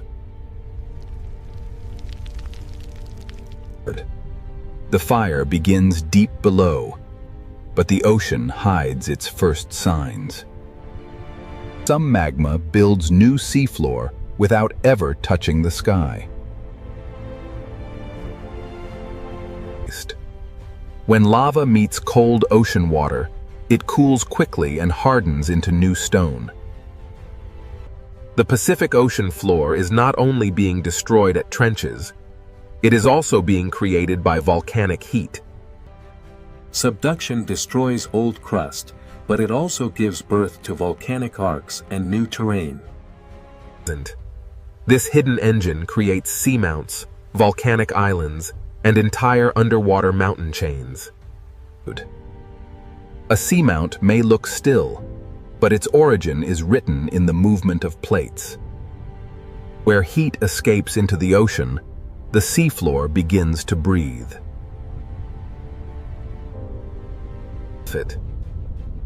Hydrothermal vents are signs that Earth's interior is reaching into the ocean.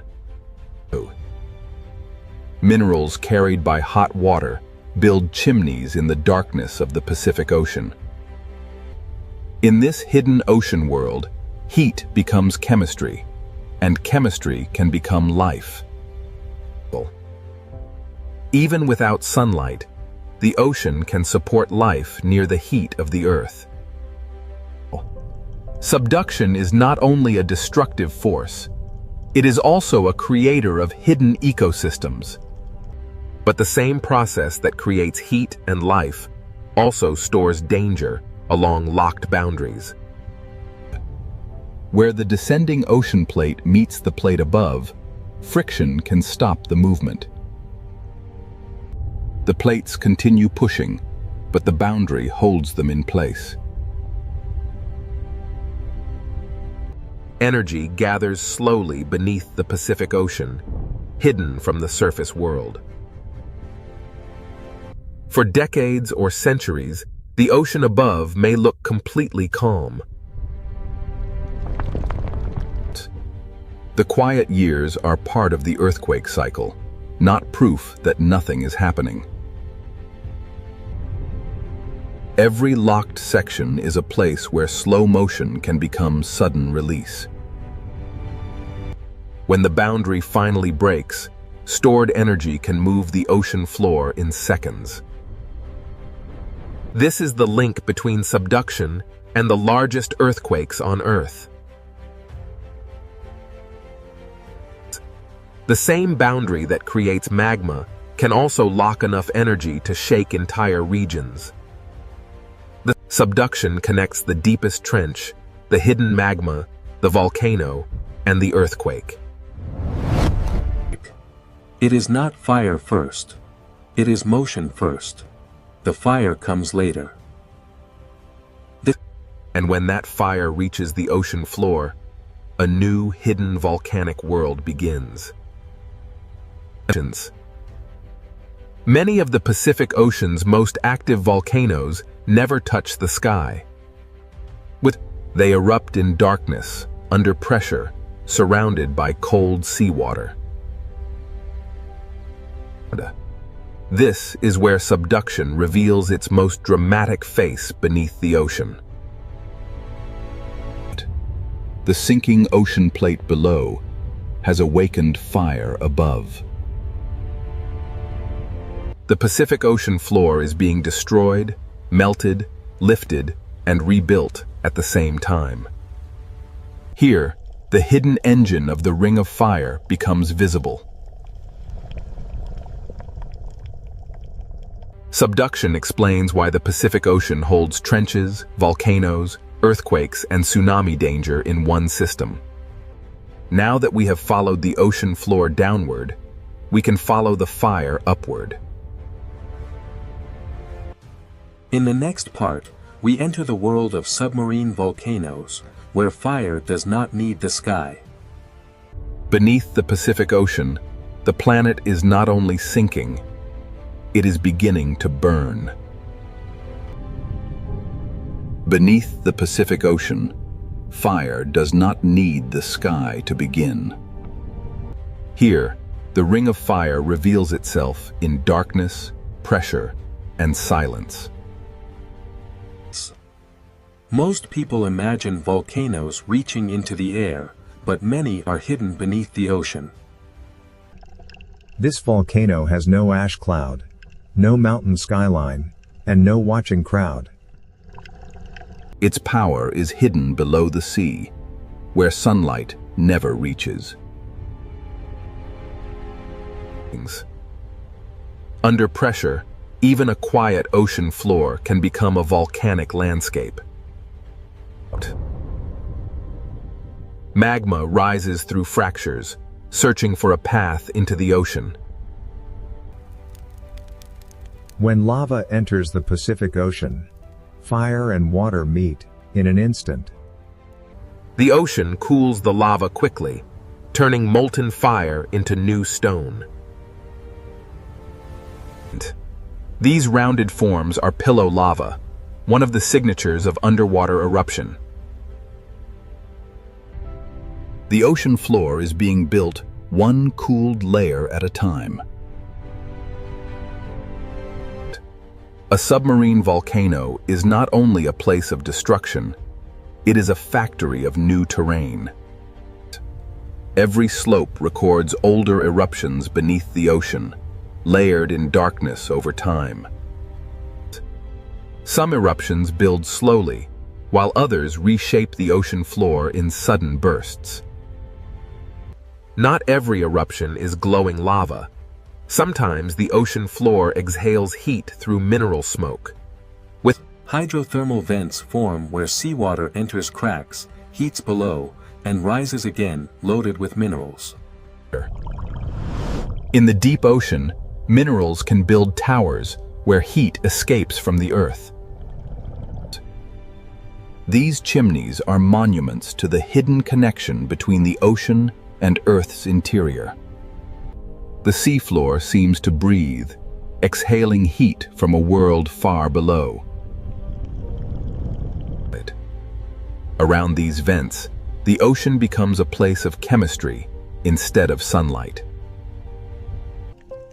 Even here, in darkness, life finds a way to gather around heat. These organisms do not depend on sunlight. They depend on chemical energy rising from the ocean floor. Microbes turn minerals into energy, and that energy supports an entire community.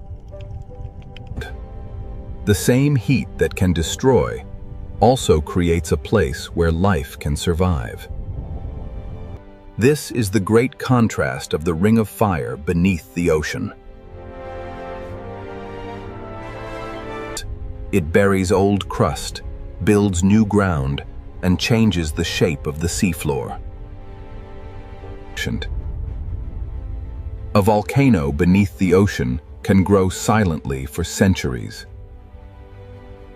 Layer by layer, eruption by eruption, it becomes part of the underwater landscape. Underwater volcanoes are difficult to see, but their signs are written in heat, bubbles, and stone. An eruption beneath the ocean may leave only chemical changes, floating pumice, and evidence on the seabed. But the ocean hides the drama, but it cannot erase the record.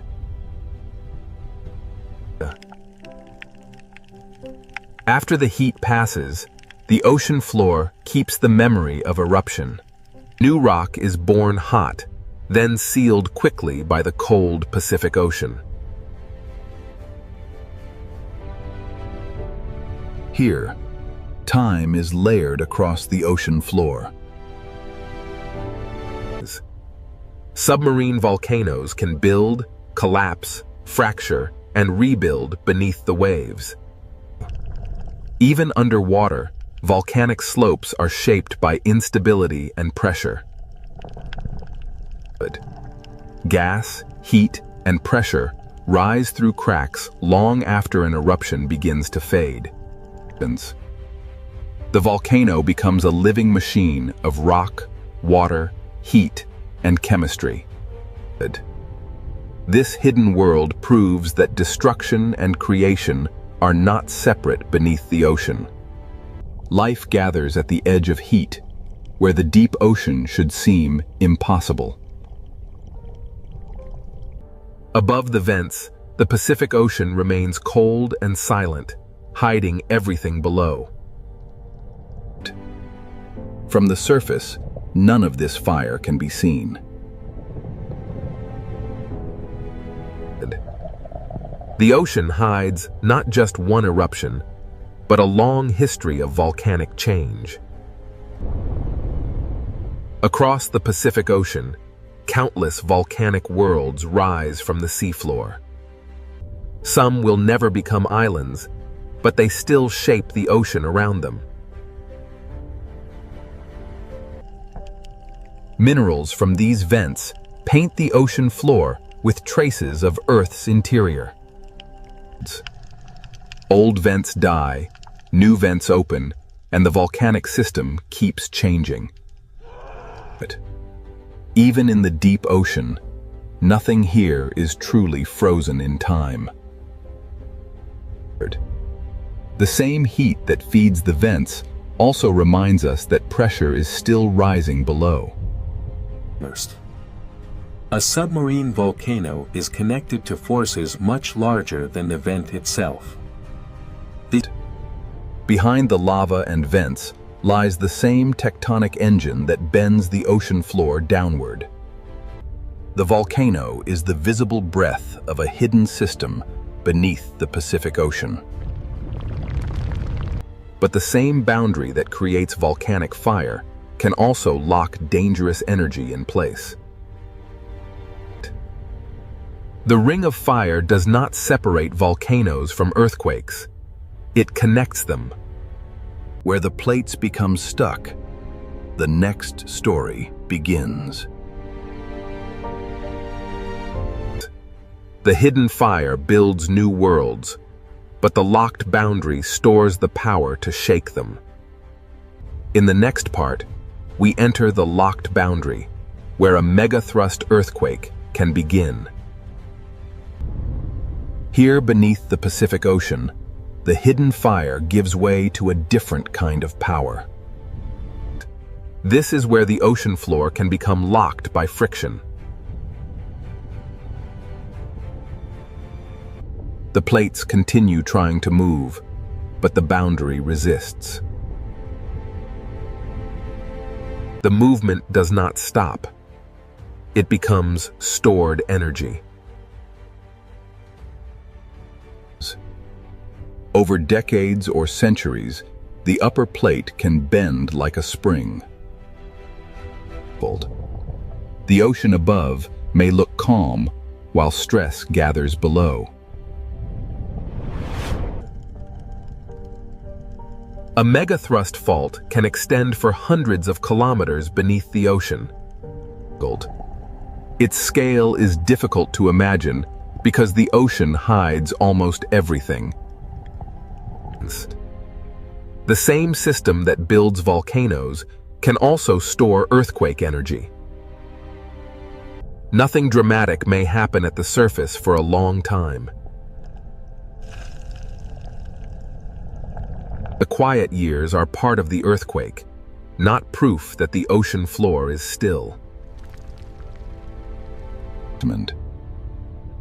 Stress leaves small signs before the great release. Gas, pressure, and motion reveal that something deep below is changing.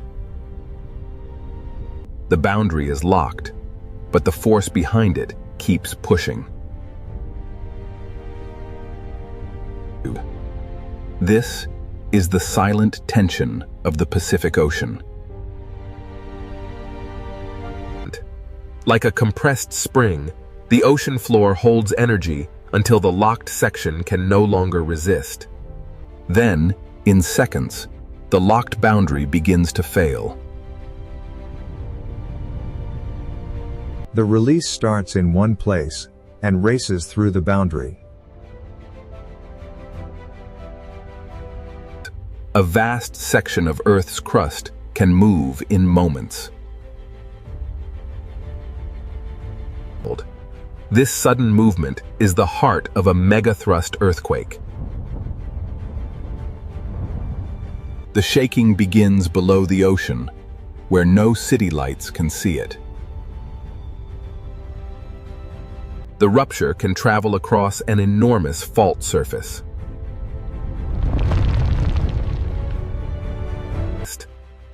This is why the largest earthquakes on Earth are often born at subduction zones.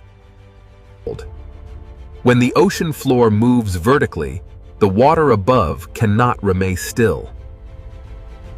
The earthquake changes the shape of the seabed in an instant. The first sign of danger is not always a giant wave, but a displacement of the entire ocean column. Far above, the ocean surface may still appear peaceful, but the source has already released energy into the sea. Not every part of the boundary moves the same way. After the main break, the ocean floor may continue adjusting.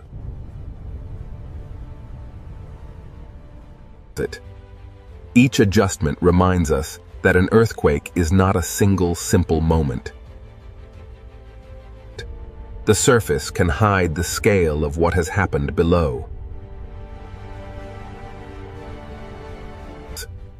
The earthquake leaves behind a landscape of broken rock, lifted sediment, and changed pressure.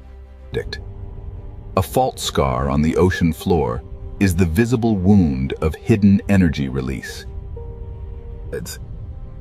If enough seafloor moves upward or downward, the ocean itself begins to respond.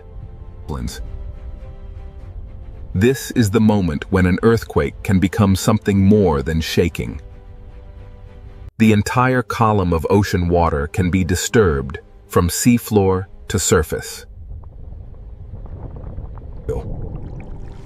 A movement in darkness can send energy toward distant coastlines. In deep water, this energy may travel almost unseen. The rupture may last only moments, but the consequences can travel across the ocean.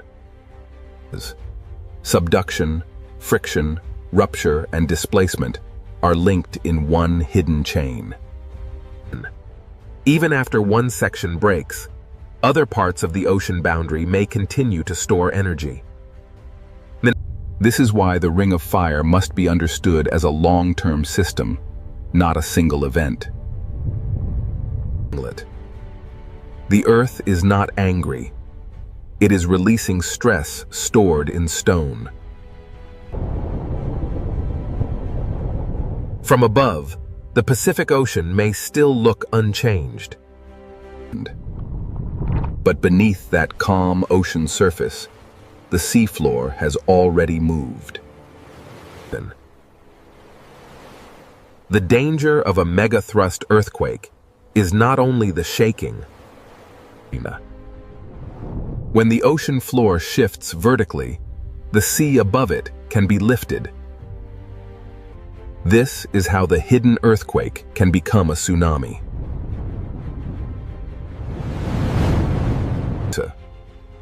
A tsunami begins not as a towering wave, but as the ocean being displaced. In deep water, the first movement may be almost impossible to see. In the next part, we follow that energy as it crosses the Pacific Ocean and becomes a tsunami. Beneath the ocean, the boundary has broken. Now the water begins to move. Beneath the Pacific Ocean, the boundary has broken, and now the water begins to move. A tsunami begins when the ocean floor moves and displaces the water above it. But this is not a wind wave. It is the movement of the ocean from bottom to surface. The entire ocean column is disturbed, and the energy begins to travel. In the deep Pacific Ocean, the first sign of a tsunami may be almost invisible. The source may be hidden beneath the sea, but the energy does not stay there. A tsunami can cross enormous distances while the ocean surface still looks calm. But far from shore, the Pacific Ocean may show almost no dramatic height. The danger is not always in what the eye can see.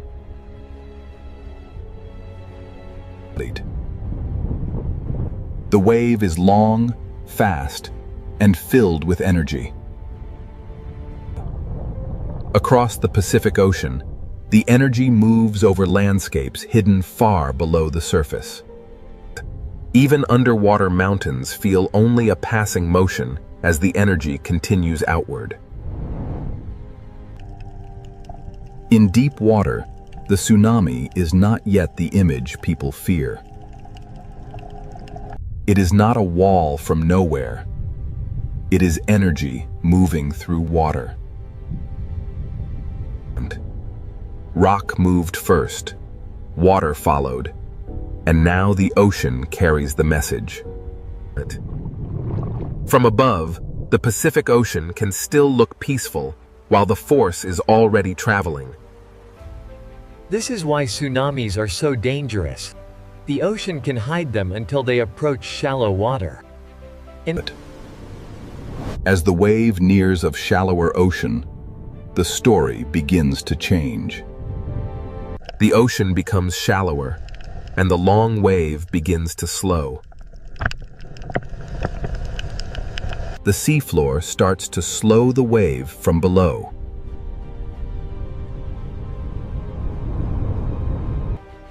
As the wave slows, its energy is squeezed into a smaller space.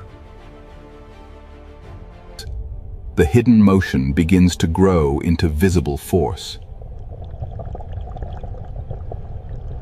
Near shore, the ocean floor feels the change first.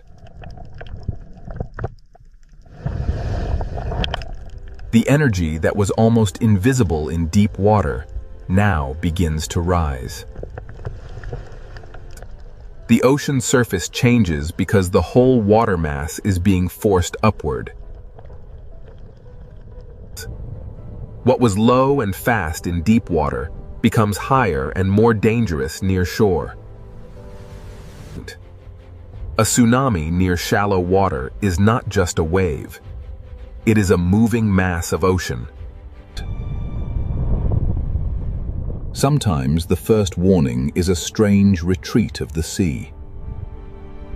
When the ocean pulls away suddenly, it can be a sign that a stronger surge is coming. The ocean does not always announce danger with height. Sometimes it begins with motion. Then the sea returns with the energy gathered across the basin. The force is not only above the surface, It moves through the full depth of the water. This is why even a modest-looking tsunami can carry enormous power. Near shore, the Pacific Ocean can transform from calm surface into a relentless moving force. The source may be far away, but the result can arrive with little time to react. Below the surface, the tsunami is a current as much as a wave. The shape of the ocean floor can focus and strengthen the moving water. Every coastline receives the energy differently because every seafloor is shaped differently. A tsunami is physics. Rock moves, water is displaced, and energy spreads. The chain begins at the ocean floor and ends wherever the energy reaches shallow water. To understand a tsunami, we must connect the quiet surface to the hidden seafloor. The ocean remembers the movement long after the first rupture has passed. One movement in darkness can send waves across thousands of kilometers of ocean. This is why the Pacific Ocean demands understanding, not panic. Fear alone does not save lives. Understanding the mechanism does. Science cannot stop the ocean floor from moving, but it can listen. Warnings begin with measurement, observation, and respect for the ocean. The more we understand the deep ocean, the better we can live with an active planet. The Pacific Ocean is dangerous because it is alive with movement, but it is also readable. After the surge, the ocean may look peaceful again. But beneath that calm blue surface, the same geological system continues to work. The tsunami is not separate from the volcano, the trench, or the earthquake. It is one chain of motion beneath the Pacific Ocean.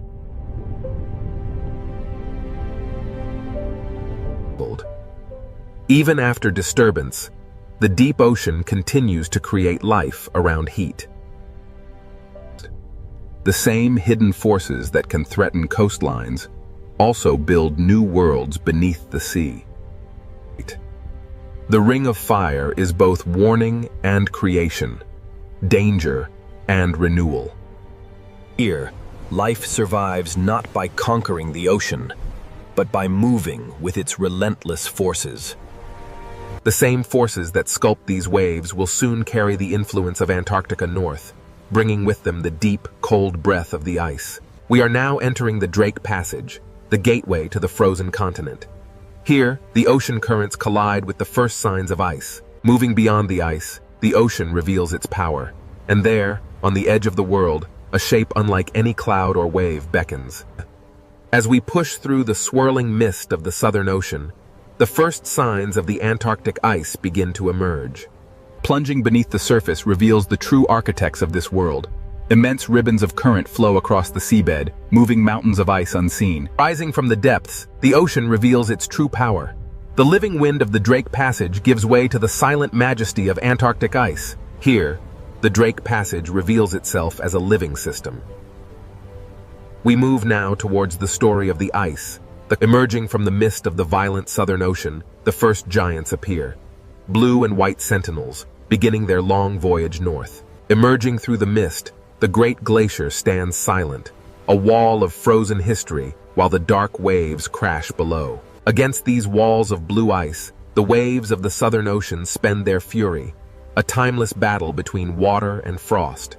Antarctica holds its secrets in the ice, a vast, frozen memory, contrasted by the restless sea. Adrift in the formidable swells of the Drake Passage, this solitary iceberg begins its final voyage.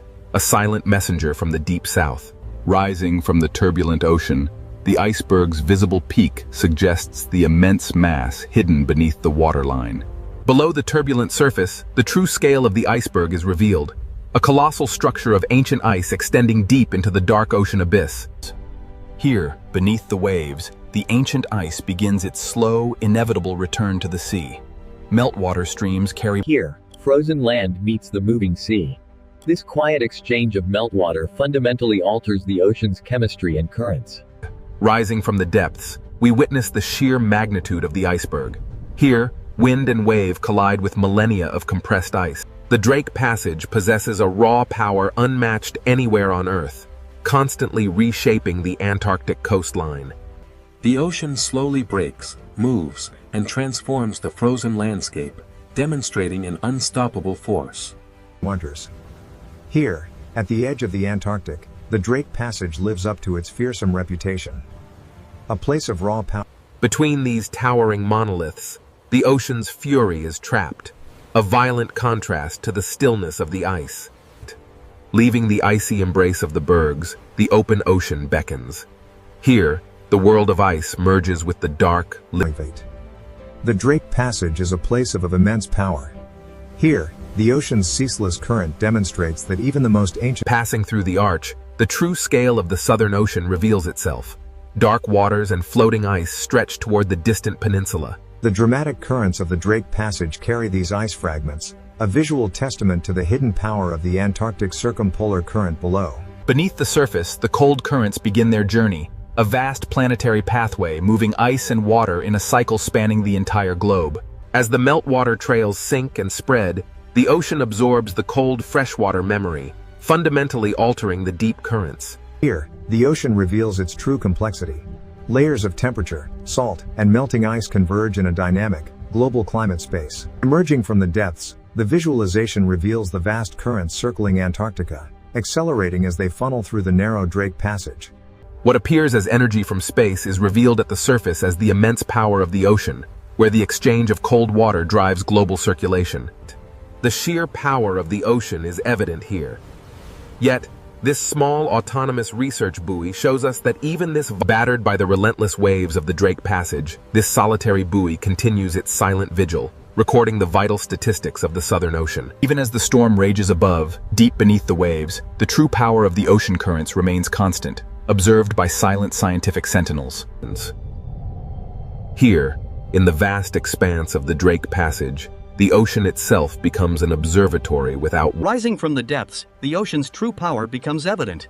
The hidden currents measured below reveal a climate story unfolding violently at the surface. The Drake Passage, a turbulent gateway where the world's oceans converge, driven by forces that shape the global climate. As the massive iceberg slowly turns, the powerful waves carve deep into its base, demonstrating the relentless force of the warming sea. Here, the ancient ice surrenders to the sea. Drop by drop, the Antarctic meltwater begins its long voyage. As the wind strengthens, the ocean reminds us that even climate processes are wrapped in violence, motion, and the profound cold of the water. Here, at the edge of the world in the Drake Passage, the ocean reveals itself as a vast, powerful transport system. Look closely at the foam lines stretching eastward. They reveal a massive circulation pattern moving far beyond the confines of the Drake Passage. Hidden beneath the waves, the deep currents silently carry the signals of a changing climate, a powerful force shaping the planet's future. These luminous currents represent the raw, physical power of the Drake Passage, connecting surface life with the deepest reaches of the ocean. The ocean currents are relentless. They transport these fragments across the globe, even as the warming waters slowly begin to break them apart. Cast adrift from the frozen continent, these fragments begin their final journey, surrendered to the warming currents. Life here is defined by the elements. The albatross, master of the wind, navigates the turbulent sea and the towering ice of the Drake Passage. These waters are a reminder that some forces are far greater than any single creature. As the storm finally recedes, the ocean reveals its true, powerful rhythm, a reminder of nature's enduring strength. In the Drake Passage, where Earth's motion becomes visible, the softening storm reveals the relentless drift of ancient ice. we descend into the ancient currents, a restless ocean shaped by the relentless wind and the slow march of ice, a world unfinished. As the camera turns south, we see the true source of global ocean influence. Antarctica. As the last signs of the continent vanish behind us, we face the raw power of the open ocean. Pure wind, pure water, planetary scale. Here, the ancient forces of geography, wind and current converge, shaping the very face of the planet. Here, at the edge of the world, the clouds momentarily part, revealing the terrifying beauty of the Southern Ocean. Each wave carries the memory of wind, hidden current, deep seafloor, drifting ice, and the cold breath of Antarctica. As the last iceberg yields to the dark sea, the ocean continues its timeless journey, carrying the memory of Antarctica. Here, in the vastness of the Drake Passage, no map, no ship, no instrument, and no human voice can truly tame this waterway. The immense power of the Southern Ocean is revealed as storm clouds and drifting ice merge with the dark sea of the Drake Passage. As this six-part journey concludes, the Drake Passage reminds us that the ocean is still alive, still violent, and still beyond human control. Between desert and deep ocean, the Red Sea hides a world far more alive than its surface suggests. From above, this ocean looks narrow, but below the surface, it opens into a vertical kingdom. The desert disappears, the heat fades, and the ocean begins to reveal its hidden world. At first, the reef looks like paradise, a living ocean city filled with color, fish, and light. But this beauty is not peaceful in a simple way. Every fish here lives close to danger. In this ocean, coral is not only shelter, it is a maze where every path can become a trap. The Red Sea Ocean is a corridor of predators, where every layer has its own hunter. Beyond the reef edge, the ocean changes. The blue becomes deeper, quieter, and more dangerous. Hammerheads patrol the blue, reef sharks guard the walls, barracudas wait in the current, and silent hunters hide below. So who truly rules this narrow ocean corridor? The answer begins here. Inside, to understand who rules this ocean, we must begin with the reef, the living city where every hunt starts. For small fish, the reef is protection. But for predators, it is also a map. Every shape has meaning here. A narrow branch can save a fish, and a narrow passage can guide it toward danger. In this ocean, fear moves faster than teeth. One shadow can change the entire reef. The reef does not simply hold life, it organizes life, forcing fish, hunters, and currents into patterns. Even the open sand is part of the ocean's design. It looks empty, but hidden hunters may be waiting below. Power in the ocean does not always come from above. Sometimes it waits silently beneath the floor. The Red Sea Ocean is narrow from above, but underwater it rises in layers, and each layer has its own danger. Where the reef ends, the blue begins. And in that open ocean, a different kind of ruler moves. This is why the question is not only which creature is strongest. The real question is, which predator controls which layer of the ocean? Beyond the reef wall, the Red Sea Ocean opens into a deeper world, where distance itself becomes power. The hammerhead does not need to rush. Its shape alone tells every fish that the open ocean is not empty. Its strange head is not a mystery of design. It is a living sensor built to read the ocean. This predator connects layers, from coral walls to deeper water, from visible reef to hidden blue. The Red Sea Ocean is not only narrow, it is vertical, and the hammerhead uses that vertical world. Down here, the reef is no longer a city of color. It becomes a memory of light above the hunter. Its presence travels ahead of its body. The fish feel the pressure before the shadow fully arrives. The hammerhead may rule the blue edge, but the reef itself still protects those fast enough to read the warning. In this ocean corridor, even after the shadow leaves, the behavior of the reef has already changed. But the hammerhead does not rule the coral itself. Closer to the reef, another hunter keeps the ocean city alert. But the hammerhead does not rule the coral itself. Closer to the reef, another hunter keeps the ocean city alert. A reef shark does not need violence to command attention. Its patrol alone sends a warning through the ocean. Here, power is rhythm.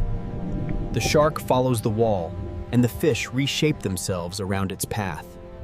The reef gives fish places to hide, but it also gives predators routes to follow. A single shark can turn open water into risk, and a safe path into a difficult choice. Not every reef shark moves the same way. Some patrol the edge, while others wait inside the hidden architecture of coral. In the Red Sea Ocean, even a resting predator changes how fish use space. In shallower ocean light, another reef shark carries the same message. The open edge is never neutral. These sharks do not simply hunt fish. They shape the behavior of every fish that shares the reef. Reef sharks rule the patrol line, but above the coral and inside the current, another predator waits like a silver blade. Reef sharks rule the patrol line, but above the coral, another predator waits in perfect stillness. Barracuda do not command the ocean by size. They command it by timing, patience, and sudden speed. In this narrow ocean corridor, stillness can be more frightening than motion. One break in the pattern, and the quiet ocean becomes a chase. The reef saves some fish, but the open water always demands a price for hesitation. But not every hunter in the Red Sea Ocean needs speed. Some rule by waiting inside the reef itself. The grouper does not need the whole ocean. It only needs one cave, one ledge, and one careless fish. Below the reef, the ocean hides another kind of power, silent, flat, and almost impossible to see. The ray does not patrol the wall or chase through the current. It reads the ocean floor like a secret map. So who truly rules this narrow ocean corridor? The answer is not one creature. The Red Sea Ocean does not begin with predators alone. It begins with the reef that makes predators possible. The Red Sea Ocean does not begin with predators alone. It begins with the reef that makes predators possible. A reef is a city built by living animals, filled with streets, rooms, tunnels, and hidden doors. Every narrow path can protect a fish, but every narrow path can also guide it toward danger. In this ocean, danger often arrives first as pressure, not as teeth. The reef creates choices, and in a predator's ocean, every choice has a cost. Grazing fish feed in the open, but they never forget the shelter behind them. Small fish survive by reading space, current, shadow, and distance to coral. A school can disappear into coral in a heartbeat, leaving the ocean above it silent. The reef protects life by hiding it, releasing it, and hiding it again. But the same shelter that protects prey can also conceal a hunter. Predators learn these paths because the reef teaches fish where they must pass. A gap that lasts only a second can become the most dangerous place in the ocean. Safety is never permanent here. It is borrowed from the shape of the reef. This is why the Red Sea Ocean feels larger than it looks. It is narrow, but it is layered. Between coral walls, even sand becomes part of the hunting system.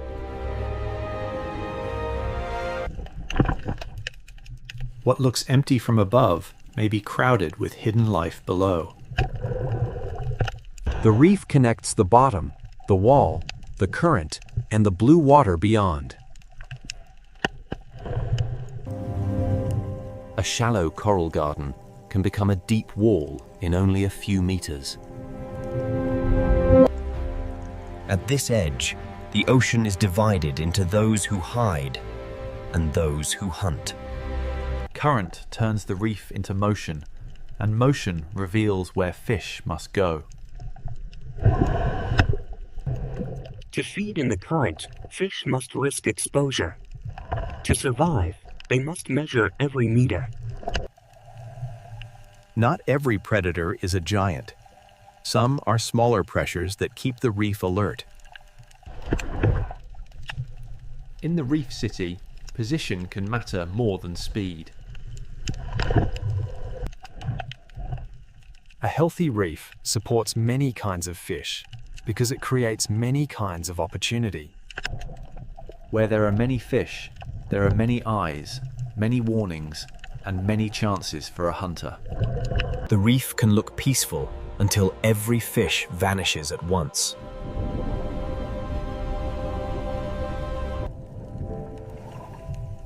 Survival here is a rhythm of leaving, hiding, and returning. The architecture of coral decides how the ocean moves. At the slope, the reef becomes a border between the crowded city and the unknown blue. The closer fish stay to structure, the more choices they have when danger arrives. The blue beyond the wall is not empty space. It is another hunting ground. This is the first lesson of the Red Sea Ocean. Predators are not separate from the reef. They are products of it. The reef keeps fish alert, and alert fish keep the entire ocean city moving. Every meal is a calculation. How far from shelter? How long in the open? How close to the current? The reef is not one solid wall. It is a network of safe zones divided by danger. Ambush does not need open space. It needs a place where prey must pass. Even one coral tower can contain many worlds: surface, shelter, shadow, and risk. The more complex the coral, the more complex the hunt becomes. A healthy reef creates density, and density brings both abundance and danger. Where current touches coral, food arrives, fish gather, and predators learn to wait. Where current touches coral, food arrives, fish gather, and predators learn to wait. Above the coral is opportunity. Inside the coral is safety. Between them is the risk that shapes every fish. The reef begins every hunt, but not every hunter stays inside it. The reef surface holds small fish, the caves hold patience, the sand holds secrets, and the blue holds distance. Where the wall ends, the reef stops controlling everything, and the open ocean begins to take over. This boundary is one of the Red Sea's most powerful places, where shelter ends and true open water begins. Beyond the reef, power belongs to animals that can read distance, depth, and current.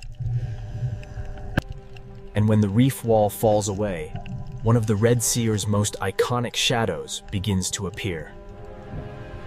The reef has shown us where every hunt begins. Now the ocean will show us what moves beyond its walls. Beyond the reef, the Red Sea Ocean belongs to distance, depth, and shadows. The hammerhead is not a reef hunter. It is a reader of open ocean space. Its strange shape is not weakness. It is a tool built to sense the hidden signals of the ocean. Here, the coral city fades, and the ocean becomes a map of current, depth, and motion. The Red Sea is narrow from the sky, but underwater it falls into a vertical world. A predator that can move through depth has access to a larger world than a reef-bound hunter.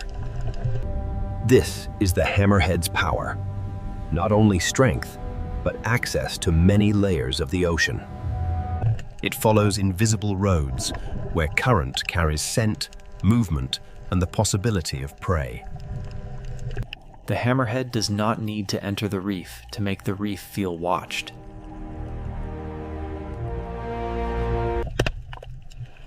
Small fish answer the shark with distance, shelter, and sudden silence. This is not the rule of constant attack. This is the rule of presence. Its body is built to search, to sense, and to move across ocean space with patience. Farther from coral, the ocean becomes less visible, but not less alive. Out here, the hunter belongs to the space between what can be seen and what can only be sensed. When it returns toward the reef, the ocean reacts before the shadow reaches the wall. The hammerhead rules the open edge, but coral still gives smaller fish a chance. From inside the reef, the blue ocean is not empty beauty. It is exposure. A single passing shadow can freeze a reef more completely than a sudden strike. When the hammerhead leaves, the fish move again, but the memory of the open blue remains. When the hammerhead leaves, the fish move again, but the memory of the open blue remains. But the hammerhead does not rule the coral itself.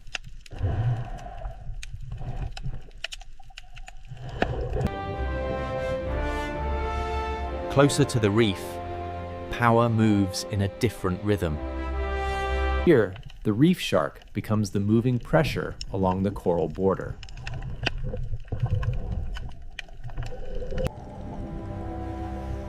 It does not need to be the largest predator to change the order of the reef. The reef gives fish shelter, but the shark turns every open lane into a decision. A channel is not just a passage. With a shark nearby, it becomes a test. The reef shark reads edges, walls, current, and hesitation. Its power is not chaos. Its power is order. Once the patrol passes, the reef relaxes, but never completely. Some reef sharks patrol in motion. Others turn the hidden spaces of coral into quiet danger. Even resting, a predator changes the way fish approach the reef. In shallower light, another shark carries the same ancient pressure. The blacktip moves through sunlight, but its message is the same. Open water is never neutral. The shark does not simply search for food. It shapes the movement of everything smaller than itself. From inside the coral, even a passing shark becomes the sky of danger. Predators create caution, and caution shapes where fish feed, hide, and travel.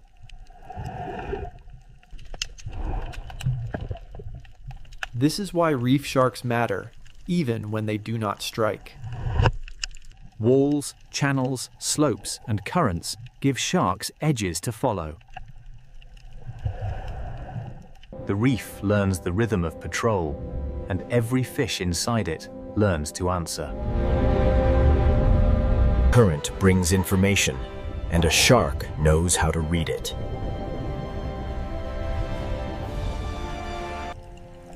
Here, the Red Sea's narrow shape does not limit life, it compresses it.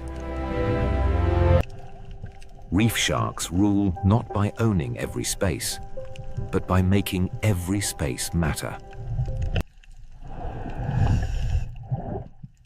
But the patrol line is not the only zone of power. Above the coral, in the open lanes of the ocean current, another hunter waits for one perfect moment. The hammerhead rules the blue edge.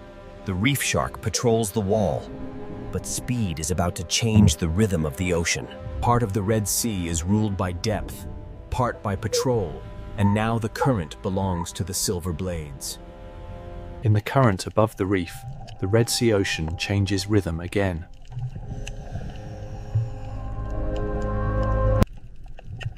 Barracuda do not rule by size. They rule by stillness before speed. The ocean looks calm, but every fish beneath them is calculating distance to shelter. For prey, the reef is safety. For barracuda, the space just outside it is opportunity. A current can become a corridor, and a corridor can become a trap. One instant of hesitation, and still water becomes a chase. The reef saves the quick, but the open ocean punishes the separated. Barracuda power lives in contrast. Long patience, then one precise explosion of speed. Where current touches coral, food gathers, fish gather, and predators learn the timing. The current feeds the reef, but it also exposes every fish that moves too far from shelter. In this layer of the ocean, power belongs to the animal that knows when not to move. A school survives by becoming one body, one turn, one warning. Barracuda do not chase chaos.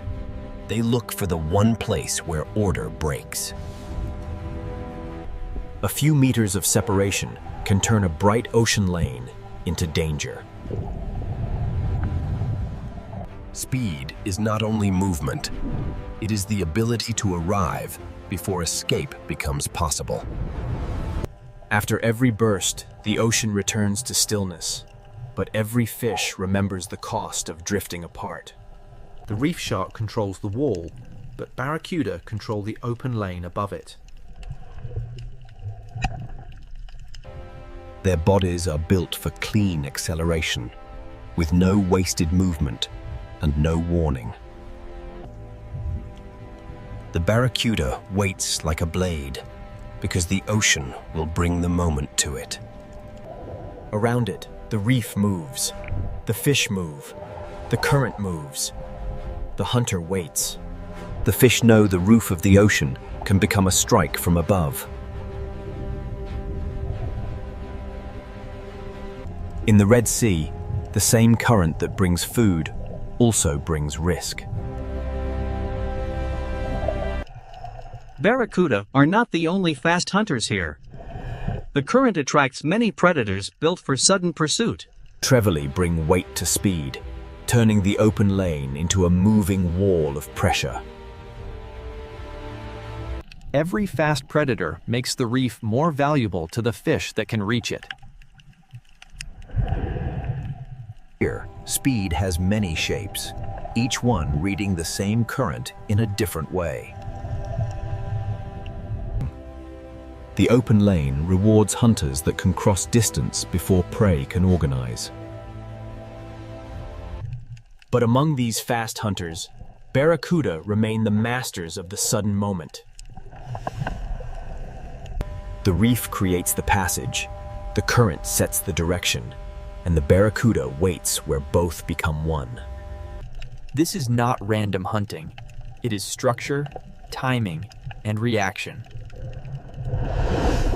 In the rule of reaction time, survival belongs to those who turn first. Speed rules the open lane. but coral still rules the final refuge. This is why no predator controls the whole ocean. Each ruler has a boundary. After the chase, the reef becomes more cautious, more organized, more alive to danger. Predators shape the ocean even when they do not feed.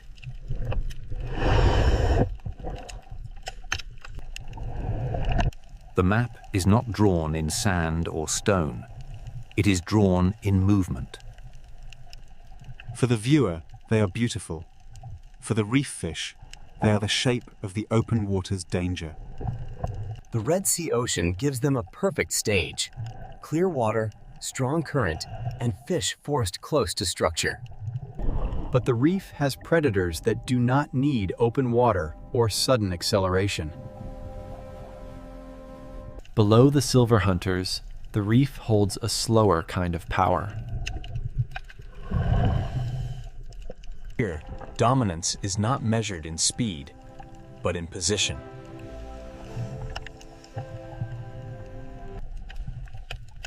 A cave can be shelter. It can also be a mouth in the architecture of the reef. After the speed of the current, the Red Sea Ocean now reveals the power of waiting. The current belongs to the silver blades, but the caves belong to hunters that never need to chase. To understand the next ruler of the Red Sea, we must leave speed behind and enter the shadows. In the next layer, the Red Sea Ocean will show us that silence can be just as dangerous as speed. Here, the Red Sea Ocean leaves speed behind and enters the kingdom of patience. The grouper does not need open ocean speed. It controls one place completely. Its greatest weapon is not only its body, it is position. The reef builds the stage, and the grouper chooses the best place on it. A predator does not need to strike to control the movement of fish. This is ownership through stillness, a small kingdom ruled by waiting. In the reef, the most dangerous distance can be the last few inches. A ledge is not just rock. It is a boundary between visibility and surprise. The Red Sea Reef is full of doors, but not every door leads to safety. The grouper's world is not wide like the hammerheads, but inside this structure, its control is complete. And in smaller cracks of the same ocean city, another hidden hunter waits. The moray does not need a wide territory. It turns a crack in the reef into danger. In this layer of the ocean, visibility belongs to prey, but concealment belongs to the hunter. The reef does not only create shelter for fish, it creates invisibility for predators. Every fish that passes this crack must decide how close is too close. Inside the reef, the ocean becomes a maze of safe routes and forbidden openings. Some predators dominate by making fish avoid spaces they cannot see into. The reef gives life many exits, but every exit opens into another risk. Grouper and moray share the same lesson. In the reef, structure can be stronger than speed. But not all hidden power waits inside the coral.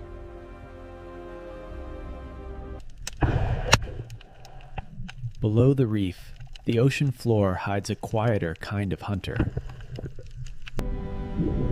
The sand seems empty because the predator has become part of it.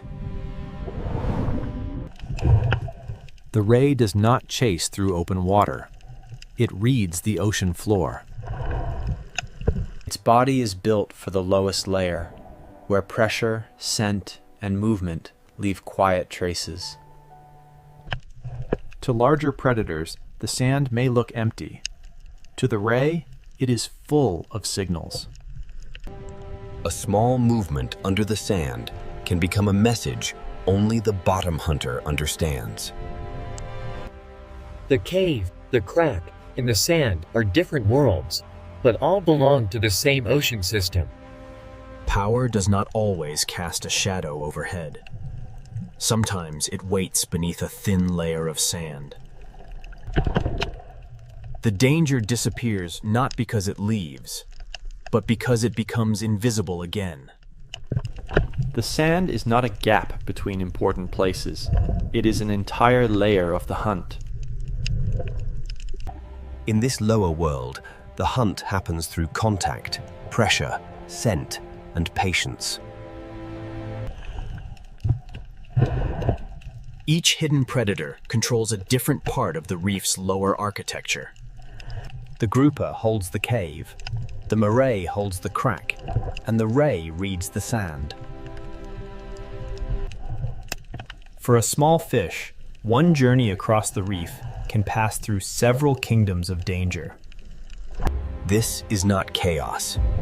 It is a layered order built by coral, sand, and patience. The Red Sea is not ruled from one throne. It is divided into many small territories. Some rulers move across great distance. Others make one small place dangerous every day. But none of these hunters owns the whole ocean. Each rules only the layer it understands best. Now the answer becomes clearer. The Red Sea is not a kingdom of one predator, but a system of many layers. The hammerhead owns the blue edge, the reef shark patrols the wall, the barracuda controls the current, and the hidden hunters rule the structure below.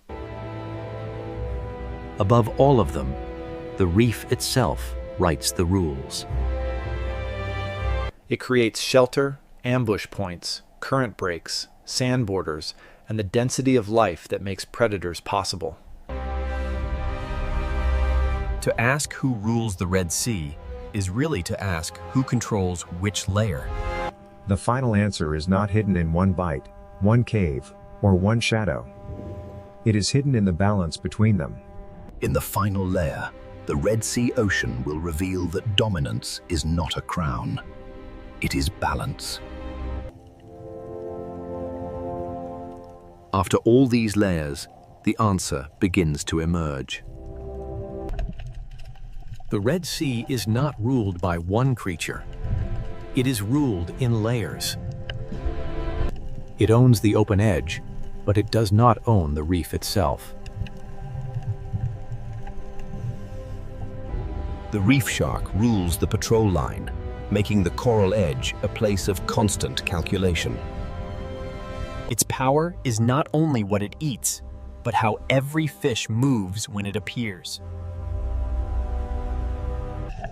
Above the coral, the barracuda rules the moment when stillness becomes speed. In the open lane, reaction time can become the difference between survival and disappearance. Inside the reef, the grouper rules by patience and position. It does not need to cross the ocean. It makes one cave dangerous every day.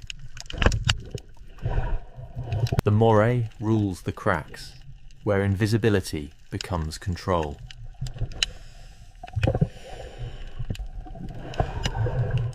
On the sandy floor, the ray rules the world that many predators ignore. It reads the floor the way a shark reads open water.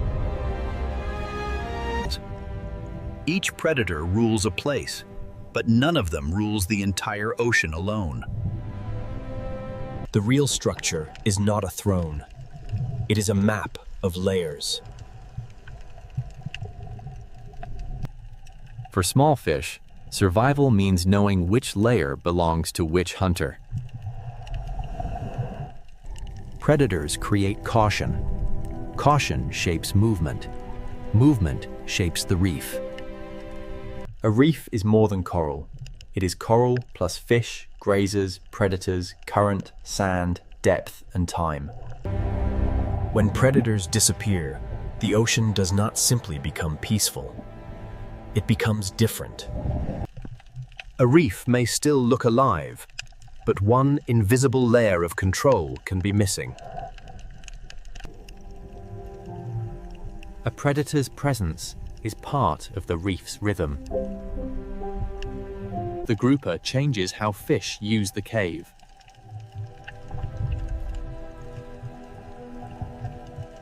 The barracuda changes how fish hold together.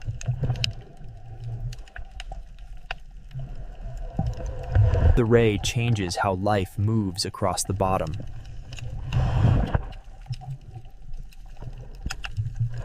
Each predator is a warning, a boundary, and a force in the movement of the reef.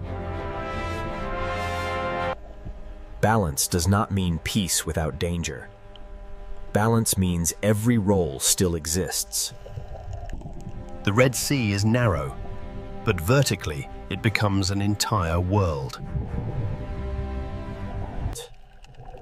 Its narrow shape does not limit life. It compresses life into intensity. Coral, current, sand, caves, and depth all sit close enough for predators to share the same corridor. A fish does not experience the ocean as scenery. It experiences the ocean as choices. Even in calm water, the reef remembers danger. A hammerhead may own the blue edge. A reef shark may patrol the wall. A barracuda may control the open lane. A grouper may hold the cave. A moray may guard the crack. A ray may read the sand. But the system belongs to all of them, and to none of them alone.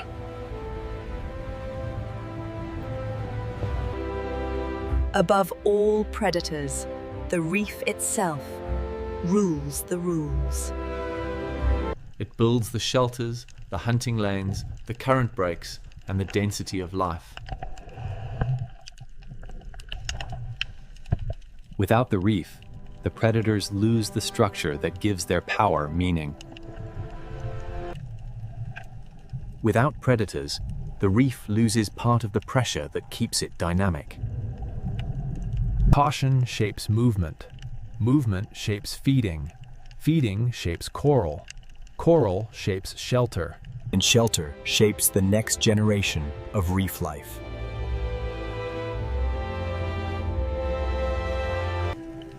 This is the Red Sea's real power.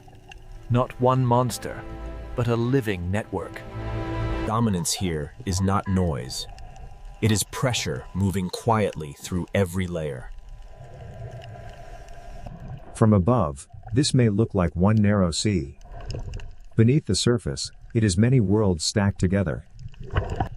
Every fish, every coral branch, every shadow, and every current carries part of the answer. The question was never only who is strongest. The question was, who belongs to which layer? The answer is, not one king.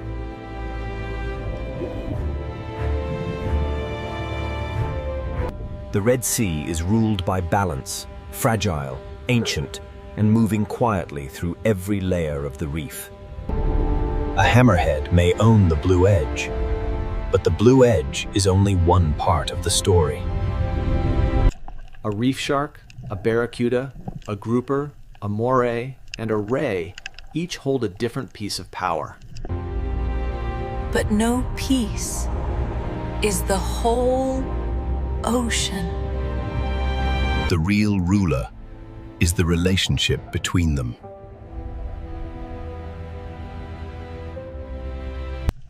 In a world so narrow, steep, and alive, dominance is not a crown.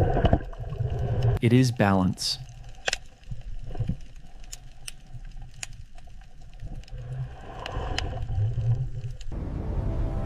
In northern Norway, land does not end gently. It breaks apart into fjords. Here, the ocean is not scenery. It is the force that decides where life can remain. The coast is shaped by wind, ice, and ocean, and every edge feels exposed to the next storm. In winter, the light can fade for weeks, and the ocean turns almost black beneath the Arctic sky. Small fishing villages cling to the ocean's edge, as if one more storm could pull the world into the dark water below. These houses do not stand apart from the ocean. They survive by staying close to it, and by respecting its power.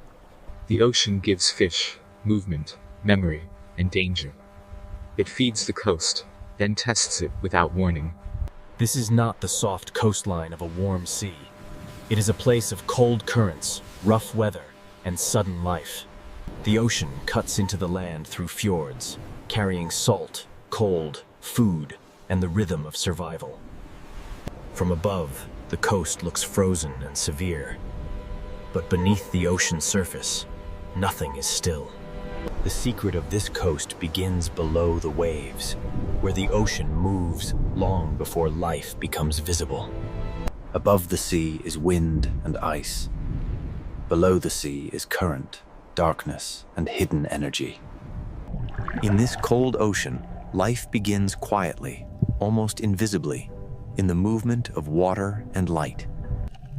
The smallest life in the ocean prepares the way for fish, birds, whales, and people.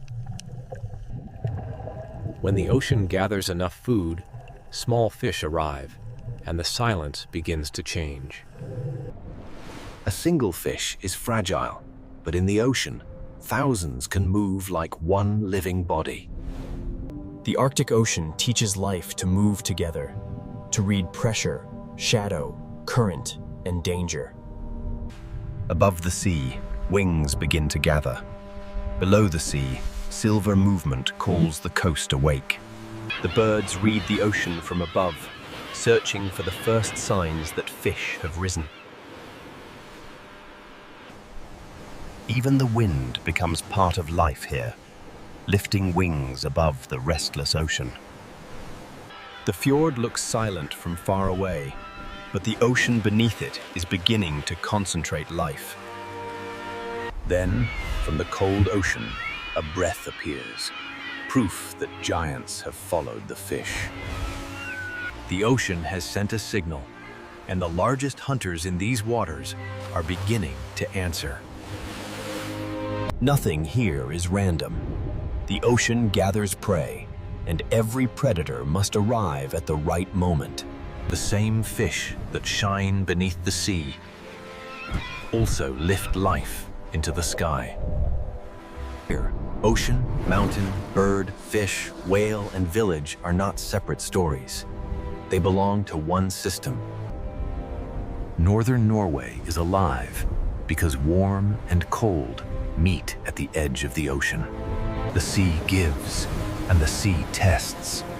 It opens the coast, then closes it with storm and ice. People do not conquer this ocean. They build beside it, waiting for weather, fish, and season to allow life forward. A harbor here is more than shelter. It is the thin line between the village and the open ocean. In winter, the ocean becomes a dark mirror, reflecting a sky that barely remembers the sun. Yet even in darkness, the sea keeps moving, carrying warmth from far beyond the frozen north. The first answer to this coast lies under the waves, where currents soften the Arctic edge.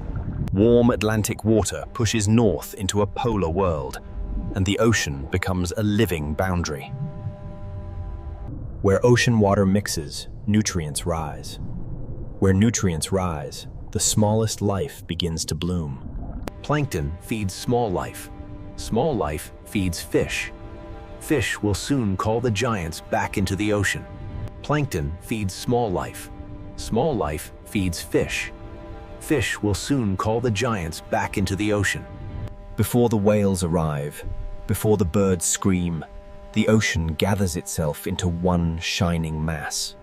The fjord becomes a stage, and the sea prepares the first great drama of winter. One breath appears, then another. The ocean has brought the hunters into the fjord. Orcas arrive with intelligence, patience, and the precision required by this unforgiving ocean. The fish tighten, the water changes, and the ocean begins to organize around the hunt. Above and below the sea surface, every movement is connected by the ocean. Then the larger giants rise, turning the cold ocean fjord into a place of sudden scale. In the darkest season, life does not disappear. In the ocean, it becomes concentrated. Northern Norway is not rich because it is easy. It is rich because the ocean gathers life where season and current align. But this is only the beginning. Beyond the fjords, the sea falls into deeper and stranger worlds. The same ocean that feeds fish and whales near the surface also opens into canyons of darkness below. To understand this coast, we must follow the ocean from current to fish, from fish to whale, and from whale to village. This is Norway at the edge of wind, ice, and ocean nigh. And the story begins with The story begins beneath the ocean, where a hidden current keeps this frozen coast alive.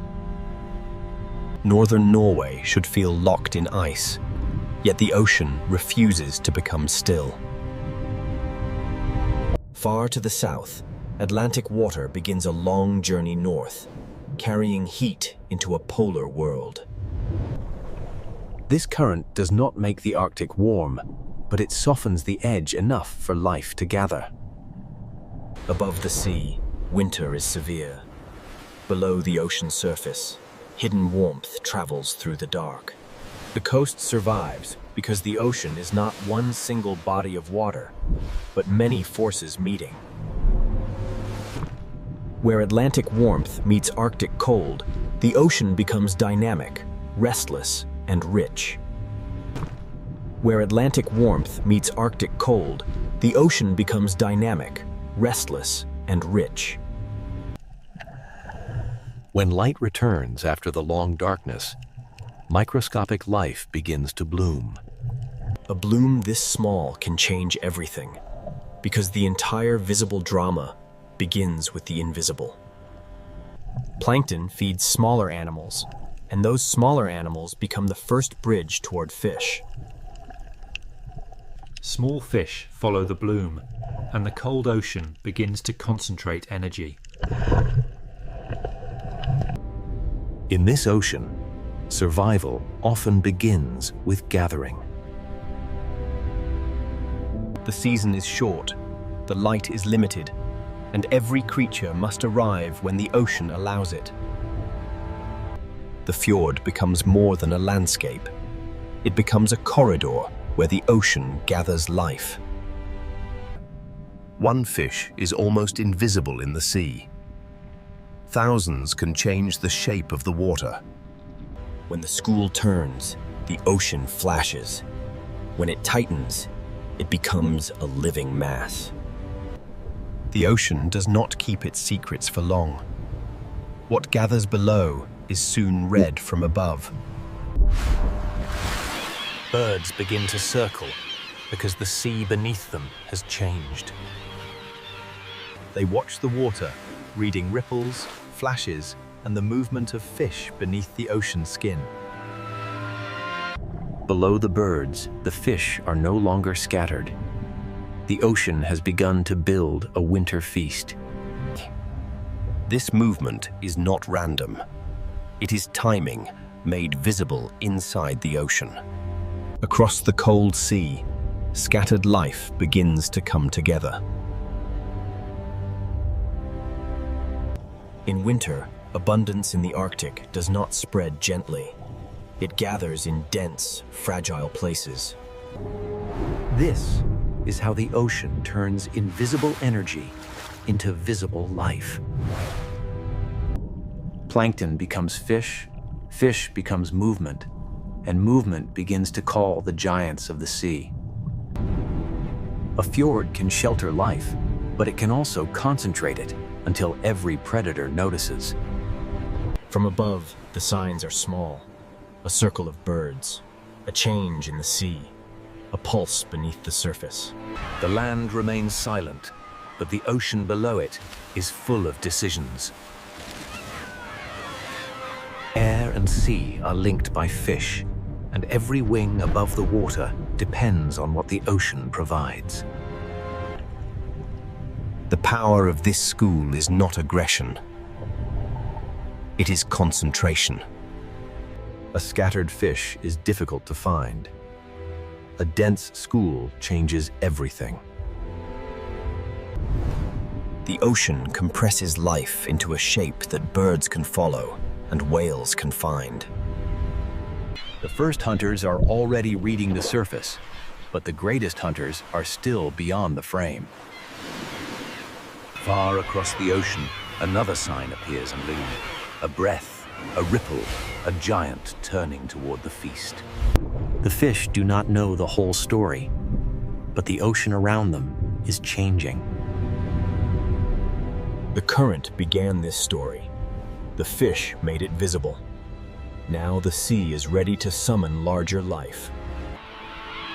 Sometimes the entire fjord feels organized around one movement beneath the waves. The mountains look still, but the ocean below them is preparing the first great winter spectacle. Herring are not the largest animals in this story, but in the winter ocean they may be the most important. A transfer of energy, carrying the bloom of the ocean into bodies large enough to feed giants. Individually, each fish is small. Together, they become a living storm beneath the sea. This is the moment when the Arctic coast begins to wake in the coldest part of the year. The ocean has gathered its silver bloodline, and the giants have begun to arrive. Soon, intelligence will enter the dark water, and the fjord will become a hunting theater. The entire drama of northern Norway begins with invisible changes in water. The land may be frozen, the sky may be dark, but the ocean continues to carry energy north. Fish feed whales, seabirds, seals, and people. The ocean connects them all. A current alone does not create a winter spectacle. For that, the sea needs a smaller creature. It needs herring, the silver bloodline of the Arctic winter. And when the herring are forced upward beneath the cold ocean surface, one of the most intelligent hunting scenes in the sea is about to begin. Now, beneath the cold ocean surface, one of the most intelligent hunting scenes in the sea begins. In the winter fjords of Norway, the herring become the center of the season. Orcas do not enter this ocean as random hunters. They arrive with memory, coordination, and purpose. They begin to work around the school, reading its shape and guiding its movement. The herring respond as one body, folding inward as pressure builds from every side. The power of the orca is not speed alone. It is strategy. Above the water, birds follow the signs. Below the sea, the hunt is being arranged. The fjord becomes a single connected world, with fish, whales, birds, and mountains in one frame. Movement, bubbles, and pressure turn the open ocean into a carefully shaped trap. To the viewer, it may look chaotic, but inside the sea, every movement belongs to a pattern. A tail strike breaks the order for a moment, and the silver wall shivers through the ocean. The school tightens again, because in this ocean, scattered life is fragile. At the surface, black fins cut through the cold ocean, like signals from another intelligence. The birds know what the ocean is hiding, and the orcas know how to bring it within reach. The scene becomes almost architectural, a structure built from pressure, movement, and fear. The herring form a living sphere, and the orcas hold the boundaries of the sea around it. The herring form a living sphere, and the orcas hold the boundaries of the sea around it. The land looks silent, but the sea below it is full of decisions. But the orcas are not the only giants drawn into the fjord. Humpback whales bring a different kind of force, slower, larger, and immense. Where the orca shapes the school with precision, the humpback rises with scale. At first, there is only a shadow moving upward through the ocean. Then the surface changes, and the fjord seems to hold its breath.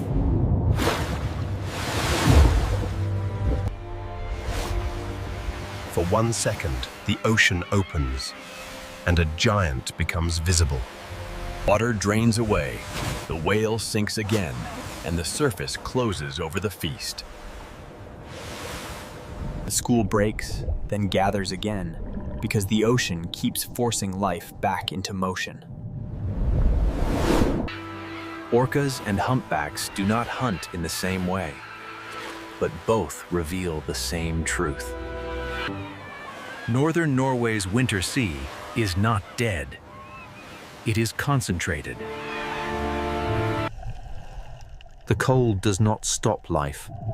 It compresses life into moments of intensity. Under this different light, every animal must use the season before the season closes. Breath turns white in freezing air, fins cut the dark ocean, and birds scream over the waves. Below it all, the herring flash like a hidden silver storm. The fjord becomes a feeding theater, and the small village beyond it becomes part of the same ocean story. The sea that gathers whales also sustains the people who live beside it. After each surge of motion, the ocean settles, but the current keeps the story moving. The hunt is never permanent. Abundance in the Arctic is brief, and every creature must follow it. When the moment is over, the giants move on, because the ocean never holds still. The fjord has offered food, but beyond it, the sea continues into deeper water. Not every giant hunts near the surface, and not every ocean story remains in the light. Farther west, beyond the winter fjords, the ocean floor begins to fall away. The same coast that holds herring and orcas also stands beside an abyss. Here, the ocean is no longer only wide, it becomes deep. Below the feeding fjords, another world waits, one built from darkness, pressure, and sound. The winter spectacle has shown how life gathers near the surface, but the next giant follows a different path. Beyond the fjords, the seafloor drops, and another whale enters the unseen ocean. The next chapter belongs not to the Silver School, but to the deep diver that follows darkness itself. From the hunting fjords of winter, we now descend toward the deep ocean canyons, where sperm whales search with sound. From the hunting fjords of winter, we now descend toward the deep ocean canyons, where another giant follows darkness itself. Farther west, the coast reveals one of its greatest secrets. Deep ocean water comes close to land. Here, the sea does not remain shallow for long. The ocean drops beside the shore. Beneath the waves, slopes and submarine canyons open a doorway into a deeper world. For humans above, the horizon may look simple. For a deep diver, it is an entrance. The sperm whale rises from this hidden depth to breathe at the surface.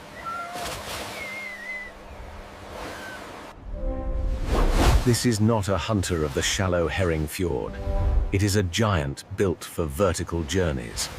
Before the dive, the whale waits and breathes, gathering oxygen for a world without light. Its body seems almost still, but every breath prepares the descent. Then the back arches, and the surface moment becomes a doorway. The ray's tail is like a door closing between the world of air and the world of depth. Below the surface, the whale leaves the human world almost completely. The water turns from blue to deeper blue, then toward black. Light fades quickly here, and pressure begins to shape every movement. In this deep ocean, sight becomes less important than sound. The sperm whale sends clicks through the ocean and listens for echoes in the dark. Those echoes become a way to read the unseen. The coastline is dramatic above water, but below the sea, the drama continues downward. The seafloor falls, depth opens, and a mammal of air enters a world of pressure. Above is the coast of villages and storms. Below is the acoustic world of the sperm whale. Somewhere in this darkness, squid and other deep-water prey move beyond human sight. The hunt is rarely seen, but the idea of it gives this ocean its weight.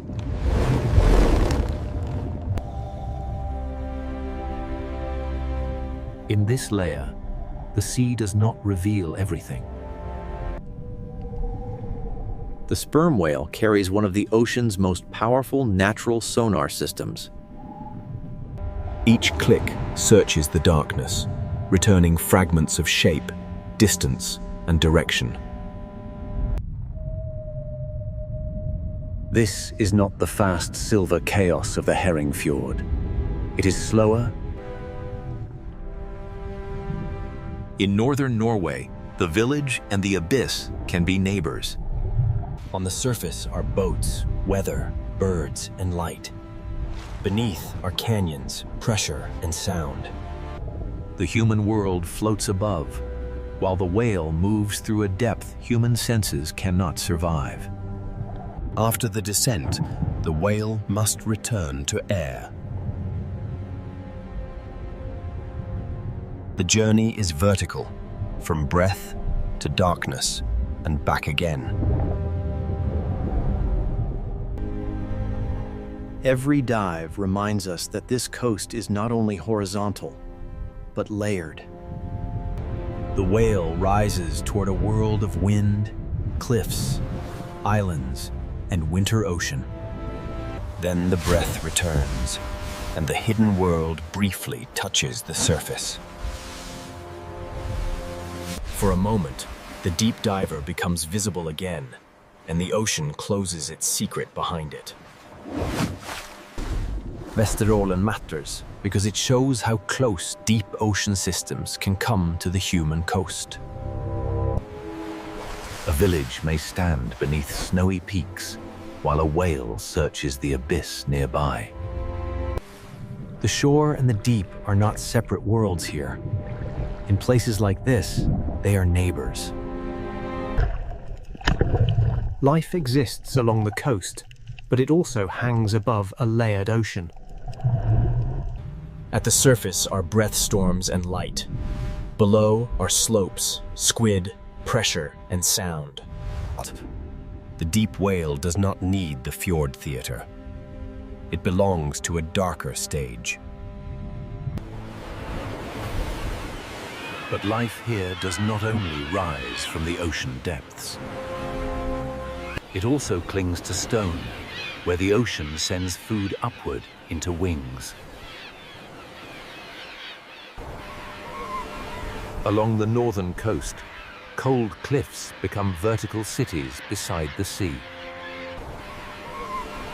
Along the northern coast, cold cliffs become vertical cities beside the sea. From the abyss of sperm whales, we turn to the crowded cliffs where the sea becomes flight. From the abyss of sperm whales, we turn to the crowded cliffs where the sea becomes flight.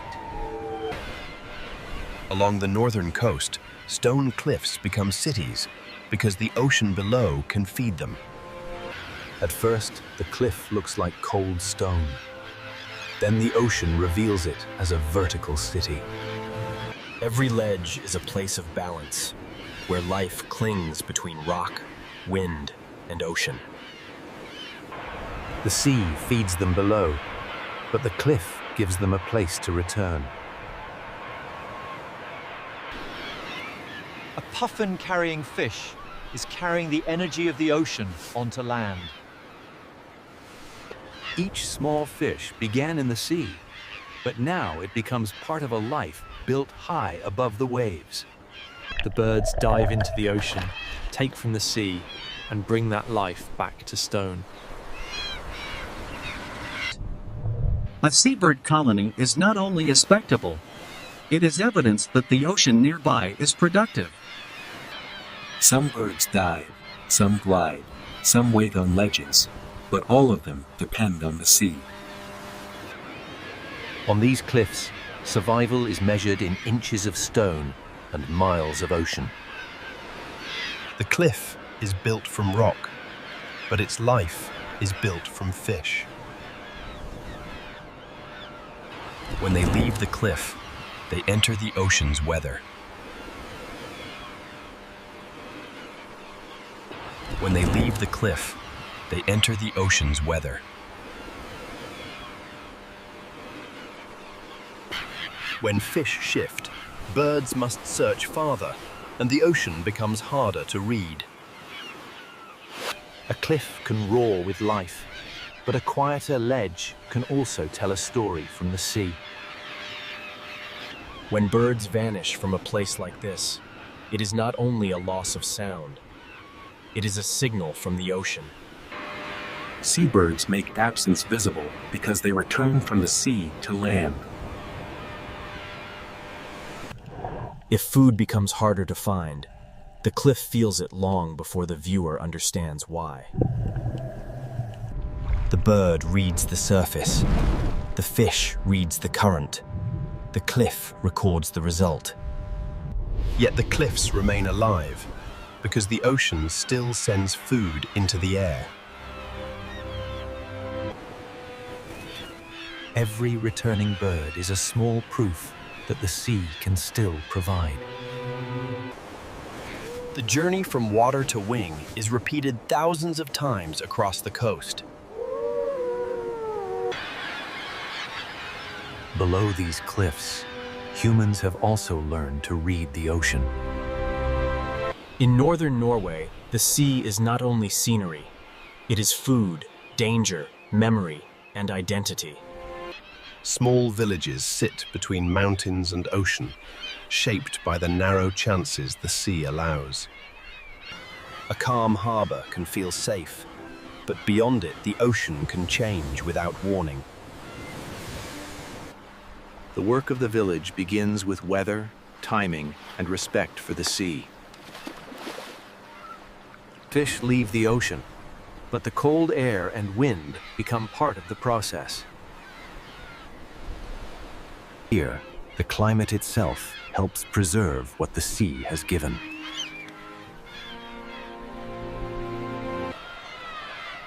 The village is not separate from nature. It is woven into the ocean's rhythm. People here have not lived by conquering the ocean, They have lived by negotiating with it.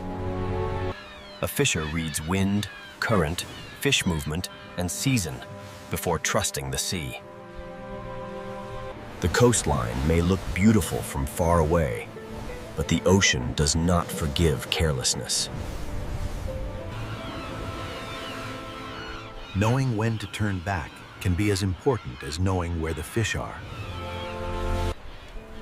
A harbor light in winter is not only beautiful, it is a signal of adaptation. Behind each light is a life built around weather, fish, darkness, and return. Generations learn this coast not only from maps, but from storms remembered. The same sea that feeds a village can threaten it, depending on wind, distance, and timing.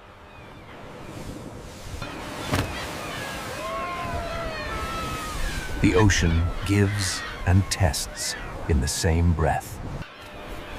Birds, fishes, whales, and villages all read the same water in different ways.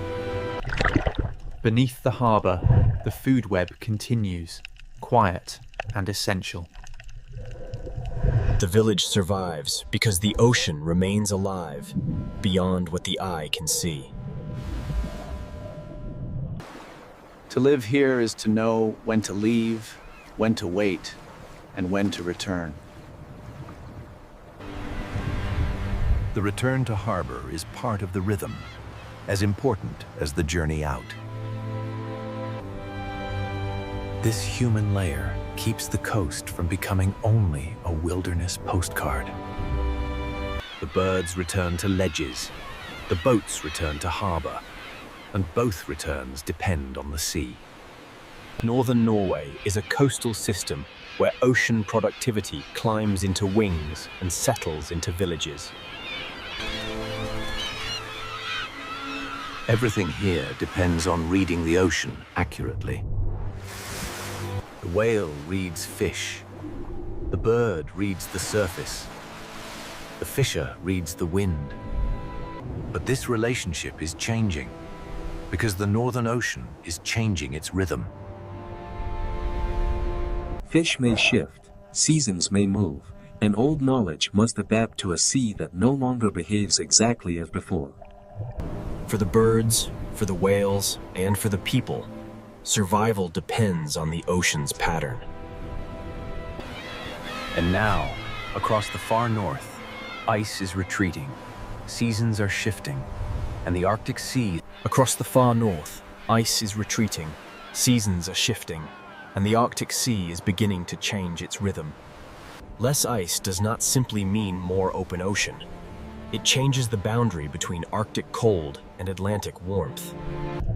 Warmer, saltier water can move farther north, reshaping where life can gather.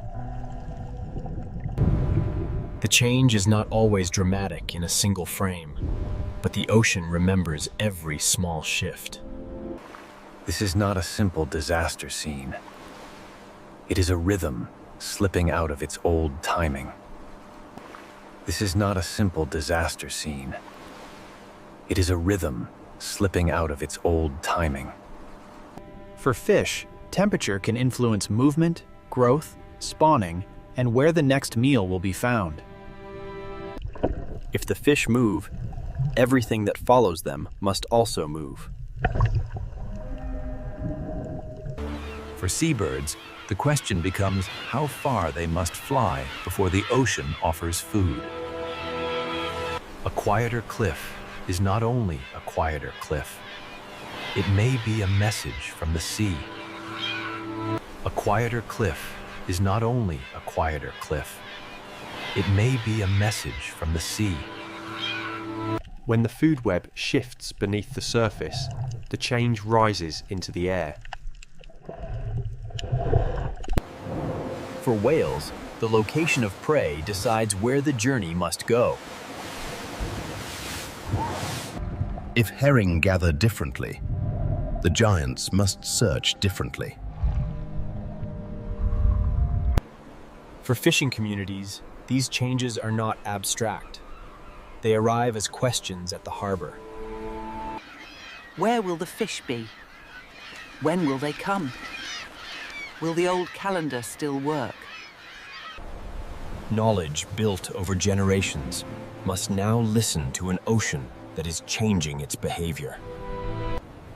Life here was always difficult, but it was difficult within patterns animals and people could learn.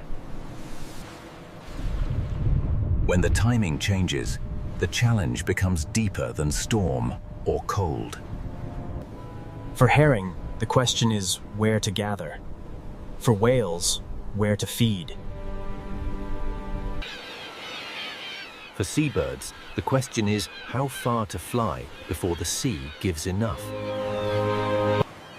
For the coast itself, the question is how to remain a living edge as the Arctic becomes less predictable. The retreat of ice does not erase life at once. It changes the stage on which life must act. When the stage moves, every actor must adjust. Warm currents, cold seas, herring, whales, seabirds, fishing villages, and retreating ice all belong to one story. Northern Norway is not the edge of life. It is one of its most delicate centers. Northern Norway is not the edge of life. It is one of its most delicate centers. Everything depends on reading the edge correctly, Stokely, the edge between land and sea. The edge between Atlantic warmth and Arctic cold still shapes the life above it. The edge between winter darkness and returning light decides when the ocean can bloom. The edge between abundance and hunger may begin with light no wider than a season. Whales do not come because people hope to see them. They come when the ocean gathers food. Orcas follow herring. Humpbacks arrive when the season offers enough prey. Sperm whales use deep ocean waters where sound can find what sight cannot. Sperm whales use deep ocean waters where sound can find what sight cannot. Humans are part of this system too, reading weather, current, fish movement, and season. A family drying fish in cold air is using the climate as part of the process. A harbor light in winter is not only beautiful, it is a sign that life has adapted. A harbor light in winter is not only beautiful, it is a sign that life has adapted. Edges are where forces meet. Warm water and cold water, mountains and fjords, birds and cliffs, whales and herring. Life here becomes precise because it must. A whale must be where the fish are. A bird must find food before the season turns. A fisher must choose the right day to leave harbor, because the ocean remembers every mistake. This precision is not weakness. It is wisdom. The animals do not fight the Arctic Ocean as if it were an enemy. They use what it gives. Wind becomes flight. Cold water becomes a feeding ground. Darkness becomes a season of whale breath and herring movement. Fjords become shelter. Canyons become hunting routes. The people here do the same. They build low against the wind and place villages near protected water. They follow fish, respect weather, and understand that the sea is never only a view. It is a force with memory, and that is why this coast stays with people who see it. Northern Norway is not only beautiful, it is honest. It does not pretend nature is gentle. It shows that life can continue in severe places. To live at the edge is not to be far from life. It is to live where life must become most aware. A school of herring can call whales back into dark fjords. A cliff can hold thousands of wings above a winter ocean. A warm Atlantic current can keep the northern coast open when the land around it is frozen. A small village can survive for generations, not by overpowering the sea, but by learning its rhythm. Here, every form of life is reading something.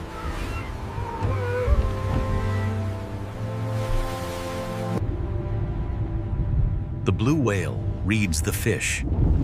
The albatross reads the surface. The fisher reads the wind. The village reads the season. The coast reads the meeting of warm Atlantic water and Arctic cold. Northern Norway is not the end of life. It is where life becomes precise. Between wind, ice, and ocean, every breath, every wing, every returning boat. Not by conquering nature, but by listening carefully enough to remain. This is Norway. Life at the edge of wind, ice, and ocean. From above, Greenland looks silent, but along the edge of the Arctic Ocean, life is already waiting. This is not an empty white world. It is a world where life hides, where ice and ocean meet. The fjords are ocean roads carved into stone, carrying cold water deep into the frozen land. Every dark opening in the ocean ice can become a doorway, a warning, or a lifeline. In Greenland, the frozen surface is never just scenery. It is the stage where survival begins. The silence holds signs, tracks, scent, wind, hunger, and memory. A hole in the ice may look small, but beneath it lies an entire ocean world. For the seal, this is not simply water. It is the border between breath and darkness. Below the ice, the ocean is quiet, but it is not still. Greenland's story begins in this thin boundary between frozen air and living sea. The polar bear looks powerful, but even power depends on the ocean ice beneath its feet. It reads the sea ice through scent, sound, pressure, and patience. Every step costs energy, and in this frozen ocean world, energy is never wasted. The strongest hunter here is still only one life, moving across a fragile frozen floor. Where the ocean opens, the food chain begins to gather. Birds follow the cracks because the ocean below carries food upward. From far away, these cliffs look lifeless, but the sea has already begun to fill them with motion. Here, wings turn ocean food into life on stone. The cliff is not only rock, it is a vertical city built beside the sea. Beneath the noise of wings, a smaller survivor reads the same ocean edge. The fox is small, but in a hard ocean-bound world, smallness can be a form of strength. It survives not by ruling the landscape, but by noticing what others miss. Where the ocean feeds birds, it also creates chances for the fox.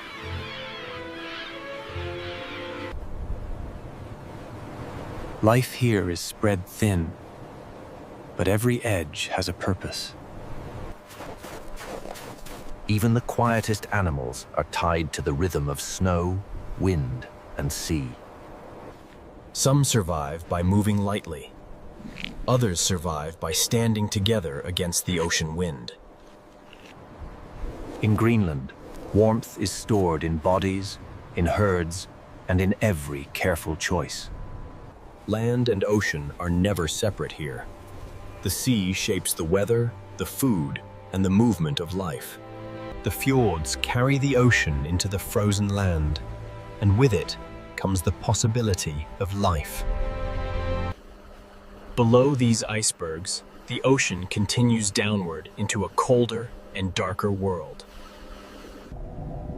The frozen surface hides an ocean system where small lives support giants.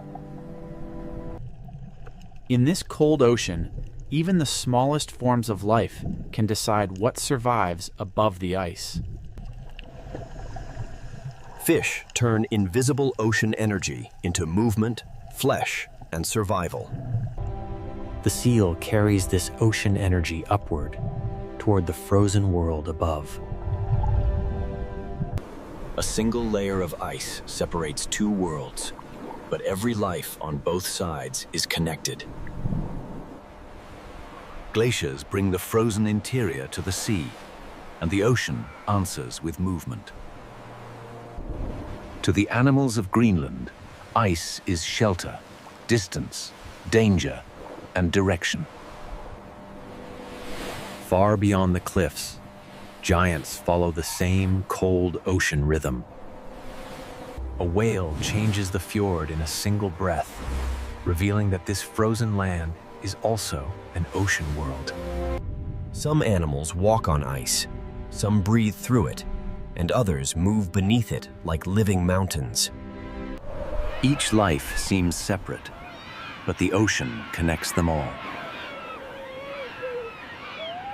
In Greenland, survival gathers where elements meet: ice and water, cliff and sea, hunger and patience. Nothing here is careless. Every mark in the snow belongs to a decision. The same frozen surface can be a roof, a road, a nursery, and a hunting ground. The ocean feeds the birds feed the cliffs, and the cliffs feed another kind of survival. This opening chapter is only the surface. Beneath it lies a deeper system of timing, hunger, and adaptation.